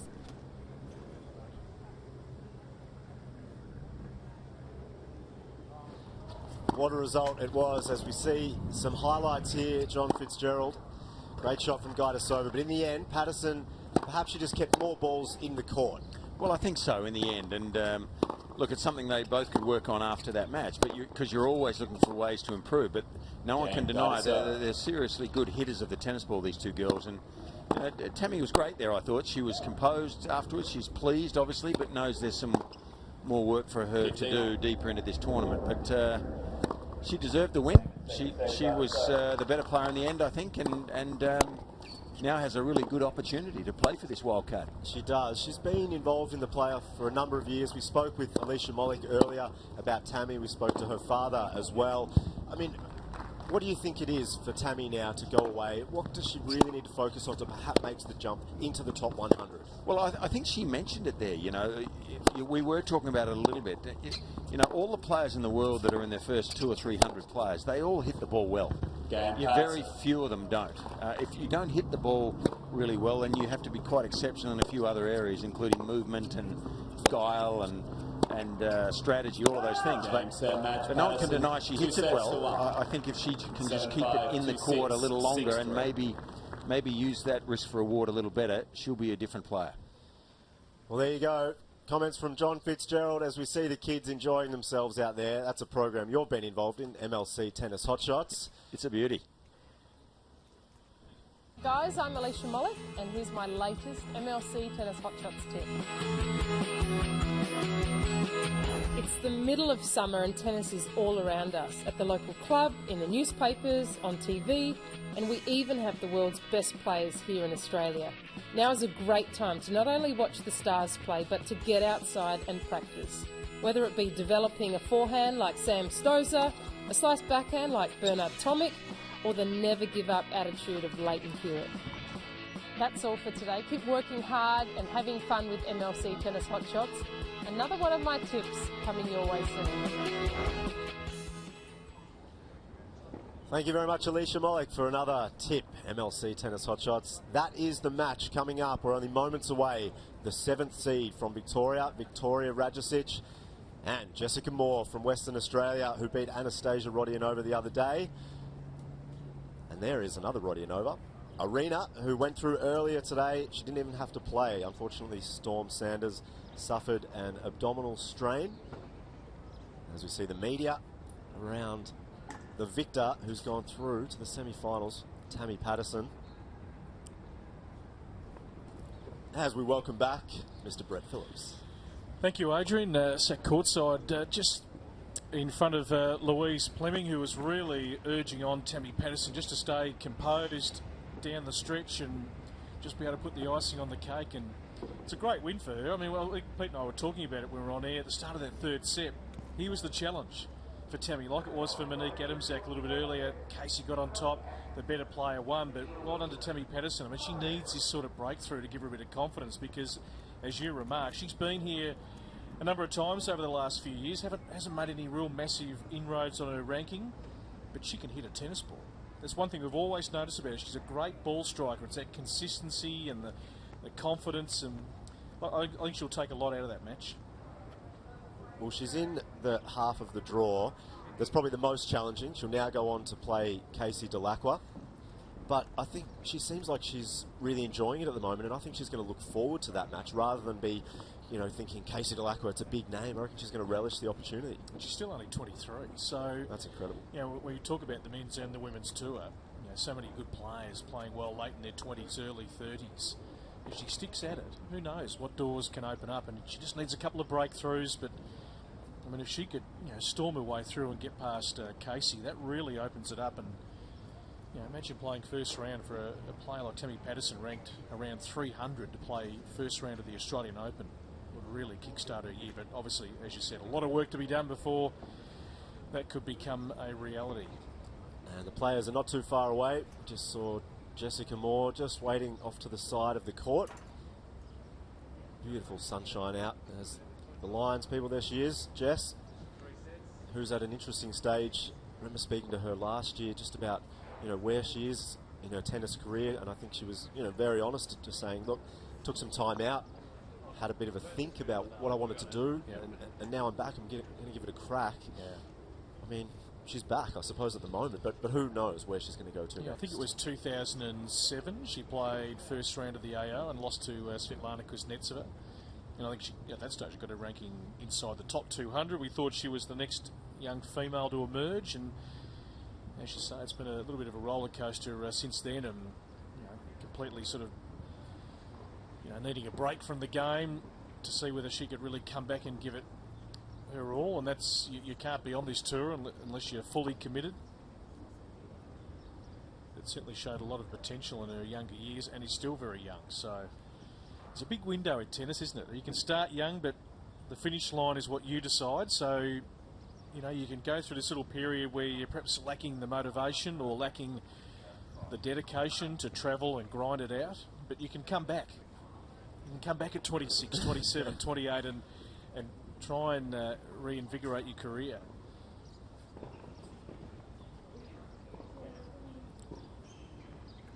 So moments away as the sunscreen is reapplied. That gentleman's he's a very smart man, isn't he? Very smart. It's getting a little warm out there. It is. We can't wait for the next match. And Jess Moore is here with Peter Mercado. Jess, a long match first up. How have you pulled up after that one? Yeah, really well. I was a little bit sore yesterday, but obviously having 24 hours up my sleeve helped a lot. Good luck. Thanks a lot. And Victoria, hello. Good to see you. And a good match first up for you. How confident do you feel getting into this one? Actually, I'm quite nervous, but it was a good match to start off with, and I just hope to bring the same game to the court today. Good luck. Thank you. An honest response there from Victoria, which we like to see. She's nervous. And as a few of the girls have been, being on this stage, particularly the court that is being broadcast. I thought Todd, when you and Todd were talking at the start of today, he made some interesting comments about Victoria Rasic and her potential going forward. Yeah, I mean, she's still so young. She started quite early. She's been involved in the playoff. Another player who's been here for a few years. It's interesting when you expect these players to be in their mid-20s because you've been speaking about them for a number of years, but she still is so young. And yeah, it is about persevering day in, day out, year in, year out, just to perhaps wait for that opportunity. And really hard game to call this one. Obviously we've had the two highest seeded players. We've seen Casey come through. That almost could have been an upset after the first set went a bit pear-shaped. We thought Dellacqua was probably going to come back after she won that second set, but Tammy Patterson has got through this one. A little more line ball. Now I like Jess Moore. I like the players that go out there and are fairly vocal and aggressive, and she is definitely one of those. She played Anastasia Rodionova in round one the other day out on court 8, and she fought back and won that in 3 sets, and both players were very vocal. We know the Rodionovas certainly not backward in coming forward, that's for sure, which we like to see. But yeah, you're right, this is a tricky one to pick. It's the open half of the draw. The winner of this one will go on to take Arina Rodionova in the semi-finals. And when you look at that, when you look at all these two players here, Victoria Rasic and Jess Moore, and then you look at Arina Rodionova, you would not have picked that one of those players will be in the final come Sunday. No, that is correct. I'm really interested to watch Arina. She's been doing a bit of practice today, but she's also been sitting in the stand really studying all the players, working really closely and having a lot of chats with Louise Fleming, who's obviously tracking all the players out there and their patterns and their strengths and weaknesses, which obviously they know extremely well, but every time you watch a tennis match you always learn something a little bit extra, or little holes you might be able to find in a player's game that you can expose. But for this girl on screen, it's a really interesting period coming up from WA, so she's used to the nice warm weather. WTA ranking at the moment just a smidge under 500, so it has been obviously a lot higher, but there have been a lot packed into those 23 years. Obviously coming onto the scene as a very young girl. Remember when we were first covering the AO Wildcard playoff about 5 or 6 years ago, she was certainly one of the top seeds, and then has obviously fallen out of love of tennis for a period, and now trying to really regain that love and play consistently on the tour. Week in, week out. So, yeah, 169 centimetres. She's got a pretty solid game, Jess. And looking to put her best foot forward here today. So, A big opportunity for her, as is here for Victoria Rajasic. And she's on home soil, so she spends a lot of time here at Melbourne Park, but has travelled quite a bit with her father abroad this year to really get out and travel to all parts of the globe and really test her game against the hard-nosed players from around the world who are all so determined to win. It's such a competitive tour. It's a brutal sport. And I suppose at some stage you've got to step out of your comfort zone, don't you, and just find out where you sit. She's at 291, so certainly has got the capability at 19 to really improve that ranking. She's got a good size for a tennis player as well. Strong young girl. I would like to see, I mean, she mentioned before that she was nervous heading onto the court, which is completely normal. I would like to see, you know, her really come out a little bit more aggressively, try and stamp her authority on the match. Jess Moore is definitely going to do that, there's no doubt. I just think that next stage in a tennis player, from going from the juniors or the younger level through, you've just got to stamp your authority and go there and say, I want this match and I'm going to show you this is mine. 2 minutes. Well, it's such a huge week. I mean, obviously there's some different schools of thoughts with all the players about playing this tournament, but for a lot of players like Jess and Victoria, Tammy Patterson, massive opportunity. And what traditionally, yes, around the globe is the off-season for players, but an opportunity to play in your home slam and some very handy prize money when these players are not playing for a lot of prize money on the ITF circuit. So to be able to put that away, have that experience of playing in a Grand Slam, huge opportunity to put your best foot forward. And if you can just sneak into the draw, whether it's through the wildcard playoff or you're given a wildcard, you know, who knows what can happen. We saw Ben Mitchell play James Duckworth in round 1 of this year's Australian Open. Yep. You know,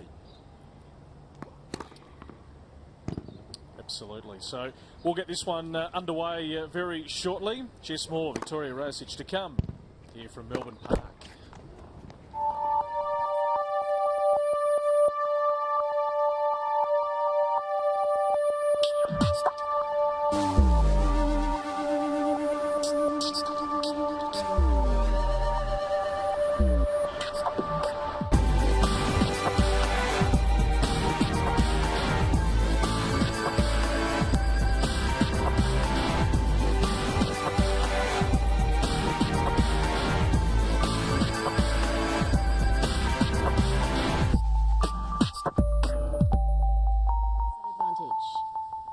To the left of the chair, Victoria Rajasic. Sensational day here in Melbourne town for the wildcard playoff.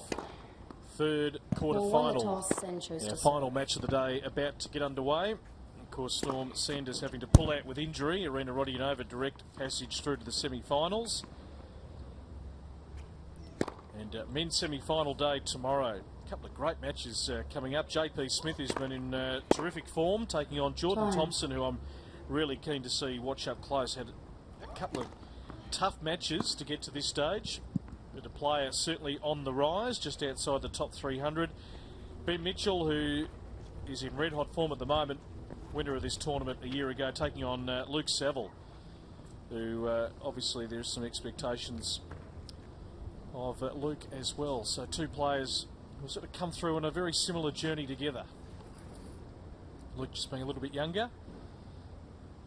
We'll have that for you tomorrow. It should be two great games. Some great matchups tomorrow. Make sure you get down here to Melbourne Park as well. The sun is out today. I think tomorrow is going to be a beautiful day also. It's free entry, as we've mentioned. Sit in the stands here, get a suntan, and enjoy some of the best tennis going around. And then over the weekend, of course, we have the semi-finals on Saturday and the finals on Sunday. Jessica Moore to serve. Ready. Play.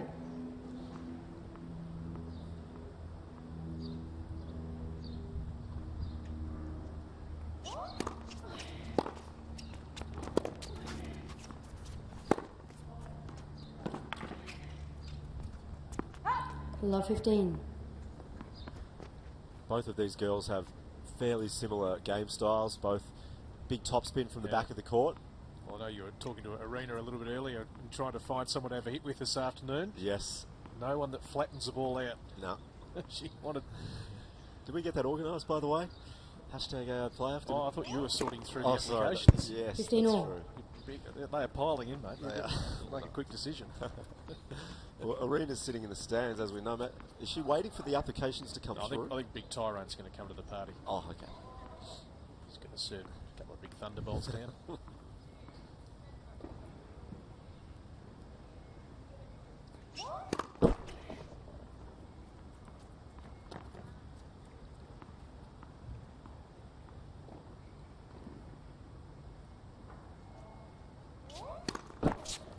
$15.30. It was great to have John Fitzgerald in just before as well. What a man he is. Best dressed of all the commentary team, Fitzy. Yes. Clearly off to a very important meeting. Busy time of the year. New board member, of course. No, he retired, didn't he? Yes, he was on the board. He was on the Tennis Australia board. And yeah, I think he just recently retired from that position. Still heavily involved, though. Such a lovely guy. 30 all.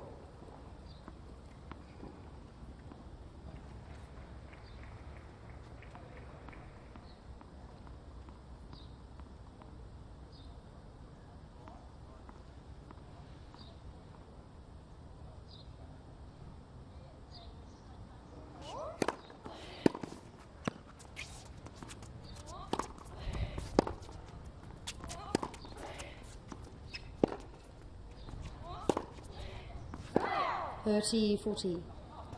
So already a breakpoint opportunity opening up. Jess Moore, you can hear, she just puts so much effort into every stroke. Huge topspin, really rips the ball from the back of the court. Very intense player, sometimes goes a little bit too far with the intensity, but love to watch her play.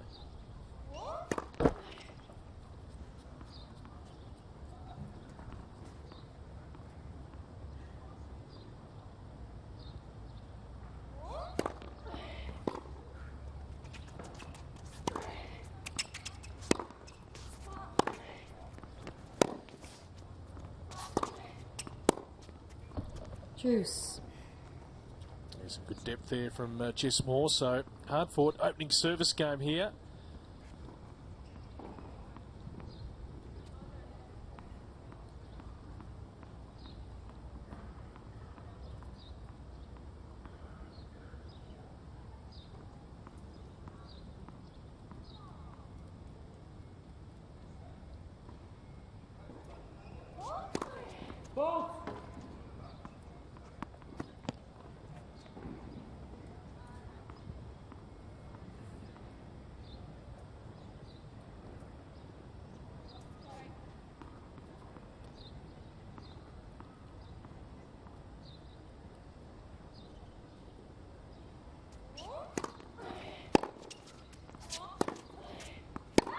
Advantage Rajic.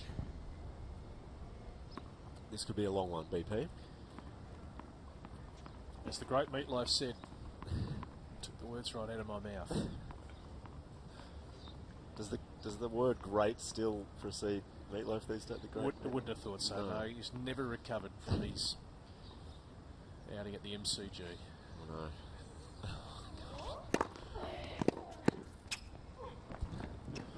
Words escape me. Juice. I mean, some of the players, I think, just touching on that grand final, I think some of the players, you know, they heard that Meatloaf was performing, so they decided to head out there, and usually they have the iPhone or the iPad or music in their ears, and they listen to Meatloaf, and they just put the music straight back in the ears. They said, what is going on? Well, look, we all have off days. Oh.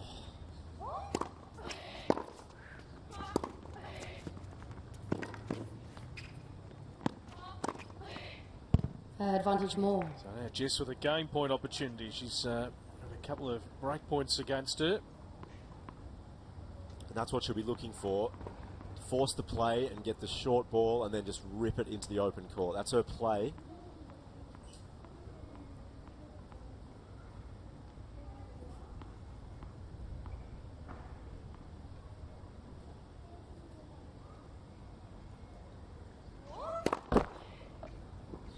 We do have a band coming in here, I think, on Sunday for the final. I don't know who it is, but it's not.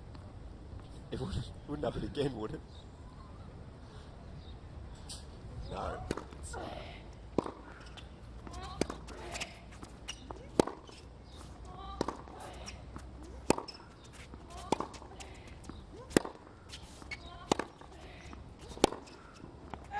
Game more. So Jess finally gets there and holds her serve. Game.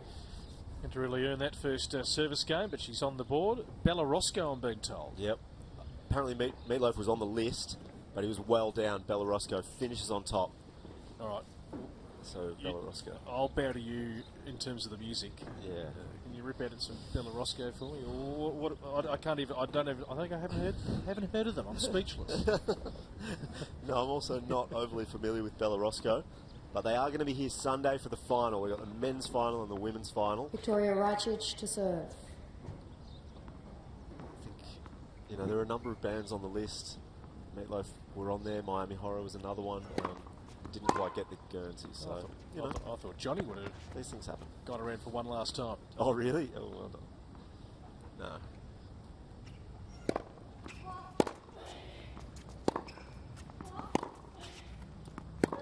15 love. Actually, speaking of you know, people involved in music, Louise Fleming. Yeah. I've heard from someone this morning that Louise Fleming can actually sing a little bit. That was my task, actually. I failed there. I was supposed to go and speak to her during Tammy Patterson's match and ask if she could sing. I didn't do that. Maybe in the semis. Well, she's playing. She might get to the final. 15 all. She's very vocal, Louise, in the stands. Yeah. Not vocal as in just really good words of encouragement. Just the interesting part for coaches is when do they say something, when do they not say something, and obviously they know their pupil pretty well and what works and what doesn't.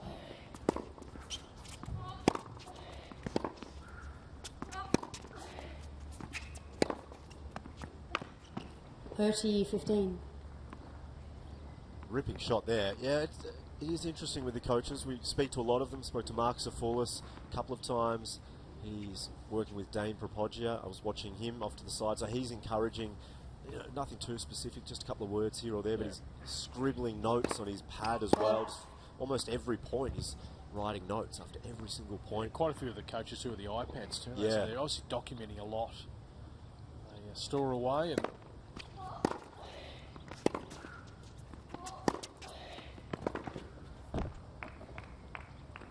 30 all. And then Mark Draper was another one. He was working with Akira Santalan, who we spoke with earlier. I'm always curious as to if you are a coach of one of these players, do you want the player to be looking at you, you know, quite often throughout a match, or would you, you know, someone like Roger Federer, for example, you know, would hardly ever look into his box. Never. I find it. I find it really fascinating why you would always look at your box. And some players, yeah, absolutely, are into that groove every point. They need to feed off the players in their box.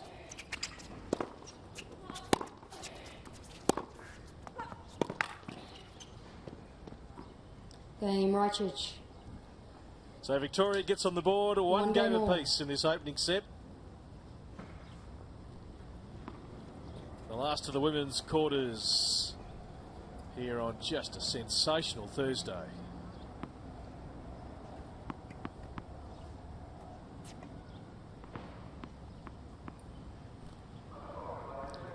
But hey, whatever works, Adrian.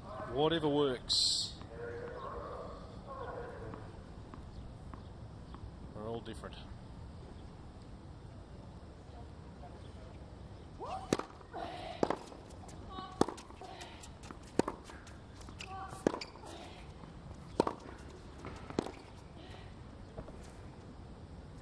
Love 15. It would be a tough job, though, being a tennis coach. You'd go through so many emotions. I mean, in the end, when they're playing, you quite literally can't do anything. No. You're so heavily involved in their preparation. Oh, it's just, you know, tough. But the highs, you know, someone like Simon Ray, for example, who's coaching Nick Kyrgios at the moment, and Alex Bolt, you know, you speak to him about the highs of a performance, and it doesn't get much better than that. When your player goes out there and wins the matches, and you're just waiting for those moments. Yep.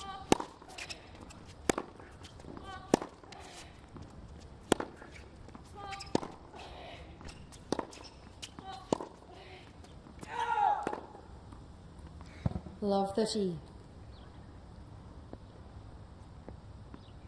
It was actually a great article in the Herald Sun newspaper here in Melbourne today, just sort of diverting sports from it, but along that similar line, Gavin Brown, who's now been appointed North Melbourne's chief development coach, and he said, my thrill in coaching now, I'm not interested in working with the guys who have been there and done it.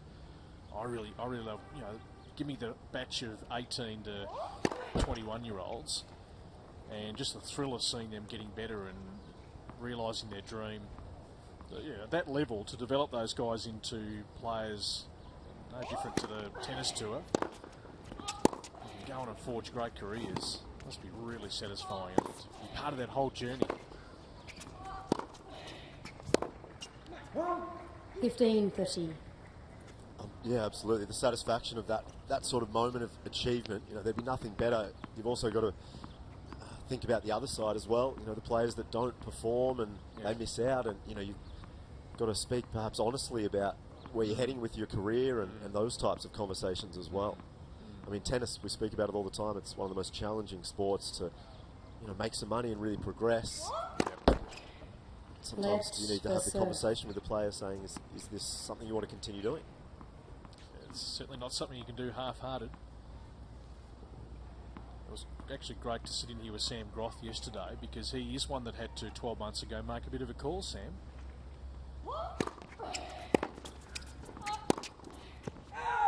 15:40. Sam made the remark that, well, I'm now doing things that 12 months ago I wouldn't, like just doing extra sessions on my own. Just, you know, getting the absolute maximum out of myself and then seeing if that can take me further. And if it doesn't, okay, well, they say realistically I'll go down a different track in life, but he clearly felt he wasn't getting the best out of himself.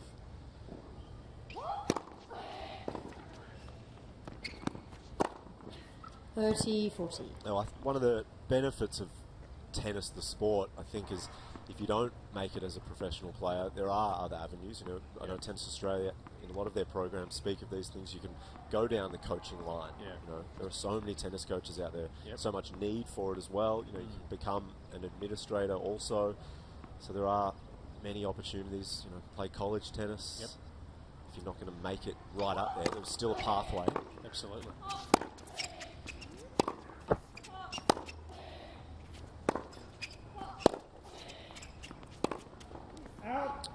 With the breakpoint opportunity and just pulling that wide.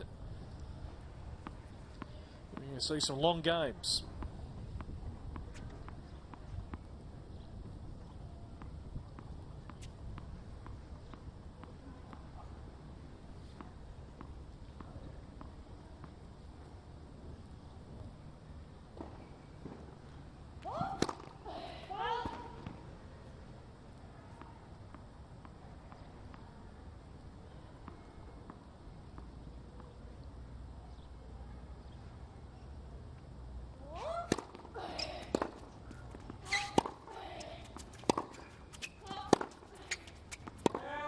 Advantage Rajic. Now, as we mentioned, both girls have the similar style, and that is keeping the ball in. Lots of height over the net, and a few errors, so these rallies are going to last. Neither have a huge serve either, so you won't see too many free points generated from the serve.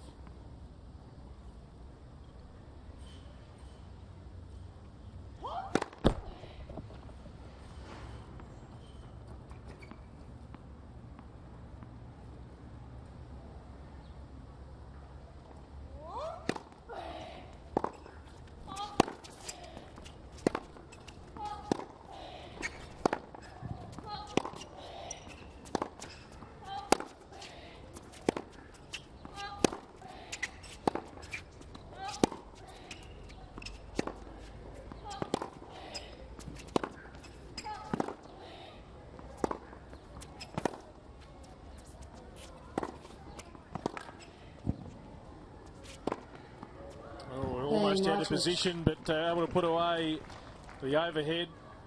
Rajic leads one of the longest rallies of the match, but Victoria Rosic has got the break, leading it 2 games to 1. Let's head out to Peter Mercado, who's with Pat Landy. Cardio tennis, a big feature, Pete. I am bang up into this too, don't worry. The cardio tennis, it is a magnificent program, Pat. I know you've been working hard today on it. Now, firstly, for the uninitiated, what is cardio tennis? Well, it's a fitness-based tennis program for adults. So if you're anywhere from 16 plus, it's great. It's got music, heart rate monitors, a special kind of ball for adults that are beginning the game. So it's just a lot of fun. It's basically group-based fitness. The good part about it is you don't actually have to be a tennis player or into your tennis to be a part of the program. It's not based around skill. It's based around running. Well, let's not sort of program, but it's supposed to be about fun. So you're not just running flat out. But yeah, it's for beginners. So if you've never picked up a racket or you haven't re-picked up your racket since 10 years ago, then it's a great entry point back into the sport. So yeah, definitely for beginner players. There are so many clubs that are doing it at the moment, and it's really is starting to grow, not just here around Melbourne and in Victoria, but all across Australia. Yeah, we've actually probably doubled in size over the last 12 months. So we're sort of 600 plus coaches involved with the program nationally at over 700 clubs. So it has really grown and taken on board from the tennis community, which is really exciting. And I guess we're only looking to go up from here and make the program go even further. So. Yeah, I like the heart rate monitor side of things because you can actually track your progress as you're going along. So if you do multiple sessions over the course of a week or month or whatever, you can actually track your progress. Yeah, it's great for that. I guess you can also see if you're going to have a heart attack at any time on court. But yeah, no, it's great for a little personal trainer on your watch. The heart rate monitors are great for that, so you can see at any stage in the session what zone you're in, so how hard you're working. If you need to go harder, the coach will push you. If you need to take a little bit of a break, the watch will let you know where you're at. So. Now with play quickly getting back underway, let's quickly ask about the Blitz because that is going strong at the moment. Where are we heading? Actually, the Blitz I think it's in Rye, so tomorrow. So shout out to Julian Arnold, who's the coach. He's a fitness trainer out there, runs the cardio program. So if you're in Rye tomorrow, get down to the Rye Tennis Club, say hello to Julian, and even bring your gear and jump on court for cardio. And rolling out across schools as well. Yeah, I guess finally it's a big growth area for us. So any teachers that are listening, we've got a mass format version of the program which we're rolling out into secondary schools at the moment. Involves pedometers for the kids to see, track their progress, their steps.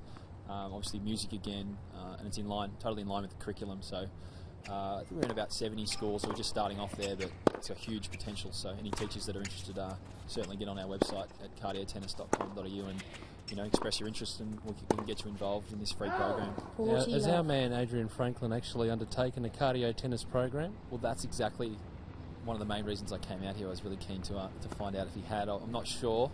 He did help us in some of our activities when we filmed them, but let's pose the question to him. Let's ask him. All right, we'll throw it at you. Thanks, Pat. We'll get the answer shortly. All right, thanks again. Great work, guys.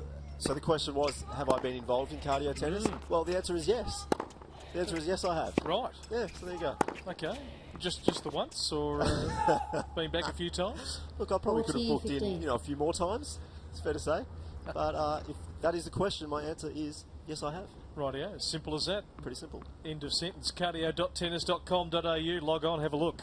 It is fantastic. You'll see that as a big feature of the Australian Open.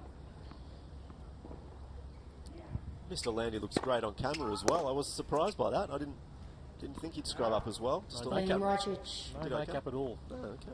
That's good. Rajic leads 3 games to So back to the tennis here. Victoria Rosic has got a nice little break here. 3 games to 1.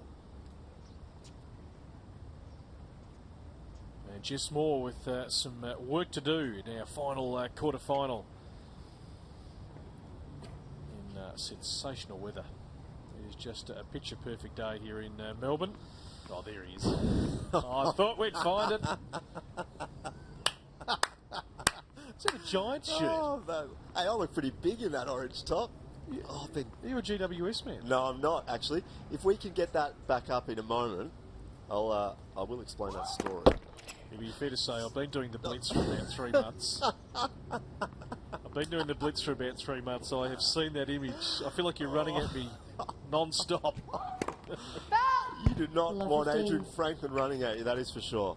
Can we get that back up just in a moment, please? There we go. So the story is, so I'm in the orange there, the man to my left, Jared Kennedy, who's got the Geelong top, his brother, Adam Kennedy, actually plays for GWS. He does. So that's why Jared gave me that orange top, the GWS top there. I didn't know there was a Kennedy connection.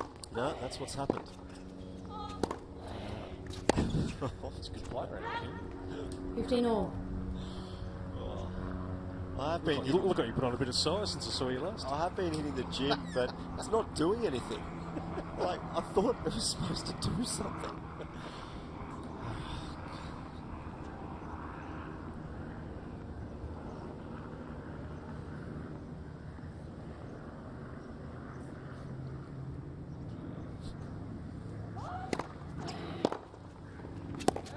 $30-15.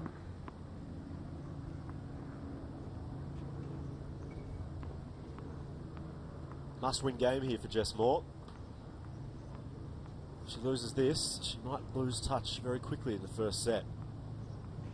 Needs a few first serves just to start the point out on her advantage. Let's first Another serve. crack.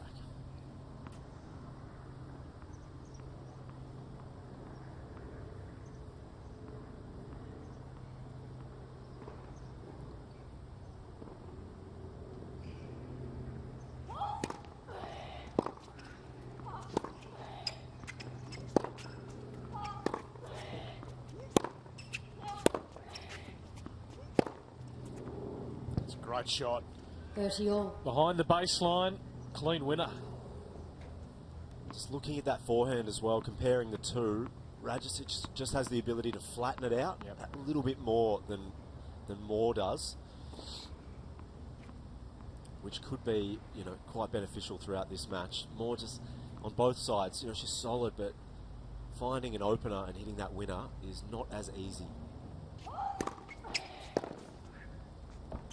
40-30. It's the sort of serve she needs on a more regular basis. So important hold here for Jess. Really needs a big first serve here. She just takes her time, just gathers herself.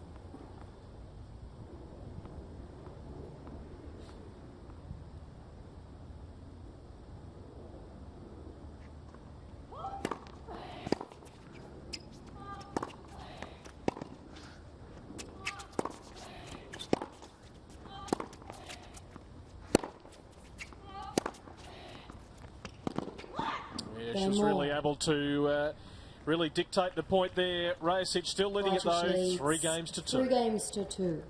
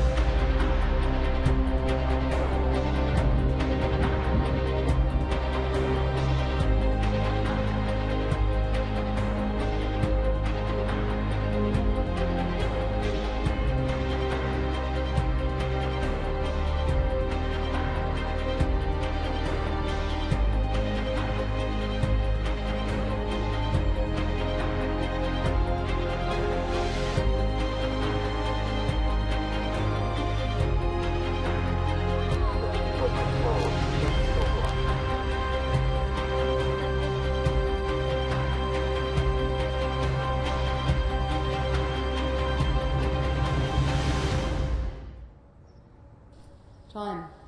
Yeah, it was a great day of tennis action for the girls on Tuesday. We had the 1 seed bow out. Anastasia Rodionova go down 9-7 in the third. Today, of course, we've seen the withdrawal of Storm Sanders due to an abdominal injury.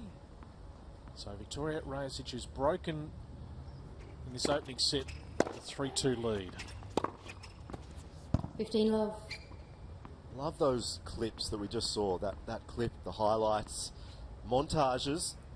Our team, I think Mark Reedy was behind that one. Yeah, he's been courtside, he just wanders around, takes some great pics. Mark Reedy and Rachel Goldsworthy, they do a phenomenal job. I think it's okay to give them a shout out, isn't it? No, they'll be listening, won't they? I'm pretty sure. They'll love the pump up.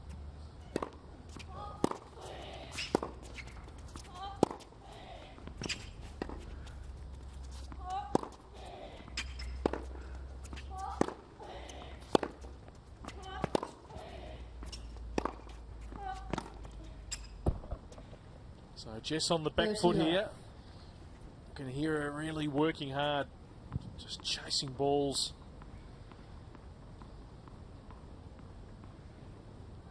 Yeah, well, she's one break down, so she's going to need to fight back. Wants to break back as soon as she possibly can.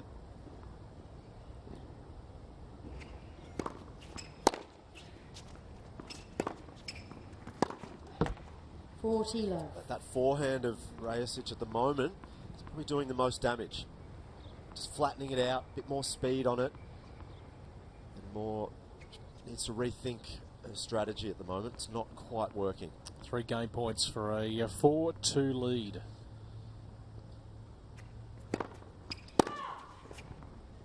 Just watching Victoria's serve and her smash, a little bit unusual. I think she's changed something in her technique. We'll have a look at it here. Backswing. 40-15. Doesn't quite flow out the back. No, like it is you quite usually different, isn't see. it? I mean, we've seen Dame Propoggia with a really abbreviated serve yesterday. Get another look at this. So usually the racket will flow out the back a little more freely, but just there, the elbow. Little flick. Yeah. That's very unusual. I don't think I've ever seen an action like that.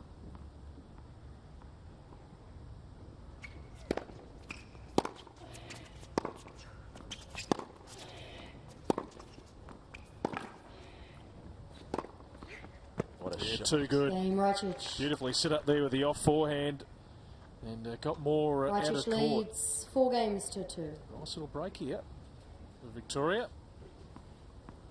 It's one of the most exciting shots, I reckon, when they move forward and just hit it on the full, no bounce. You know, Pete Sampras style, just coming forward, jumping in the air almost. Saw Akira Santalam, my highlight of the week. Yep. Yesterday, hit huge forehand, huge backhand, and then moved forward, jumped in the air, bang, straight down. You love those players who can just sort of anticipate really well, get forward, just finish off the point. 15 love. He did it like, I mean, he just generates power. Not many players out here do. We spoke to him earlier. He's one to watch, Akira Santalam. Just spoke to him earlier, and you know, he just sort of trying to find out where it all came from, and he's just like, oh, I don't know. It just kind of happened. Dad taught me. That's sort of the way he played his tennis that opening day. Just went for everything.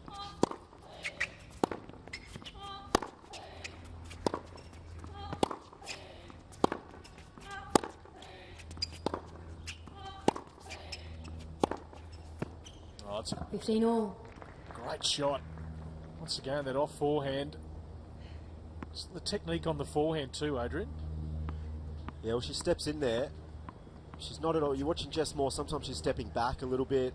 Her body weight's actually moving back. But there, Rajasic sort of maintained her body weight and went forward more than anything. And she's just flattening the ball out a little bit. Yep. That's the difference, I think, at this point.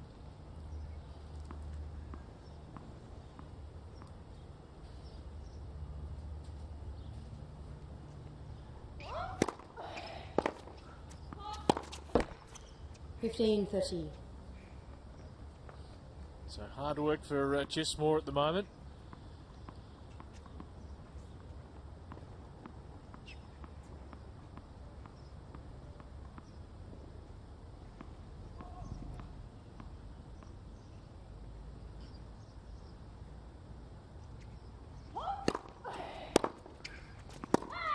$30 all.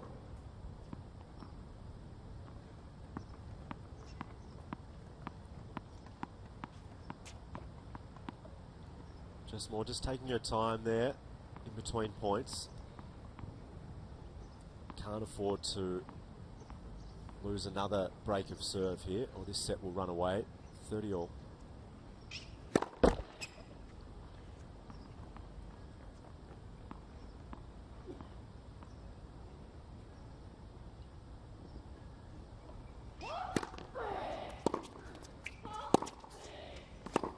$30.40.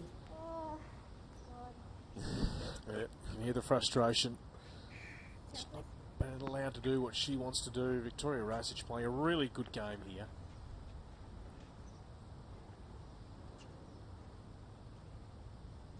Jess will just take her time. Really needs a first serve here. Just she's taking her time, which is great, but she's got to increase that first serve percentage.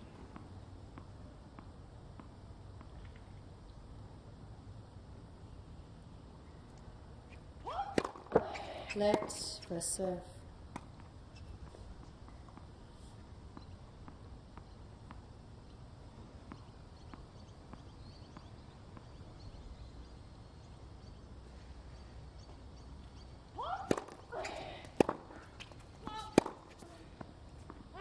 Game, Rajic. So she is on top here, Victoria Rajic, 5 games to 2 in the opening set. Rajic leads 5 games to 2.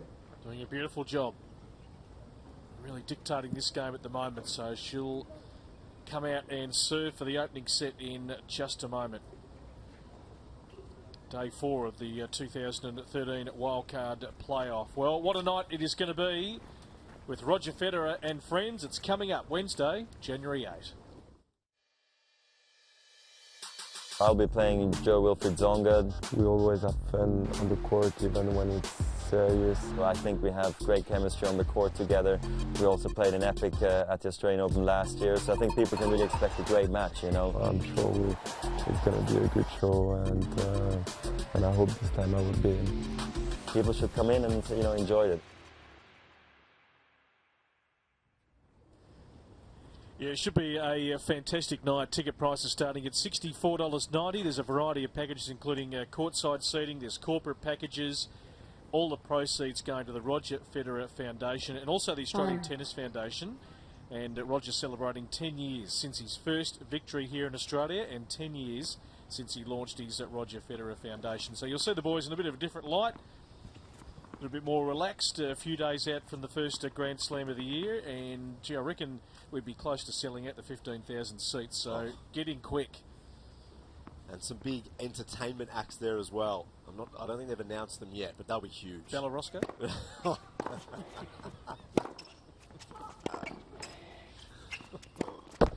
Well, 15. Let's see how they go Sunday. This is their audition. Perhaps, yes. Step up at the Wildcard and join every big event in 2014.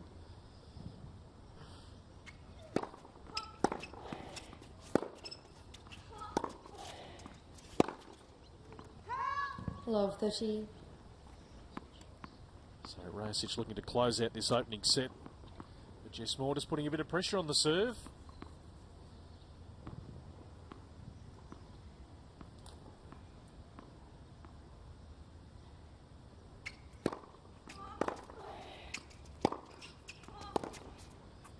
And that's just that extra speed on the forehand that we've spoken about. It's just catching Jess Moore. I'm surprised that she's aiming her shot over to Victoria's forehand as much as she has been recently. Her backhand is strong, but certainly not as dangerous as the forehand side.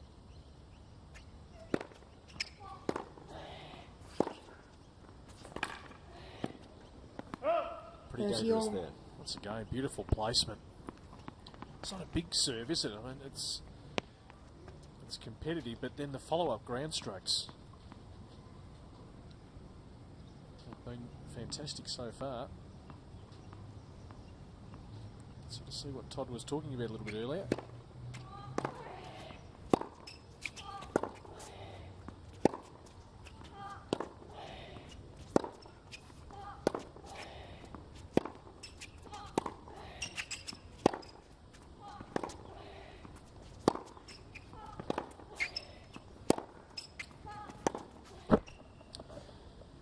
Once again, a battle for Jess. Victoria just really executing her game extremely well at the moment, and she has a set point. She's on the defensive for a lot of this opening set.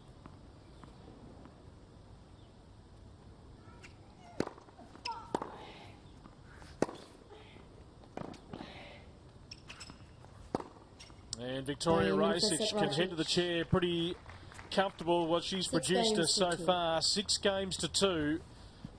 And Jess Moore certainly been made to work overtime here just to stay in this match.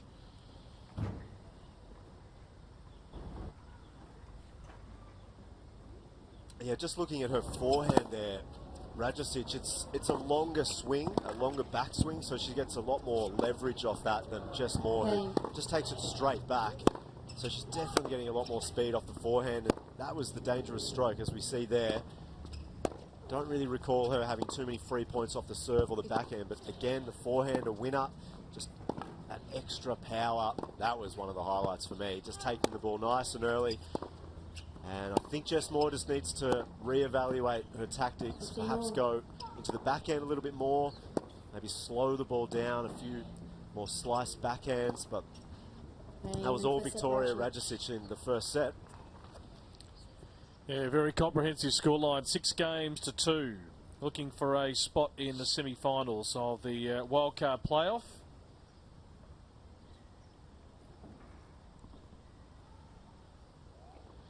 Our final match that we are bringing you live. Casey Dellacqua through to the semi-finals. Tammy Patterson is through to the semi-finals.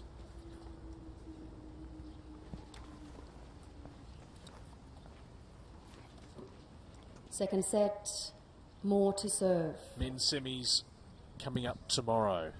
Roll those balls down, please. JP Smith, Jordan Thompson, Ben Mitchell to take on Luke Seville. Have those games for you live. And if you're around Melbourne, they're 2 good quality men's matches. You can come down from 10 o'clock tomorrow and sit courtside and watch those free of charge.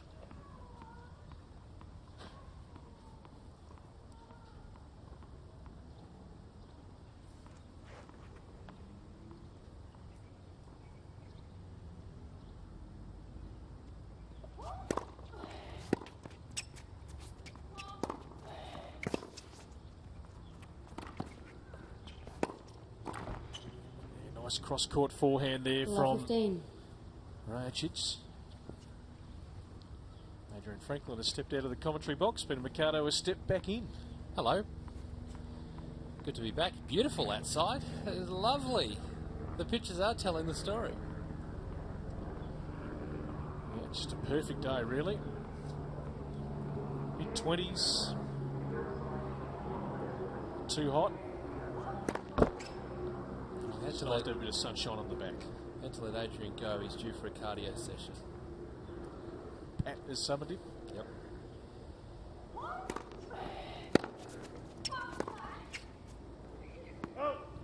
Below 30. Been very impressed with Victoria's game today.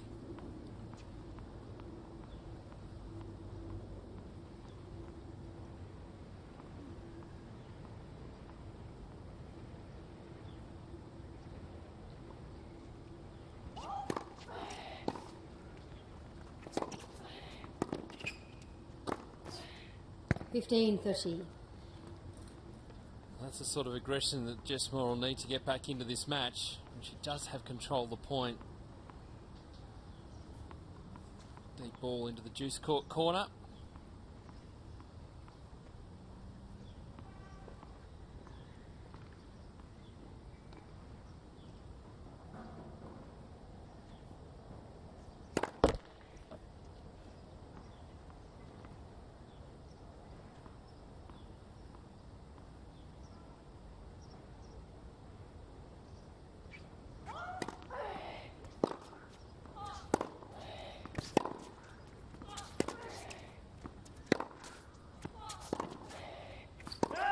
$15.40. Thank you.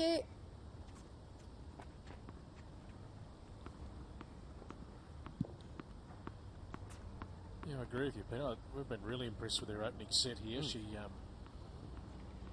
just really composed and unorthodox with that serve, but it's consistent, and then just off the ground.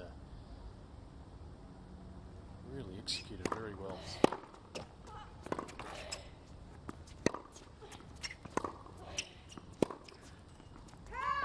$30.40. Just missing. It's this idea of controlled aggression. Yep. So really putting plenty on the forehand primarily, but controlling it. See the way that she moves the ball around the court, getting the angle. So Jess Moore is having to work super hard for her points right now.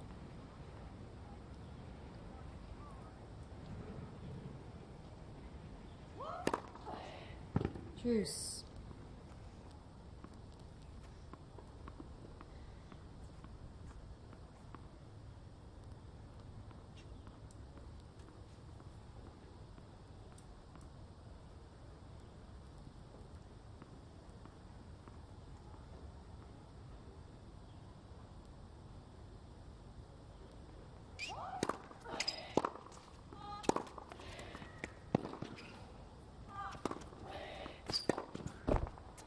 Advantage more.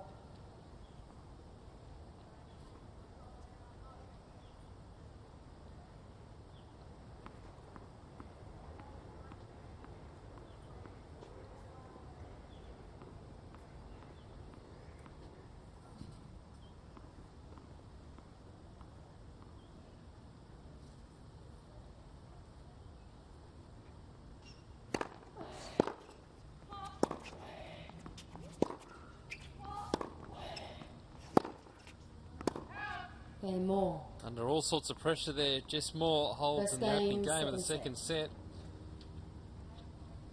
Played once before this year, an event in Sydney, $10,000 event in March, which Rajic won in 3 sets. Yeah, well, that's been the theme of the day, 3 sets. Jess Moore certainly was some work to do to try and take it to a third, but she's had to work very hard on most of her service games so far, and just generally right across the court. She's been doing a lot of the running. Victoria really good court placement to both wings and making Jess just try and get balls back into play.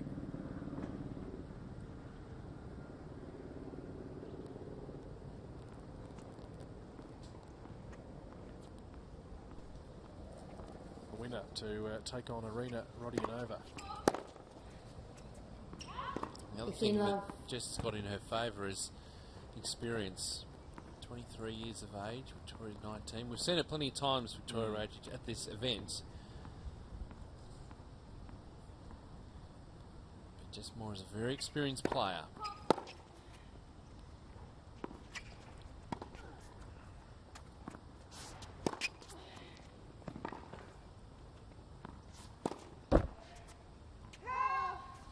Love. She just can't get it to drop the right way. A little bit lucky on the return. Slightly mishit, but going deep into the court.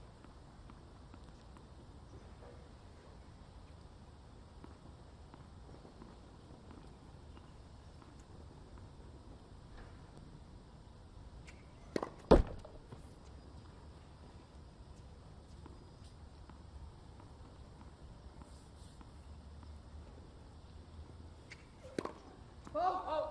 30-15. I'll be waiting for those opportunities when the Rajic level drops. So those double faults, unforced errors when they come in.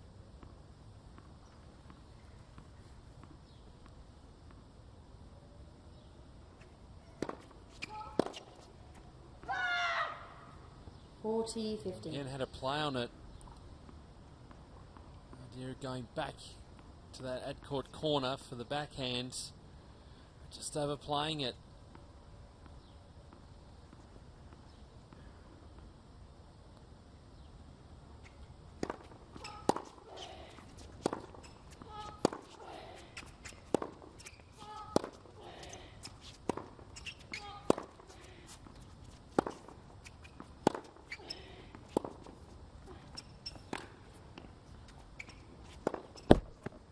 $40-30.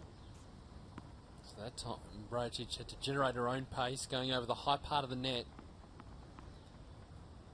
It's a difficult shot.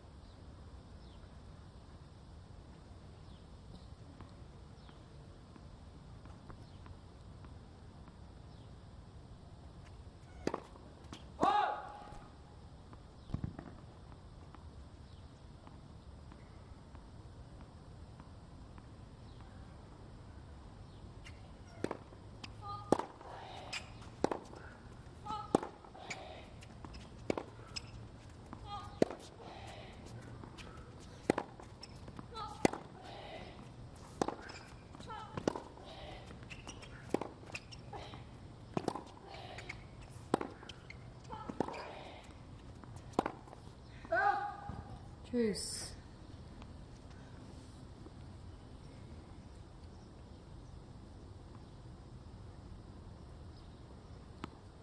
Kim was controlling that point. Chance to finish it off. Just the unforced error coming. These are the opportunities that Jess Moore can take.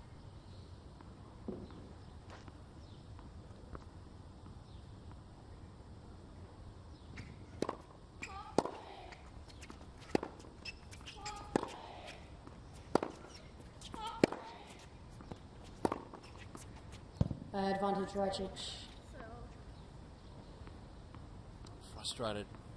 Half court, nothing ball was put away.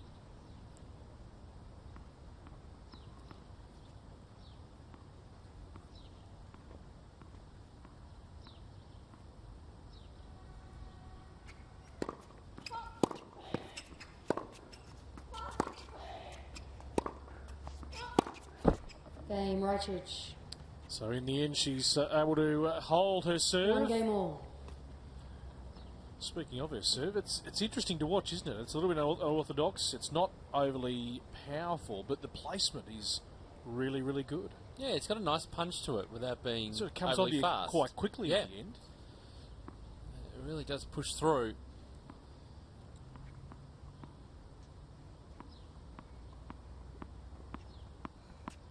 It's a unique service action, but it's quite effective. Let's have a look here. And straight through the ball.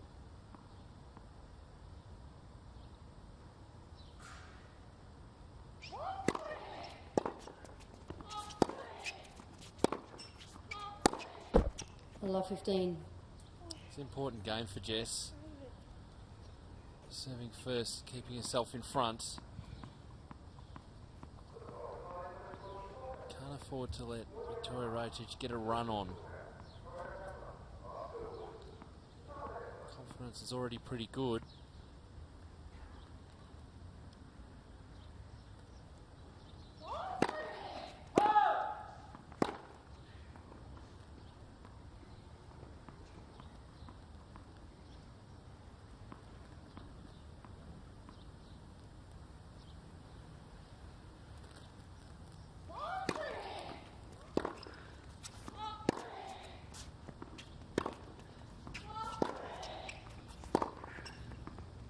That's too good. Time and space. That mid-court ball out of position, but moves around so well. Good speed around the court. Got balanced. Really hit through it. As you're talking about with Adrian, big forehand, when she's got the opportunity to wind up, it's very hard to stop.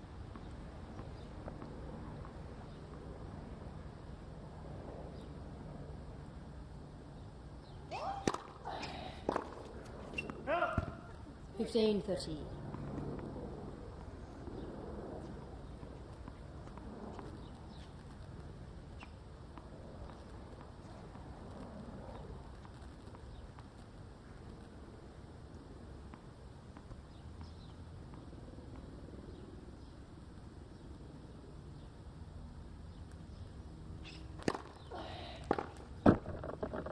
$30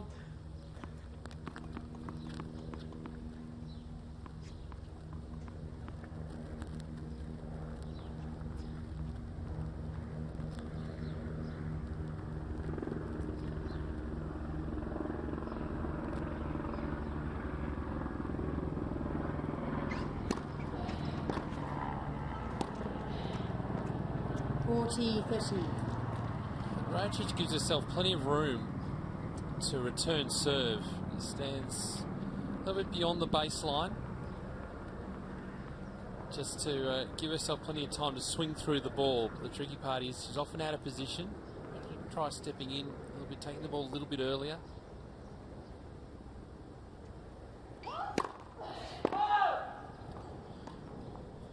Is he back?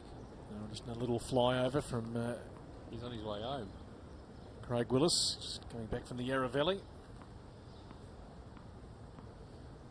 Far too early for a landing, though.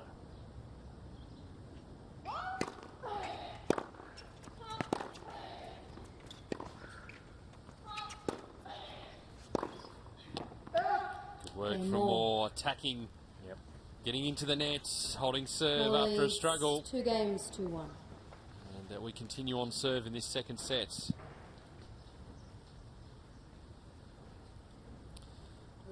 We're looking forward to the action tomorrow as well. We've only got 5 balls. It's going to be fantastic.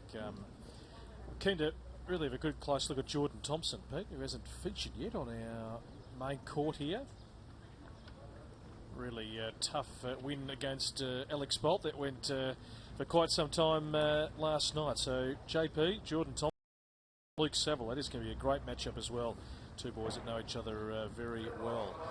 Gee, the summer of tennis isn't too far away, and one of the key events is going to be in the West. So, Marty's buying tickets to the tennis. We're in, right? Marty. Yeah.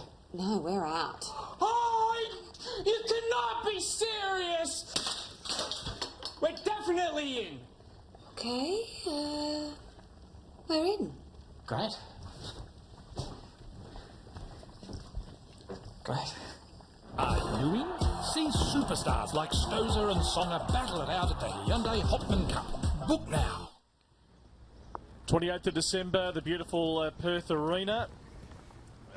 Once again, for the second time, welcoming the Hyundai Hopman Cup. Australia, France, Canada, the US, Poland, the Czech Republic, Spain and Italy are all going to be represented. Bernard Tomic and Sam Stozer flying the Australian flag.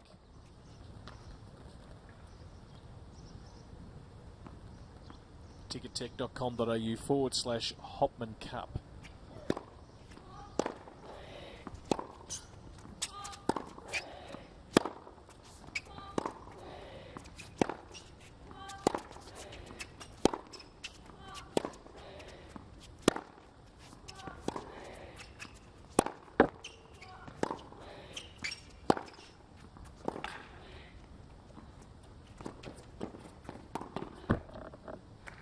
There up the line. Good movement across the court from Rajic though. Was looking for that ball. Blazing in here, it's always difficult. And really outstretched. Couldn't do anything with that. The line was open. Just love the way she gets over the top of that forehand. Really flattens it out, comes back with plenty of interest.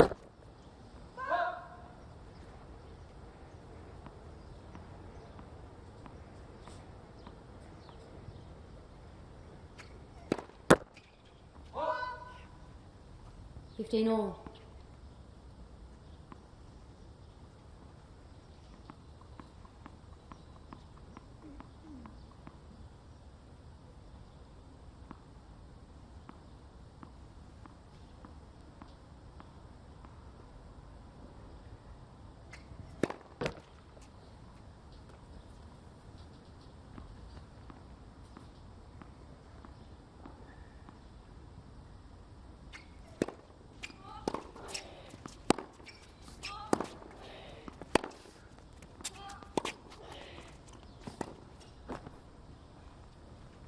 $15.30. So change of pace. We're seeing just more trying some different things. So it was an angled ball, just a little bit taken off it. Forced Rajic to come forward.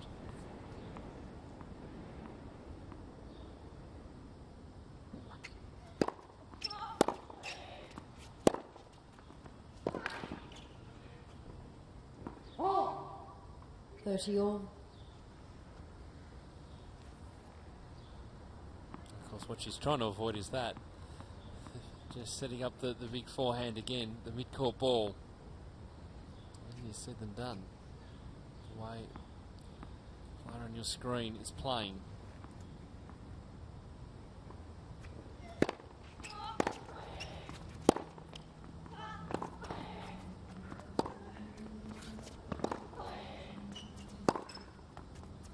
That is beautiful. 30. Really working Jess Moore side to side, and just the way she's constructed her points right throughout this match. It's been good to watch.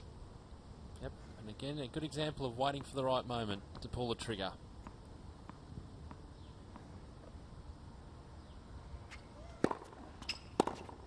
Game Rajic. 2 games all.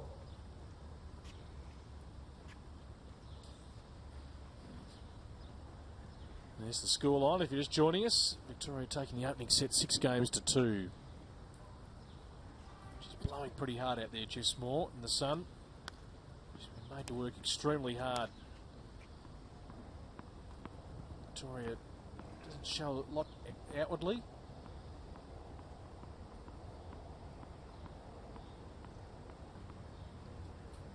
Is everything in check?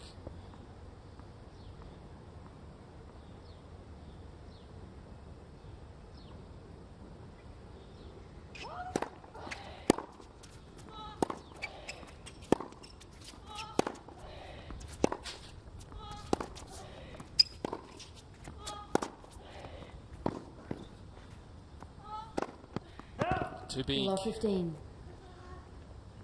Well, everything the lead up to that was right. It's just that final execution.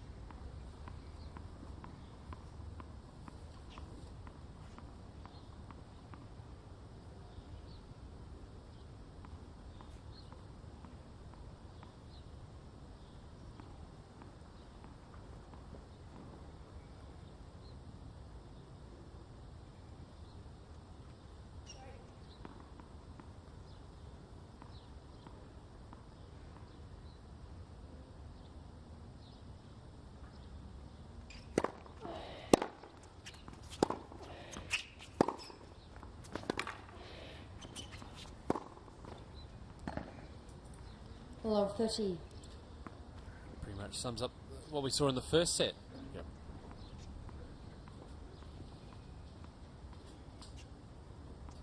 It just really builds the points nicely.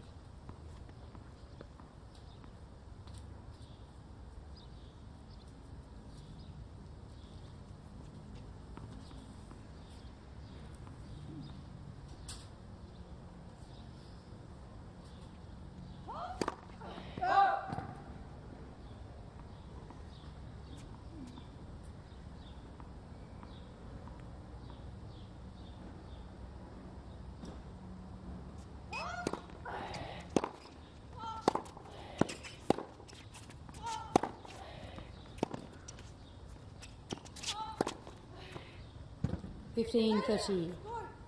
Well, the rare time she's been able to really dictate the point. Yeah, but had to work hard for it.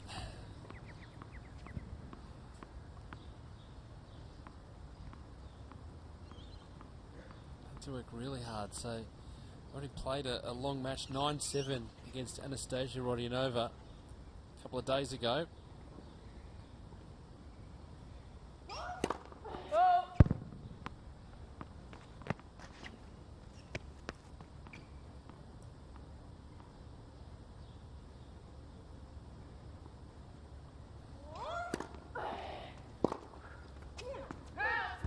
All.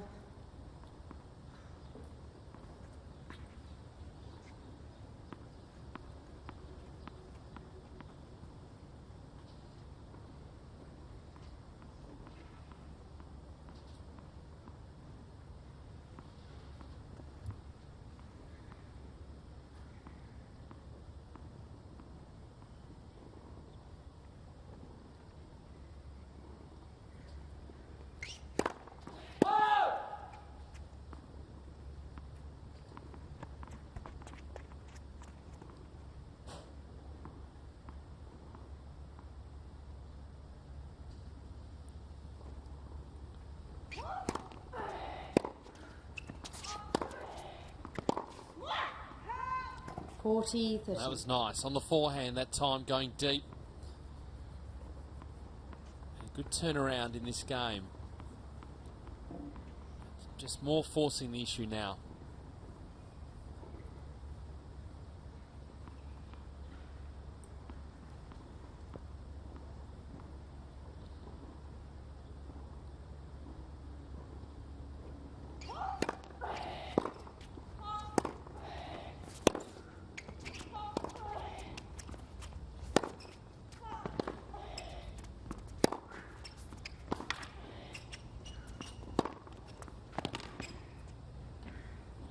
Then you get that response after all the hard work that Jess Moore has done to get herself in a good position to take out the game, to hold serve. Yep. And then Rajic comes up with another big bomb. Just the timing is beautiful. Really skid along those shots. Come on to you very quickly. Massive game this one, the 5th game. Knows that Jess is really taking her time. She can't afford to be broken here.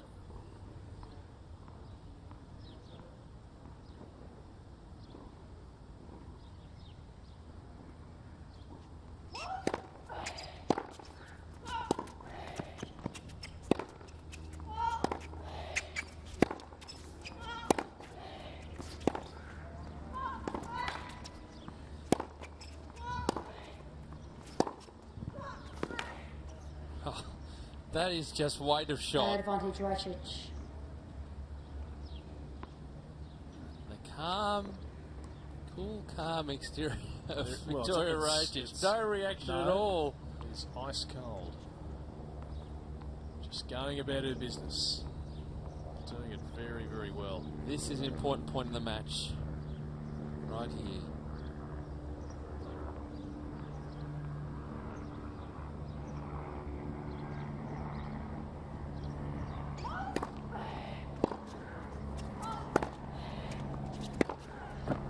Juice.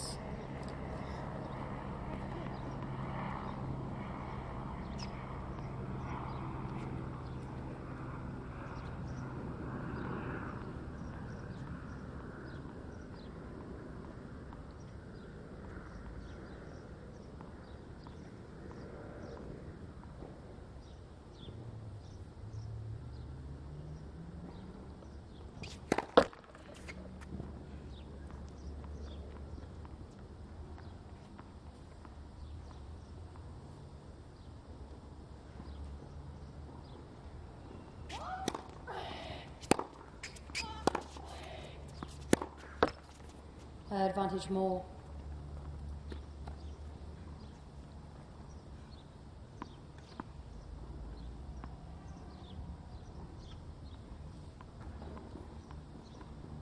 So really important for just more to hold serve. Just hanging in at the moment.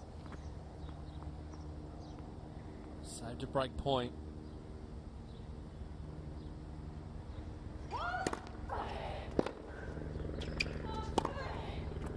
Game more. Got there. Well done. That was really well done. 3 games to 2. You certainly need to do that, Jess Moore, to stay alive in this match, to try and force it to a third set. Live action here from Melbourne Park. Wildcard playoff to decide one male and one female to go through to the Australian Open starting January 13. Now, you were talking earlier, you and Adrian, about the Roger Federer charity night that's being held.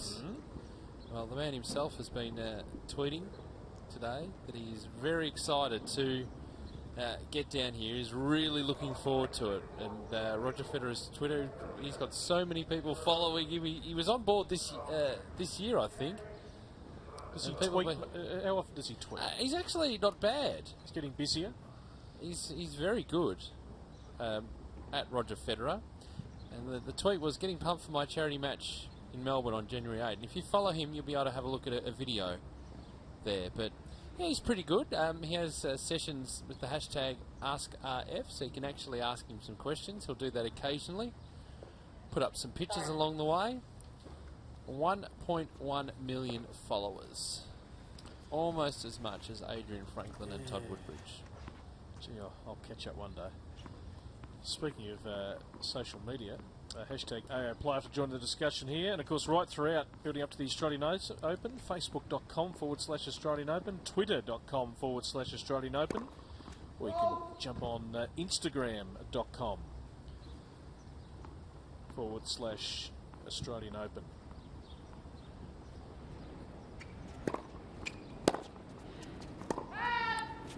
Love. And watching us on YouTube, of course, you can subscribe to the Australian Open channel.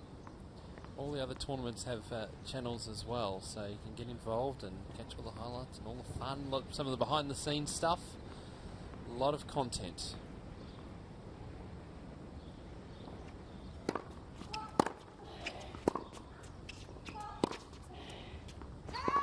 Love.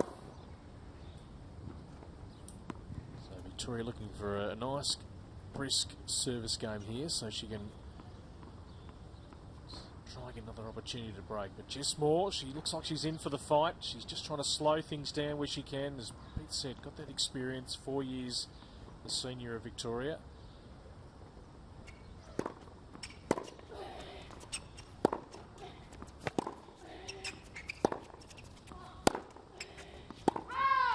Love.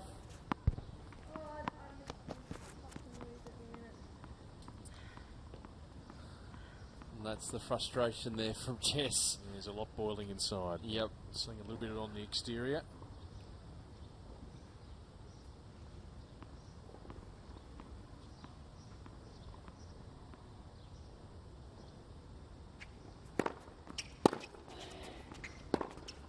That's why. 40-15. And some of that might be too, when you look up down the other end, and we're talking about how calm Victoria is. Yep. Up or down in the match. There's just no reaction, just gets on with the job. You look down there and just go, show something. Show me that you're frustrated.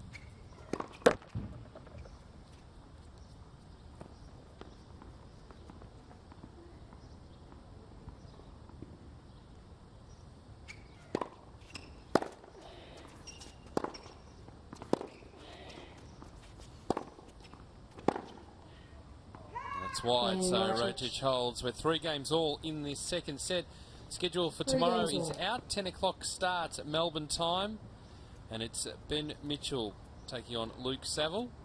And then that'll be followed by JP Smith and Jordan Thompson. So seeds 3 and 8 to face off first. And then seeds 1 and 4. The action getting underway. We're on air 10 to 10 Melbourne time. Or Australian Eastern Daylight Savings time.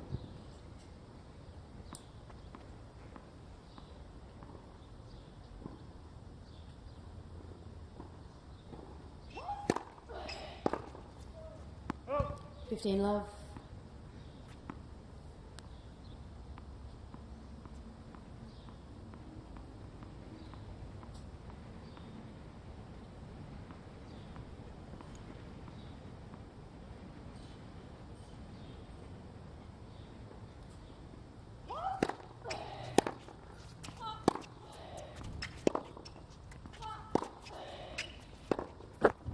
$30 love.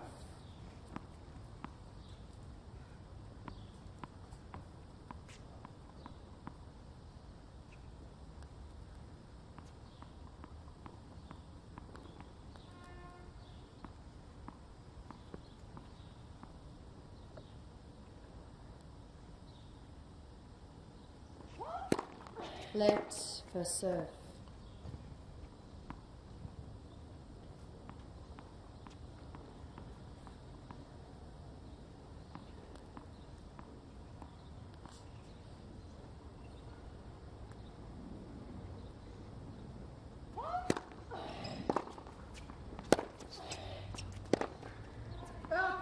$40 love. It's important for Jess Moore, but not only to hold serve, but to have a love service game will boost her confidence. After some struggles, service games throughout this set.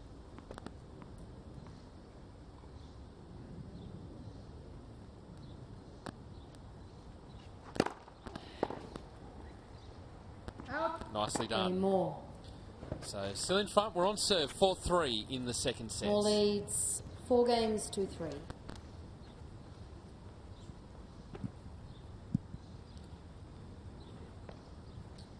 Of course, don't forget to grab the Australian Tennis magazine if you haven't got a copy for the summer. Roger Federer on the front, summer special. Available at all good news agencies. You can also subscribe to the Australian Tennis magazine if you're a hardcore tennis fan, which I imagine you are if you're watching our coverage. This is a must to have with you 12 months of the year, and beautifully put together by Viv Christie. She has got the biggest computer I've ever seen, and she needs to have the biggest computer. Lots of things to sift through. And Roger is on the front, of course, building up to his big night on the 8th of January against Joe Wilfried Tsonga. Also back after winning of course, his first title 10 years ago. New balls after this game.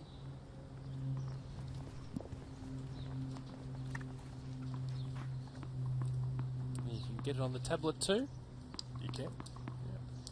So if you can't get down the news agent, just let it drop into your iPad and have a look. 15 love.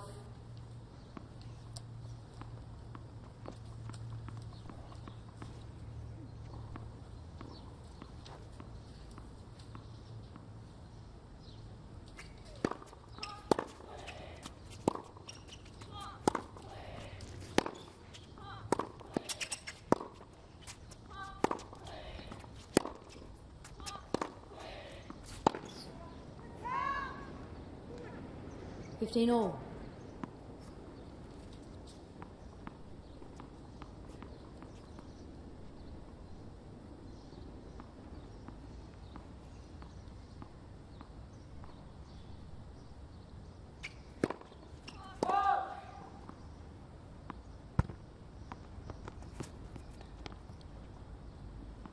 See a little bit of Maria Sharapova in this edition. Boyfriend Blues.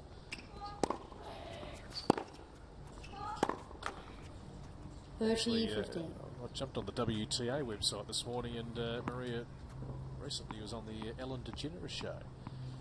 It's always good to see a different side of Maria because she's such a focused, driven athlete who doesn't show a lot, but more relaxed, and promoting the sugar pova candy and having a smile and a bit of a laugh. And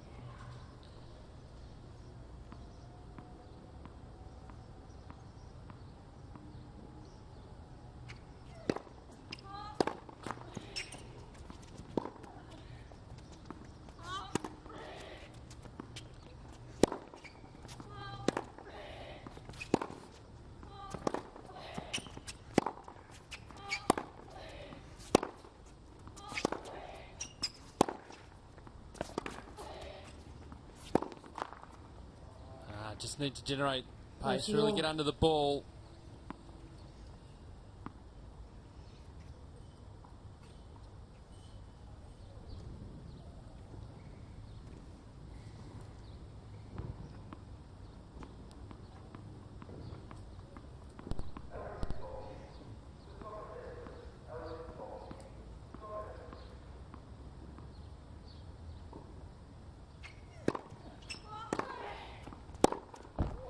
(30-40). And now a break point opportunity for Jess Moore.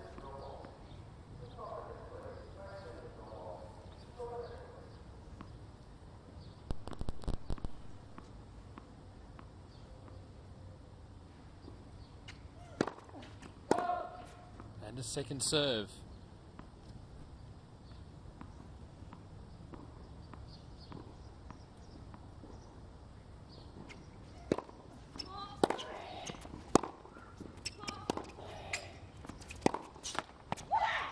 More. So 3 errors off the Rajic racket. And Jess Moore has got a very important break here. 5 games to 3. She'll come out and serve for the second set. 2 3-setters already on women's quarterfinal day. Got to say that's reward for effort right there from Jess Moore.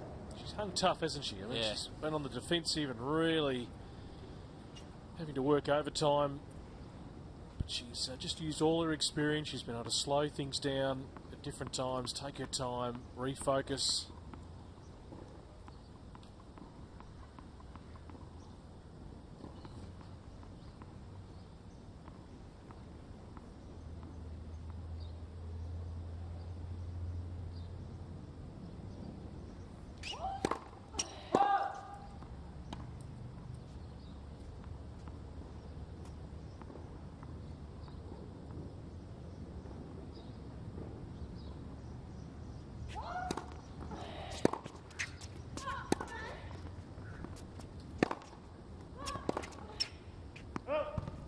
Love 15.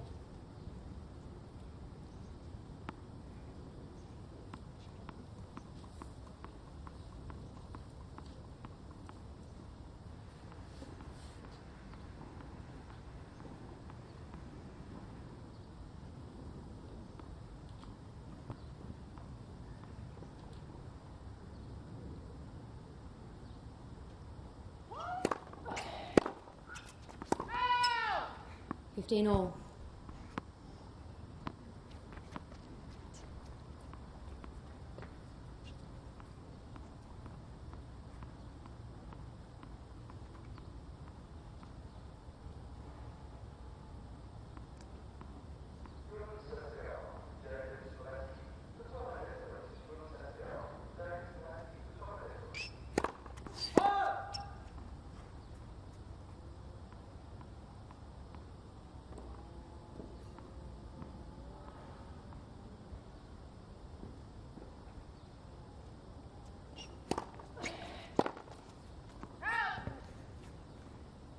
30-15.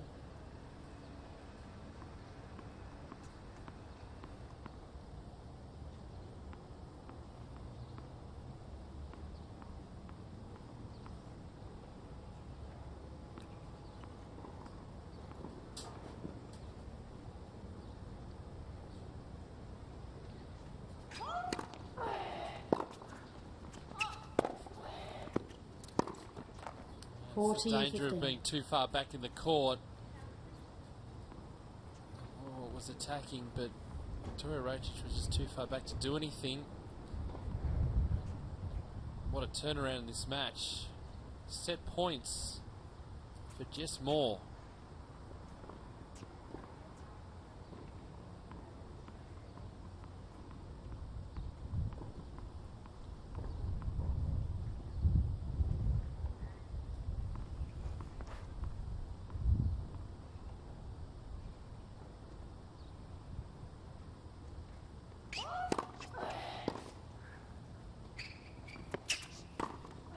Out. 40-30. Call confirmed by the chair umpire as well.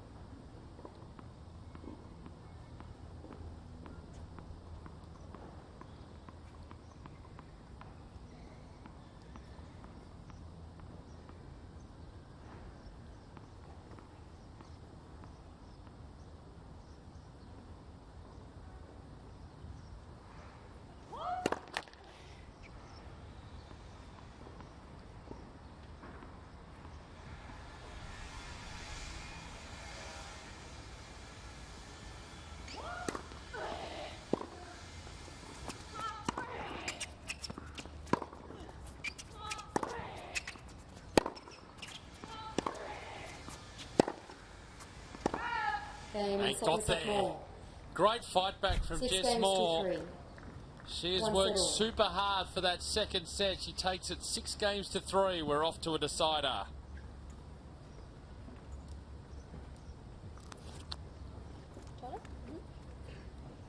So Victoria Rocic will leave the court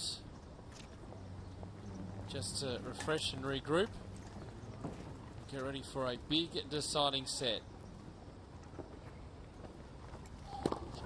What a turnaround in this match. It was Rocic early stages, but then Jess Moore just kept fighting. 15-30. Kept getting deep into both serving and receiving games and giving herself plenty of opportunities. Started to wear down Rocic. Trying a few different things. A big forehand that time. Had Rocic running. And it was a beautiful setup and a good put away. She's been talking to herself throughout the set.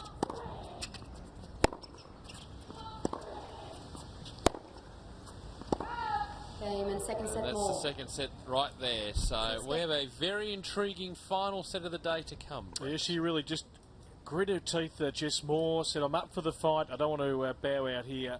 And well done to her getting herself back into the match. Well, as we take a break and wait for the third set, the tennis attire always very important. Just in case you're not all over it, this will give you a good guide. Tennis is a traditional game with well-established rules. Because of this, it is advised that all players wear clothes. I cannot stress that enough. Clothes are a crucial component of social competition. The rules on attire are pretty broad after that. Comfort is key. Women normally wear skirts, shorts, pants, t-shirts, sports shirts, basically whatever you're comfortable in and whatever doesn't impair movement. While men normally wear shorts, pants, t-shirts or sports shirts, while those leave nothing to the imagination shorts from the 70s are best left at home. The outfit should be comfortably comfortable, not too loose, heavy or restricting, so you can move and stretch in all directions. If possible, include super breathable fabrics with built-in UV protection. Other extras are sweatbands and a hat. A really important area to think about is your footwear. Tennis has a lot of lateral movement and short sprints. Your normal runners were designed for running and can't offer the same support as a purpose tennis shoe. Clay courts offer a natural slide, but the fine grains mean you need a shoe that can offer traction. Grass courts give players the most natural cushioning, which means that you need a shoe which favours lateral comfort. Hard courts are the most common playing surface and can be the most challenging for players' feet. The hard surface is unforgiving, so get footwear that has as much cushioning as is comfortable. So you're dressed. Now you need a racket. The racket Roger Federer uses is great, but it's good for his game and not yours. Most manufacturers bring out recreational versions of top players' rackets. They look just as good and will help your game grow much more quickly. So that's it. Don't you look smart? Now you're ready for tennis. Thank you very much, Mick T. Very nice work. Oh, we're outing him as the man behind the video. He's a very sharp individual, Mick T. Oh. He's all over the tennis attire. I'm glad we got it the first bit right, that we actually got to wear clothes out on the tennis court, because we'd have to change the rating of our coverage. Certainly would be an interesting dynamic to the Final matches. set, Rajcic to serve.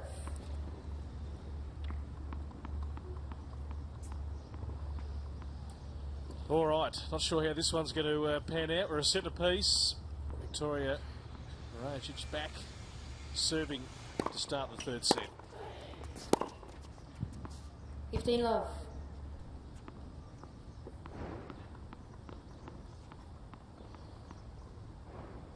Just more really working hard over the last half hour, 40 minutes to give herself a chance of getting into the semi-finals.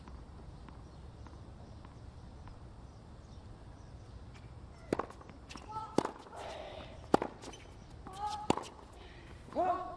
30 love. As I mentioned, Jess Moore having that 9-7 against Anastasia Rodionova. Doesn't mind long matches.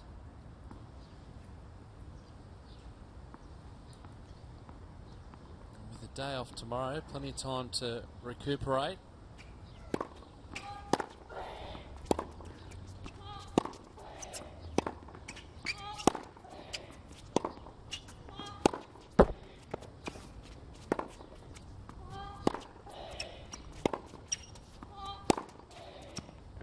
Thirty 15.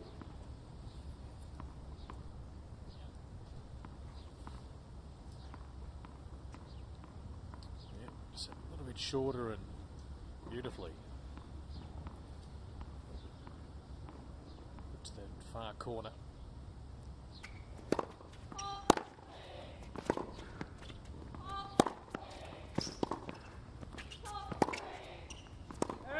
Forty 15.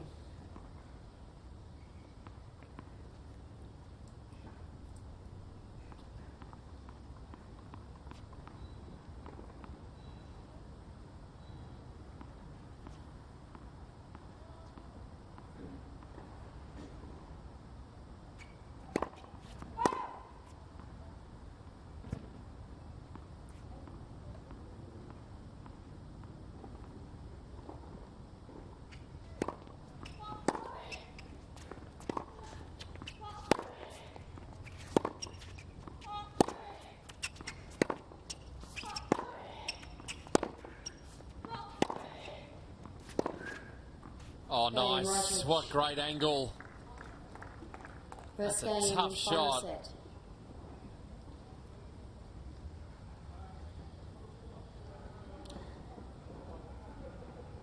Big day today. We've had all of our matches go to 3 sets. Could we have 2 5-setters tomorrow, I wonder? Ben Mitchell to take on Luke Saville in the semi-final, and JP Smith to play Jordan Thompson. We'll have both of those matches live for you right here, so make sure you stick with us for all the action. And then the women's semi-finals on Saturday, and then the 2 finals will be on Sunday. So still plenty of action to come from Melbourne Park. The weather forecast looking pretty good for the next couple of days. Yeah, huge opportunity for JP. He's been a semi-finalist and quarter-finalist on 2 other occasions to go a step further and make the final.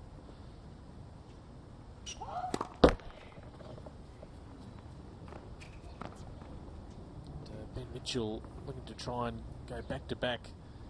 If he can get through.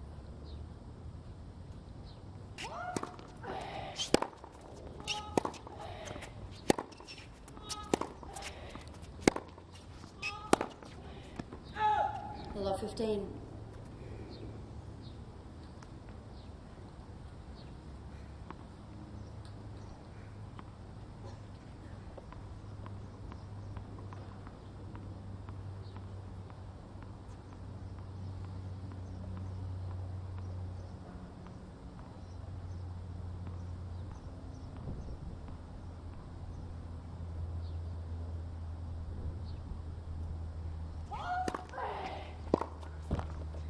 All.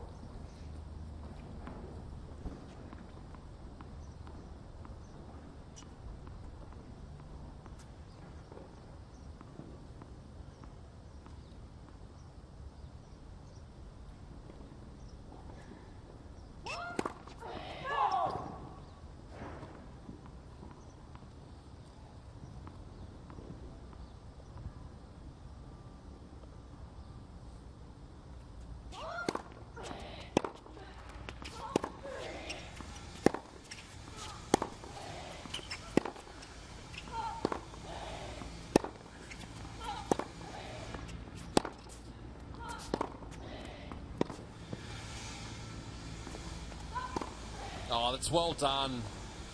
30, all the momentum going with just more this point in time.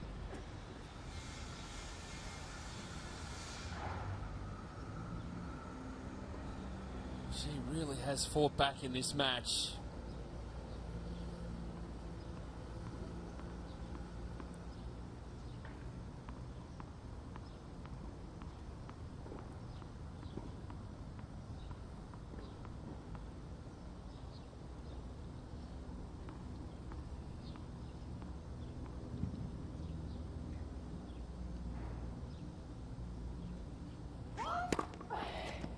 Forty, 15.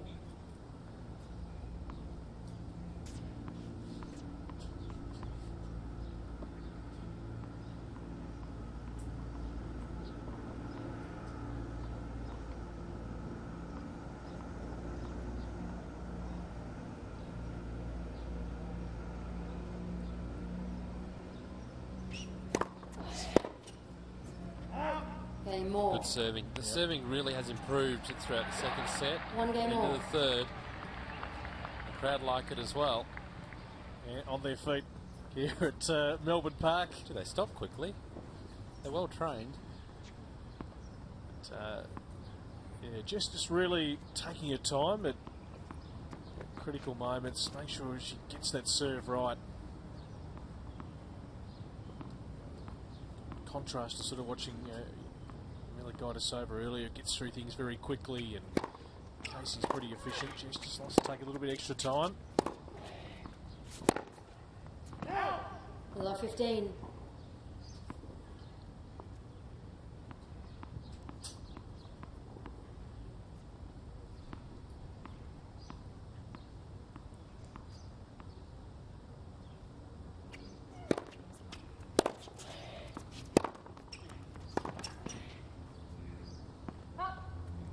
All.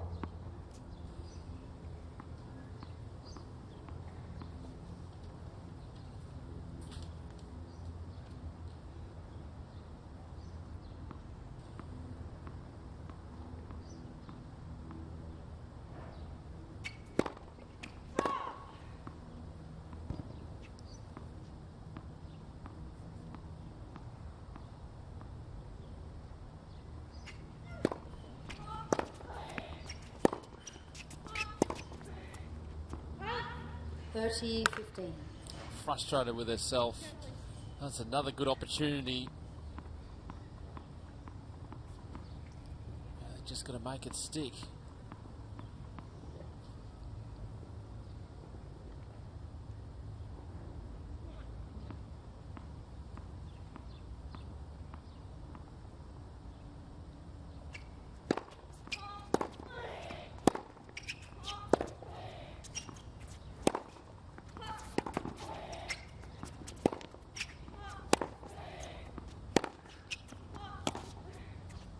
miss hits off the frame.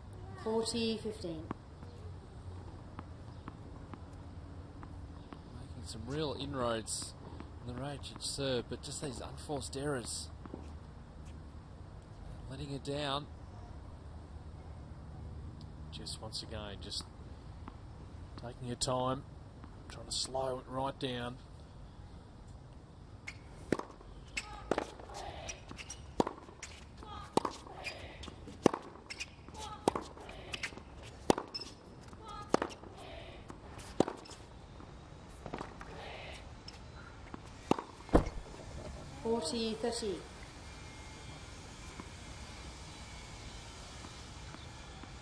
That's the way to play. Making Victoria Rajic hit that extra ball to come up with the big shot.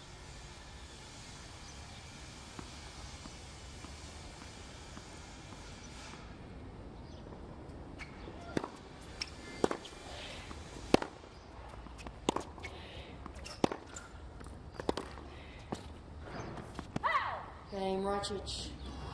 Victoria does hold nicely. 2 games to 1 2 games to in 1. this third set. Well, I tell you, if you haven't got involved in this competition, I suggest you do. It is the AO Blitz.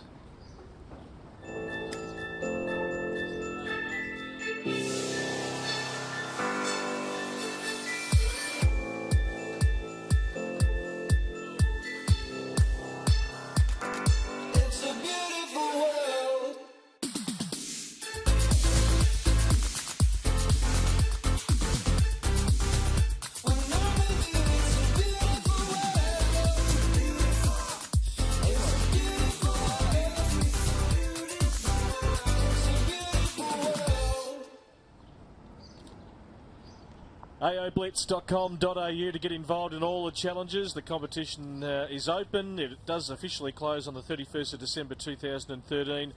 Interactive online competition. We are inviting anyone, individuals, schools, clubs. Just have a bit of fun.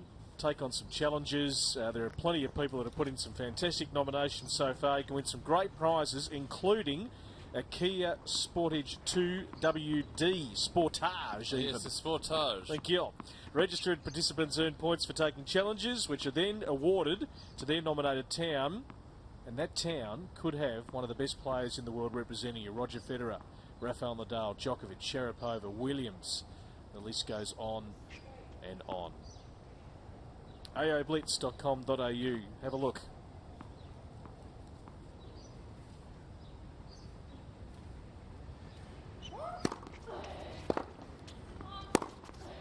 Oh yes, 15-love. 1-2 play.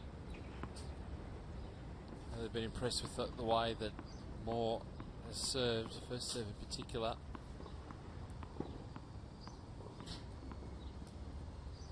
She's matched the intensity of Rajic and some.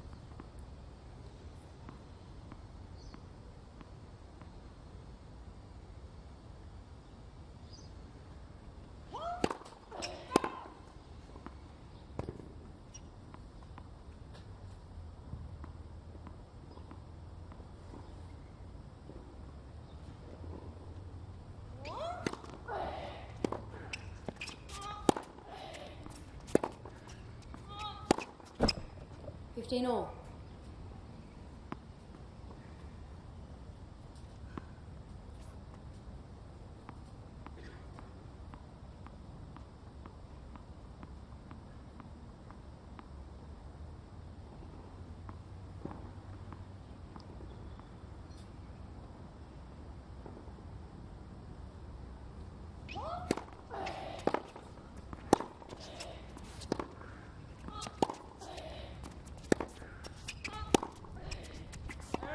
$15.30.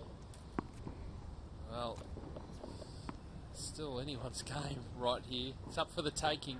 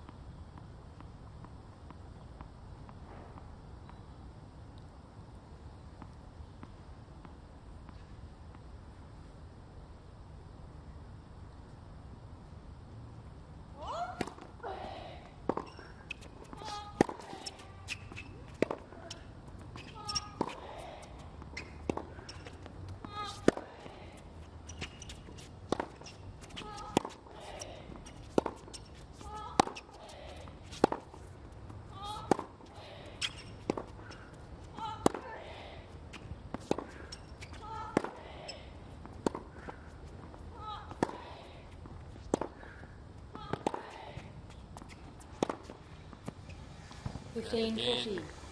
But just wore down in that rally. Ball striking's been excellent from both players. And it is just that short ball and Rajic sensing the opportunity. A couple of break points, and if everything was going Jess Moore's way, she was being the aggressor and had the momentum. Could have another switch.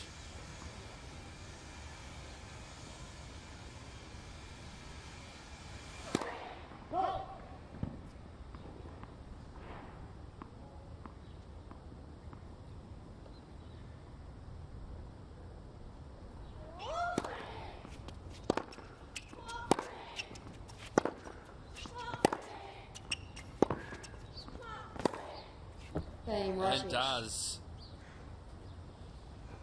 Rajic leads 3 games to 1. Yeah, she might be on her way now. That is a significant game to win now, serving with a 3-1 lead. Is there a way back for Jess Moore?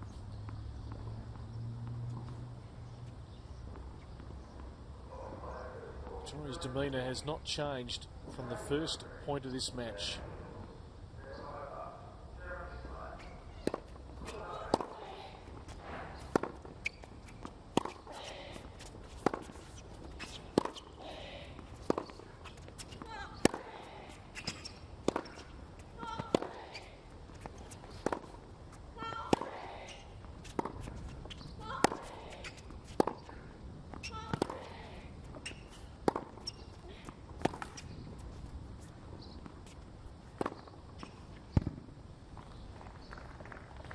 Fighting so hard to get back into this match, just more just being worn down again.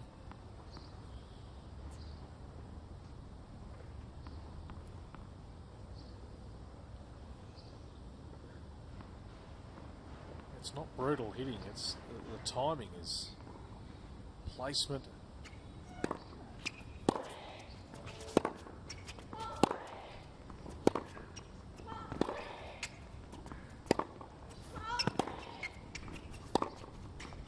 It's wonderful again. 30 love. Just goes back to your point about the timing. She's got Jess on the run. It's hard work for Jess Moore, who just takes a breather for a moment. Just taking the ball on the rise, taking quickly, so your opponent doesn't have an opportunity to recover.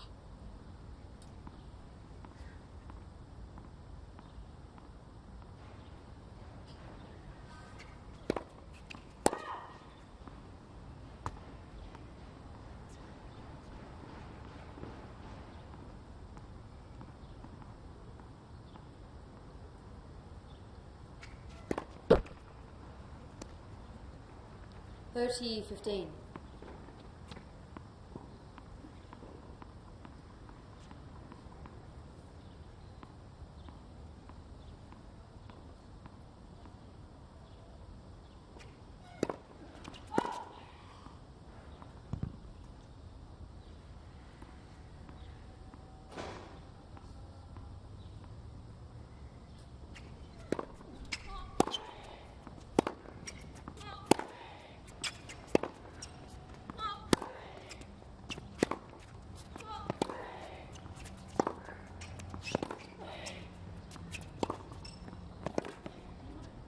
Again, the heavy hitting.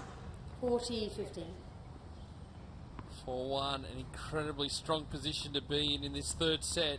Just when she has to, she's got that little extra cog, hasn't she? I mean, her timing's beautiful, and then she's got that ability just to put a bit more on it, really finish it off.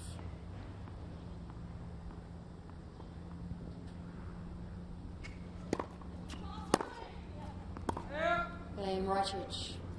So it is. It's her game to lose from here. Victoria Rajic leads 4 games to 4-1, third set, looking for a spot in the semi-finals against Irina Rodionova. Won the first set 6-2. Jess Moore storming back to win the second, 6-3.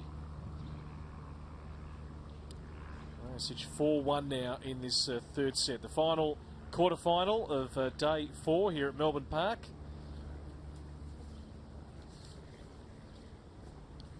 Great day tomorrow as well. Men's semis we will turn our attention to from 10 o'clock tomorrow morning. We'll be on air from 9:50 Australian Eastern Daylight Summertime, wherever you may be viewing. Ben Mitchell and Luke Seville and John Patrick Smith and Jordan Thompson. So 4 of the seeded players going head-to-head tomorrow for a spot in the final. Ben Mitchell looking to make it to back-to-back wildcard finals. JP Smith looking to go one better than his previous best performance of a semi-final. Jordan Thompson has certainly been one of the very impressive young players from New South Wales. Highly talked about. He's had a couple of big wins against Blake Mott and Alex Bolt. He's had to spend a lot of time out on court, so he'll no doubt enjoy a little bit of recovery time today.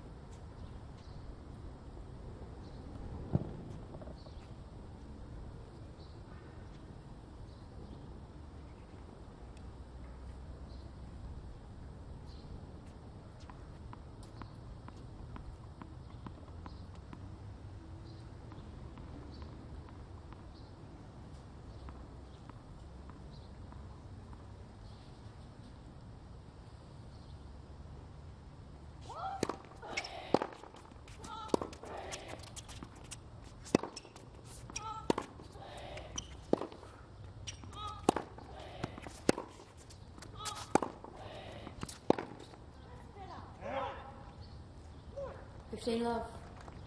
Still pushing herself through.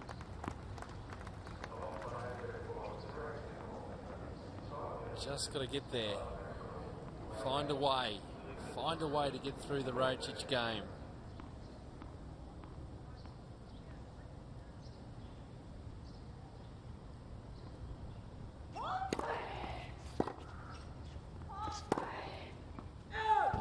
All.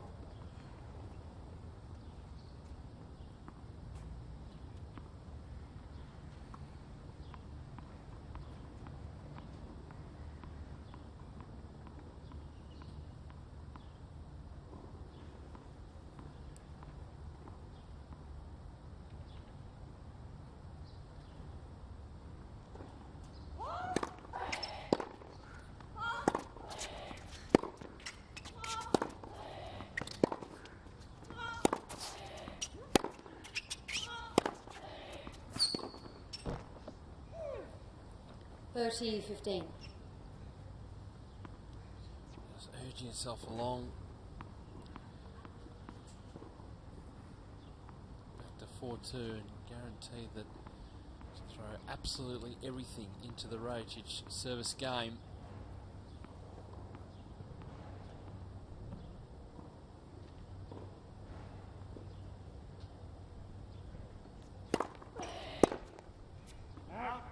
$40-15. I think for Rocic is that you'd be quite content just to trade serve here and still win the match.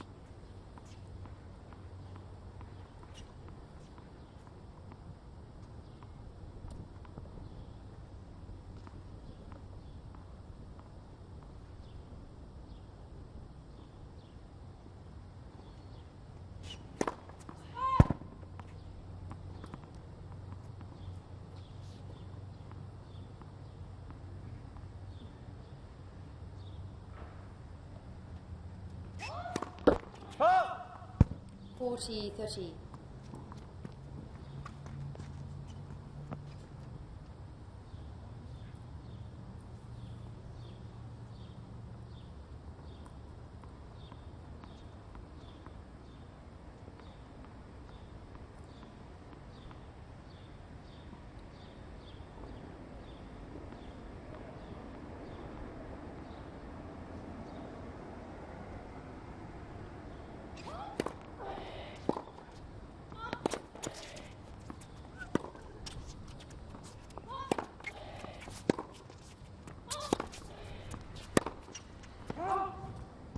More. Some more holds, still clinging on.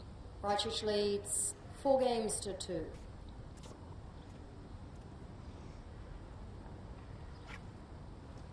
So just got to keep holding your serve, Victoria.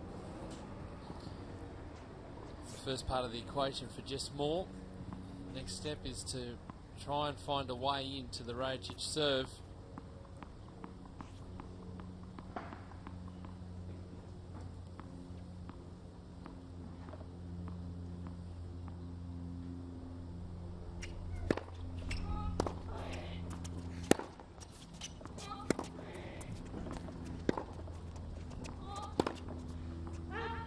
15 love.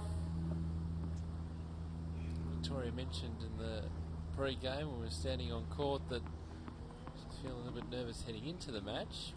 Let's see how she plays getting into the business end. Chance of winning to close it out.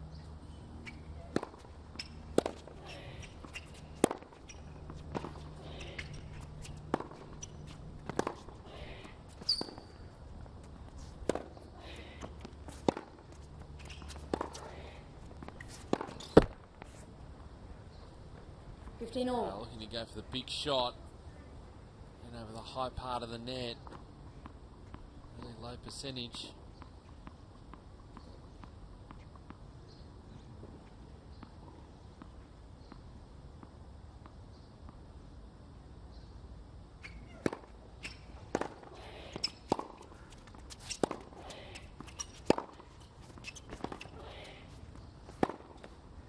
Got it. 30-15.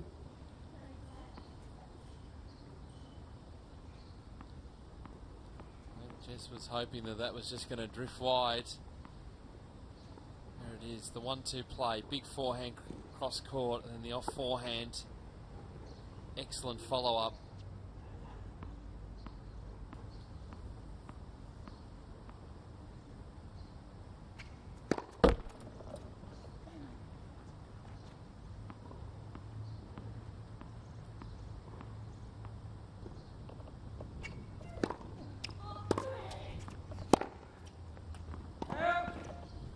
All.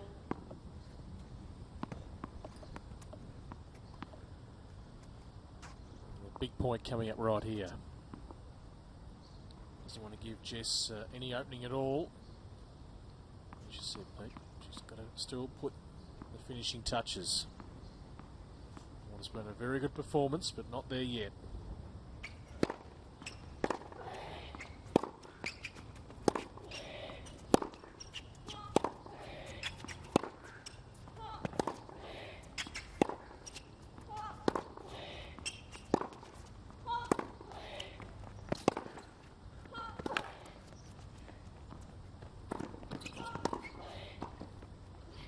That's terrific. Oh, that is clutch right there. What an excellent volley. That's probably the hardest point she's had to work. She was on the run, and you can see as she walks to the back of the court, blowing pretty hard. Had to work overtime. Point well earned.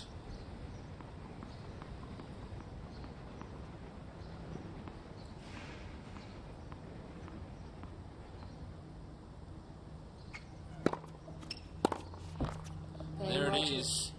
So Victoria Rajcic is just one game away now from a spot in the semi-finals, 5 games to 2. leading 5 games to 2 in the final sets.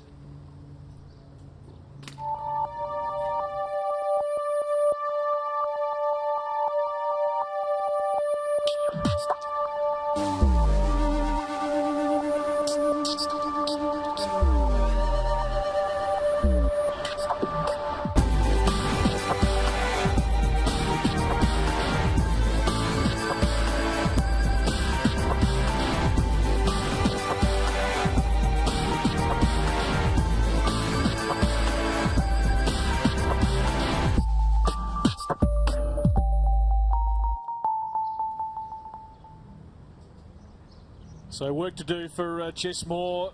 She's had to fight an uphill battle in this game right from the opening set. Managed to come back and win the second and take it to a third, but Victoria Rajcic has got a tail up here. 5 games to 2. Jess will serve to stay in the match. On a beautiful day for tennis, 24 degrees here at Melbourne Park. It's been a very still day. Great for the spectators here just to enjoy the tennis out in the sunshine. Jess Moore. Is there one more challenge she can mount? 15 love.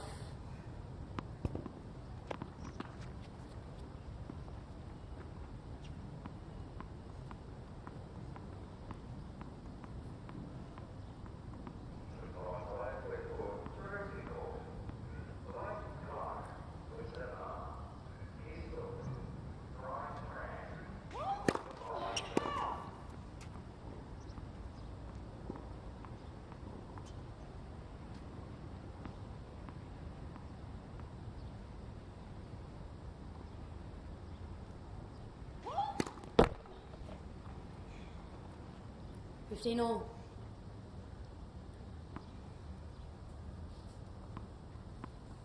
Winner to play Arena Rodionova in the semi-finals. The third seed getting a walkover today. Storm Sanders having to withdraw with injury. Hope she's got that hit in, Arena.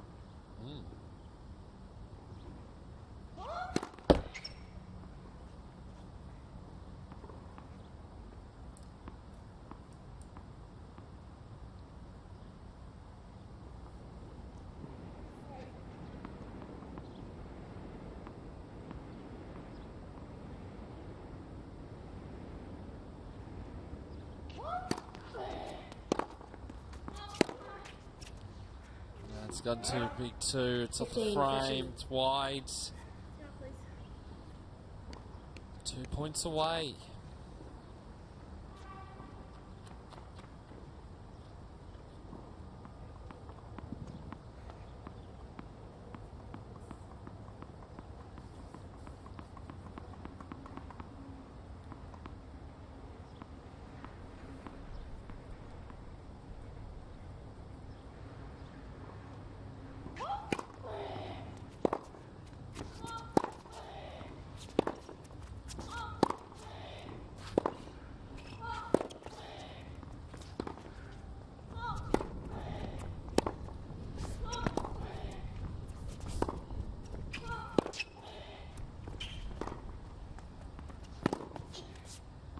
It's gone wide too. 15, Did well to dig out a couple of balls there, Rajic.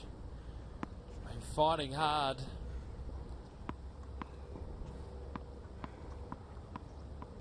Now we stand at match point. A couple of match points for Victoria Rajic.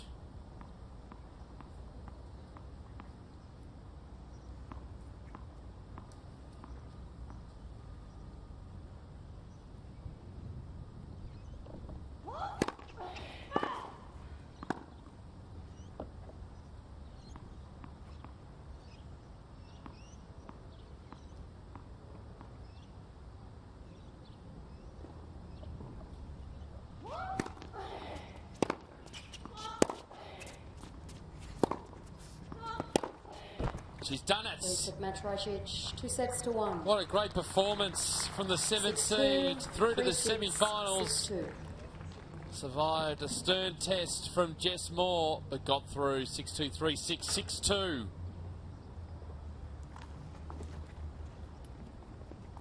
Yeah, that's an impressive performance, as you'll see right throughout this tournament. Did drop the second set, but the response was always going to be the thing we look towards for a young player trying to make that breakthrough, and just a win away from potentially being in the final on Sunday, which would be a massive moment for the young 19-year-old here from Victoria. So let's take a look at the highlights of the match between the 7th seed Victoria Rajic and Jess Moore. And in the opening set, it was all Rajic, so solid from the back of the court. It was that big forehand that was overpowering Jess Moore and taking it 6-2. Yeah, I think just her placement, her timing, her ability to really just construct her points really, really well. She's a patient player and just really picks her moments particularly well. Able to get in, take those short balls, anticipate very well, and was really able to dictate most of this match. Well, in the second set, change of complexion. Jess Moore worked super hard. She tried so hard in this match. She was forced to work for every single point, and she was able to change the momentum through her hard work and her effort. Rajic's level dropped a little bit, and Jess was able to take full advantage and taking that second set 6-3. Yeah, she grit her teeth, didn't she, Jess? No player wants to be beaten in straight sets. She had to work extra hard just to get balls back in play. It was really frustrated Jess Moore at times, but she was able to slow things down, get herself back into the game. But once that third set started, Victoria Rajic regained control, and fantastic from the back of the court. 15. Yeah, it certainly was. It got back on track, and Jess Moore was just worn down in the end. It was a really solid performance from Victoria, getting things back on track, and that was the volley of the match. And in the end, it was victory for the 7 seed, going through 6-2, 3-6, 6-2, and setting up a date with Arena Rodionova in the semi-finals. 6-2. All right, we can go down to Adrian Franklin, who's got our winner. She'll be pretty happy there, Adrian. She is very happy. She was a little bit nervous and tired, and she said she was tired. But thank you for your time. Congratulations. You through to the semi-final. It was a topsy-turvy match, but your forehand seemed to be the dominant stroke on the court. Is that what you thought?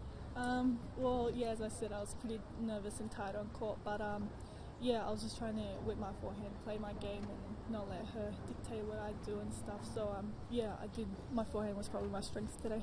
And the commentators before, they were talking about the fact that it's hard to pick your emotions out on court. You've got a bit of a poker face and you don't show us too much. You're smiling now, but on court you don't really show too much emotion. That's probably a strength of yours, would you say?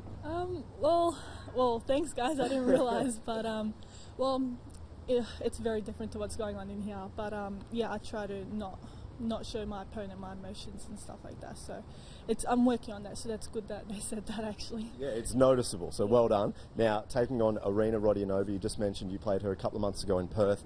You went down in that one, but there is a big opportunity for you to go through to the final. You'd give yourself a fair chance against Arena. Well, yeah, she did beat me last time. I was quite nervous then too. I'm always nervous, but she played really well. She's a good player, so I just hope to play my best and just see what happens. And I was just talking about your coach. I mean, your dad at the moment does a lot of work with you. You travelled around this year with him. What's it like having your father as your coach and balancing that sort of relationship? I do have a coach back home, but yeah, with my dad, well, it's great having a family member around because you know they'll always support you and they're there for you, so it's been great. And I also practice with my sister, so that's also amazing.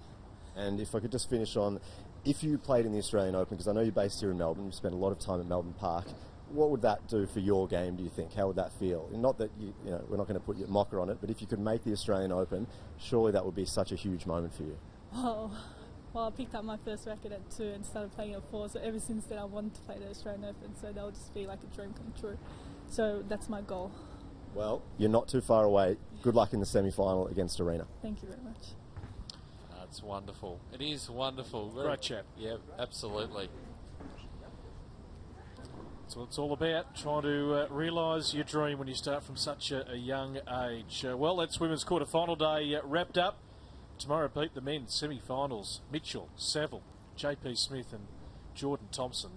We've talked about it all day. They are two classic matches that, well, certainly could go the journey. Yeah, absolutely. And make sure you get down here if you're in the Melbourne area. Free entry to Melbourne Park.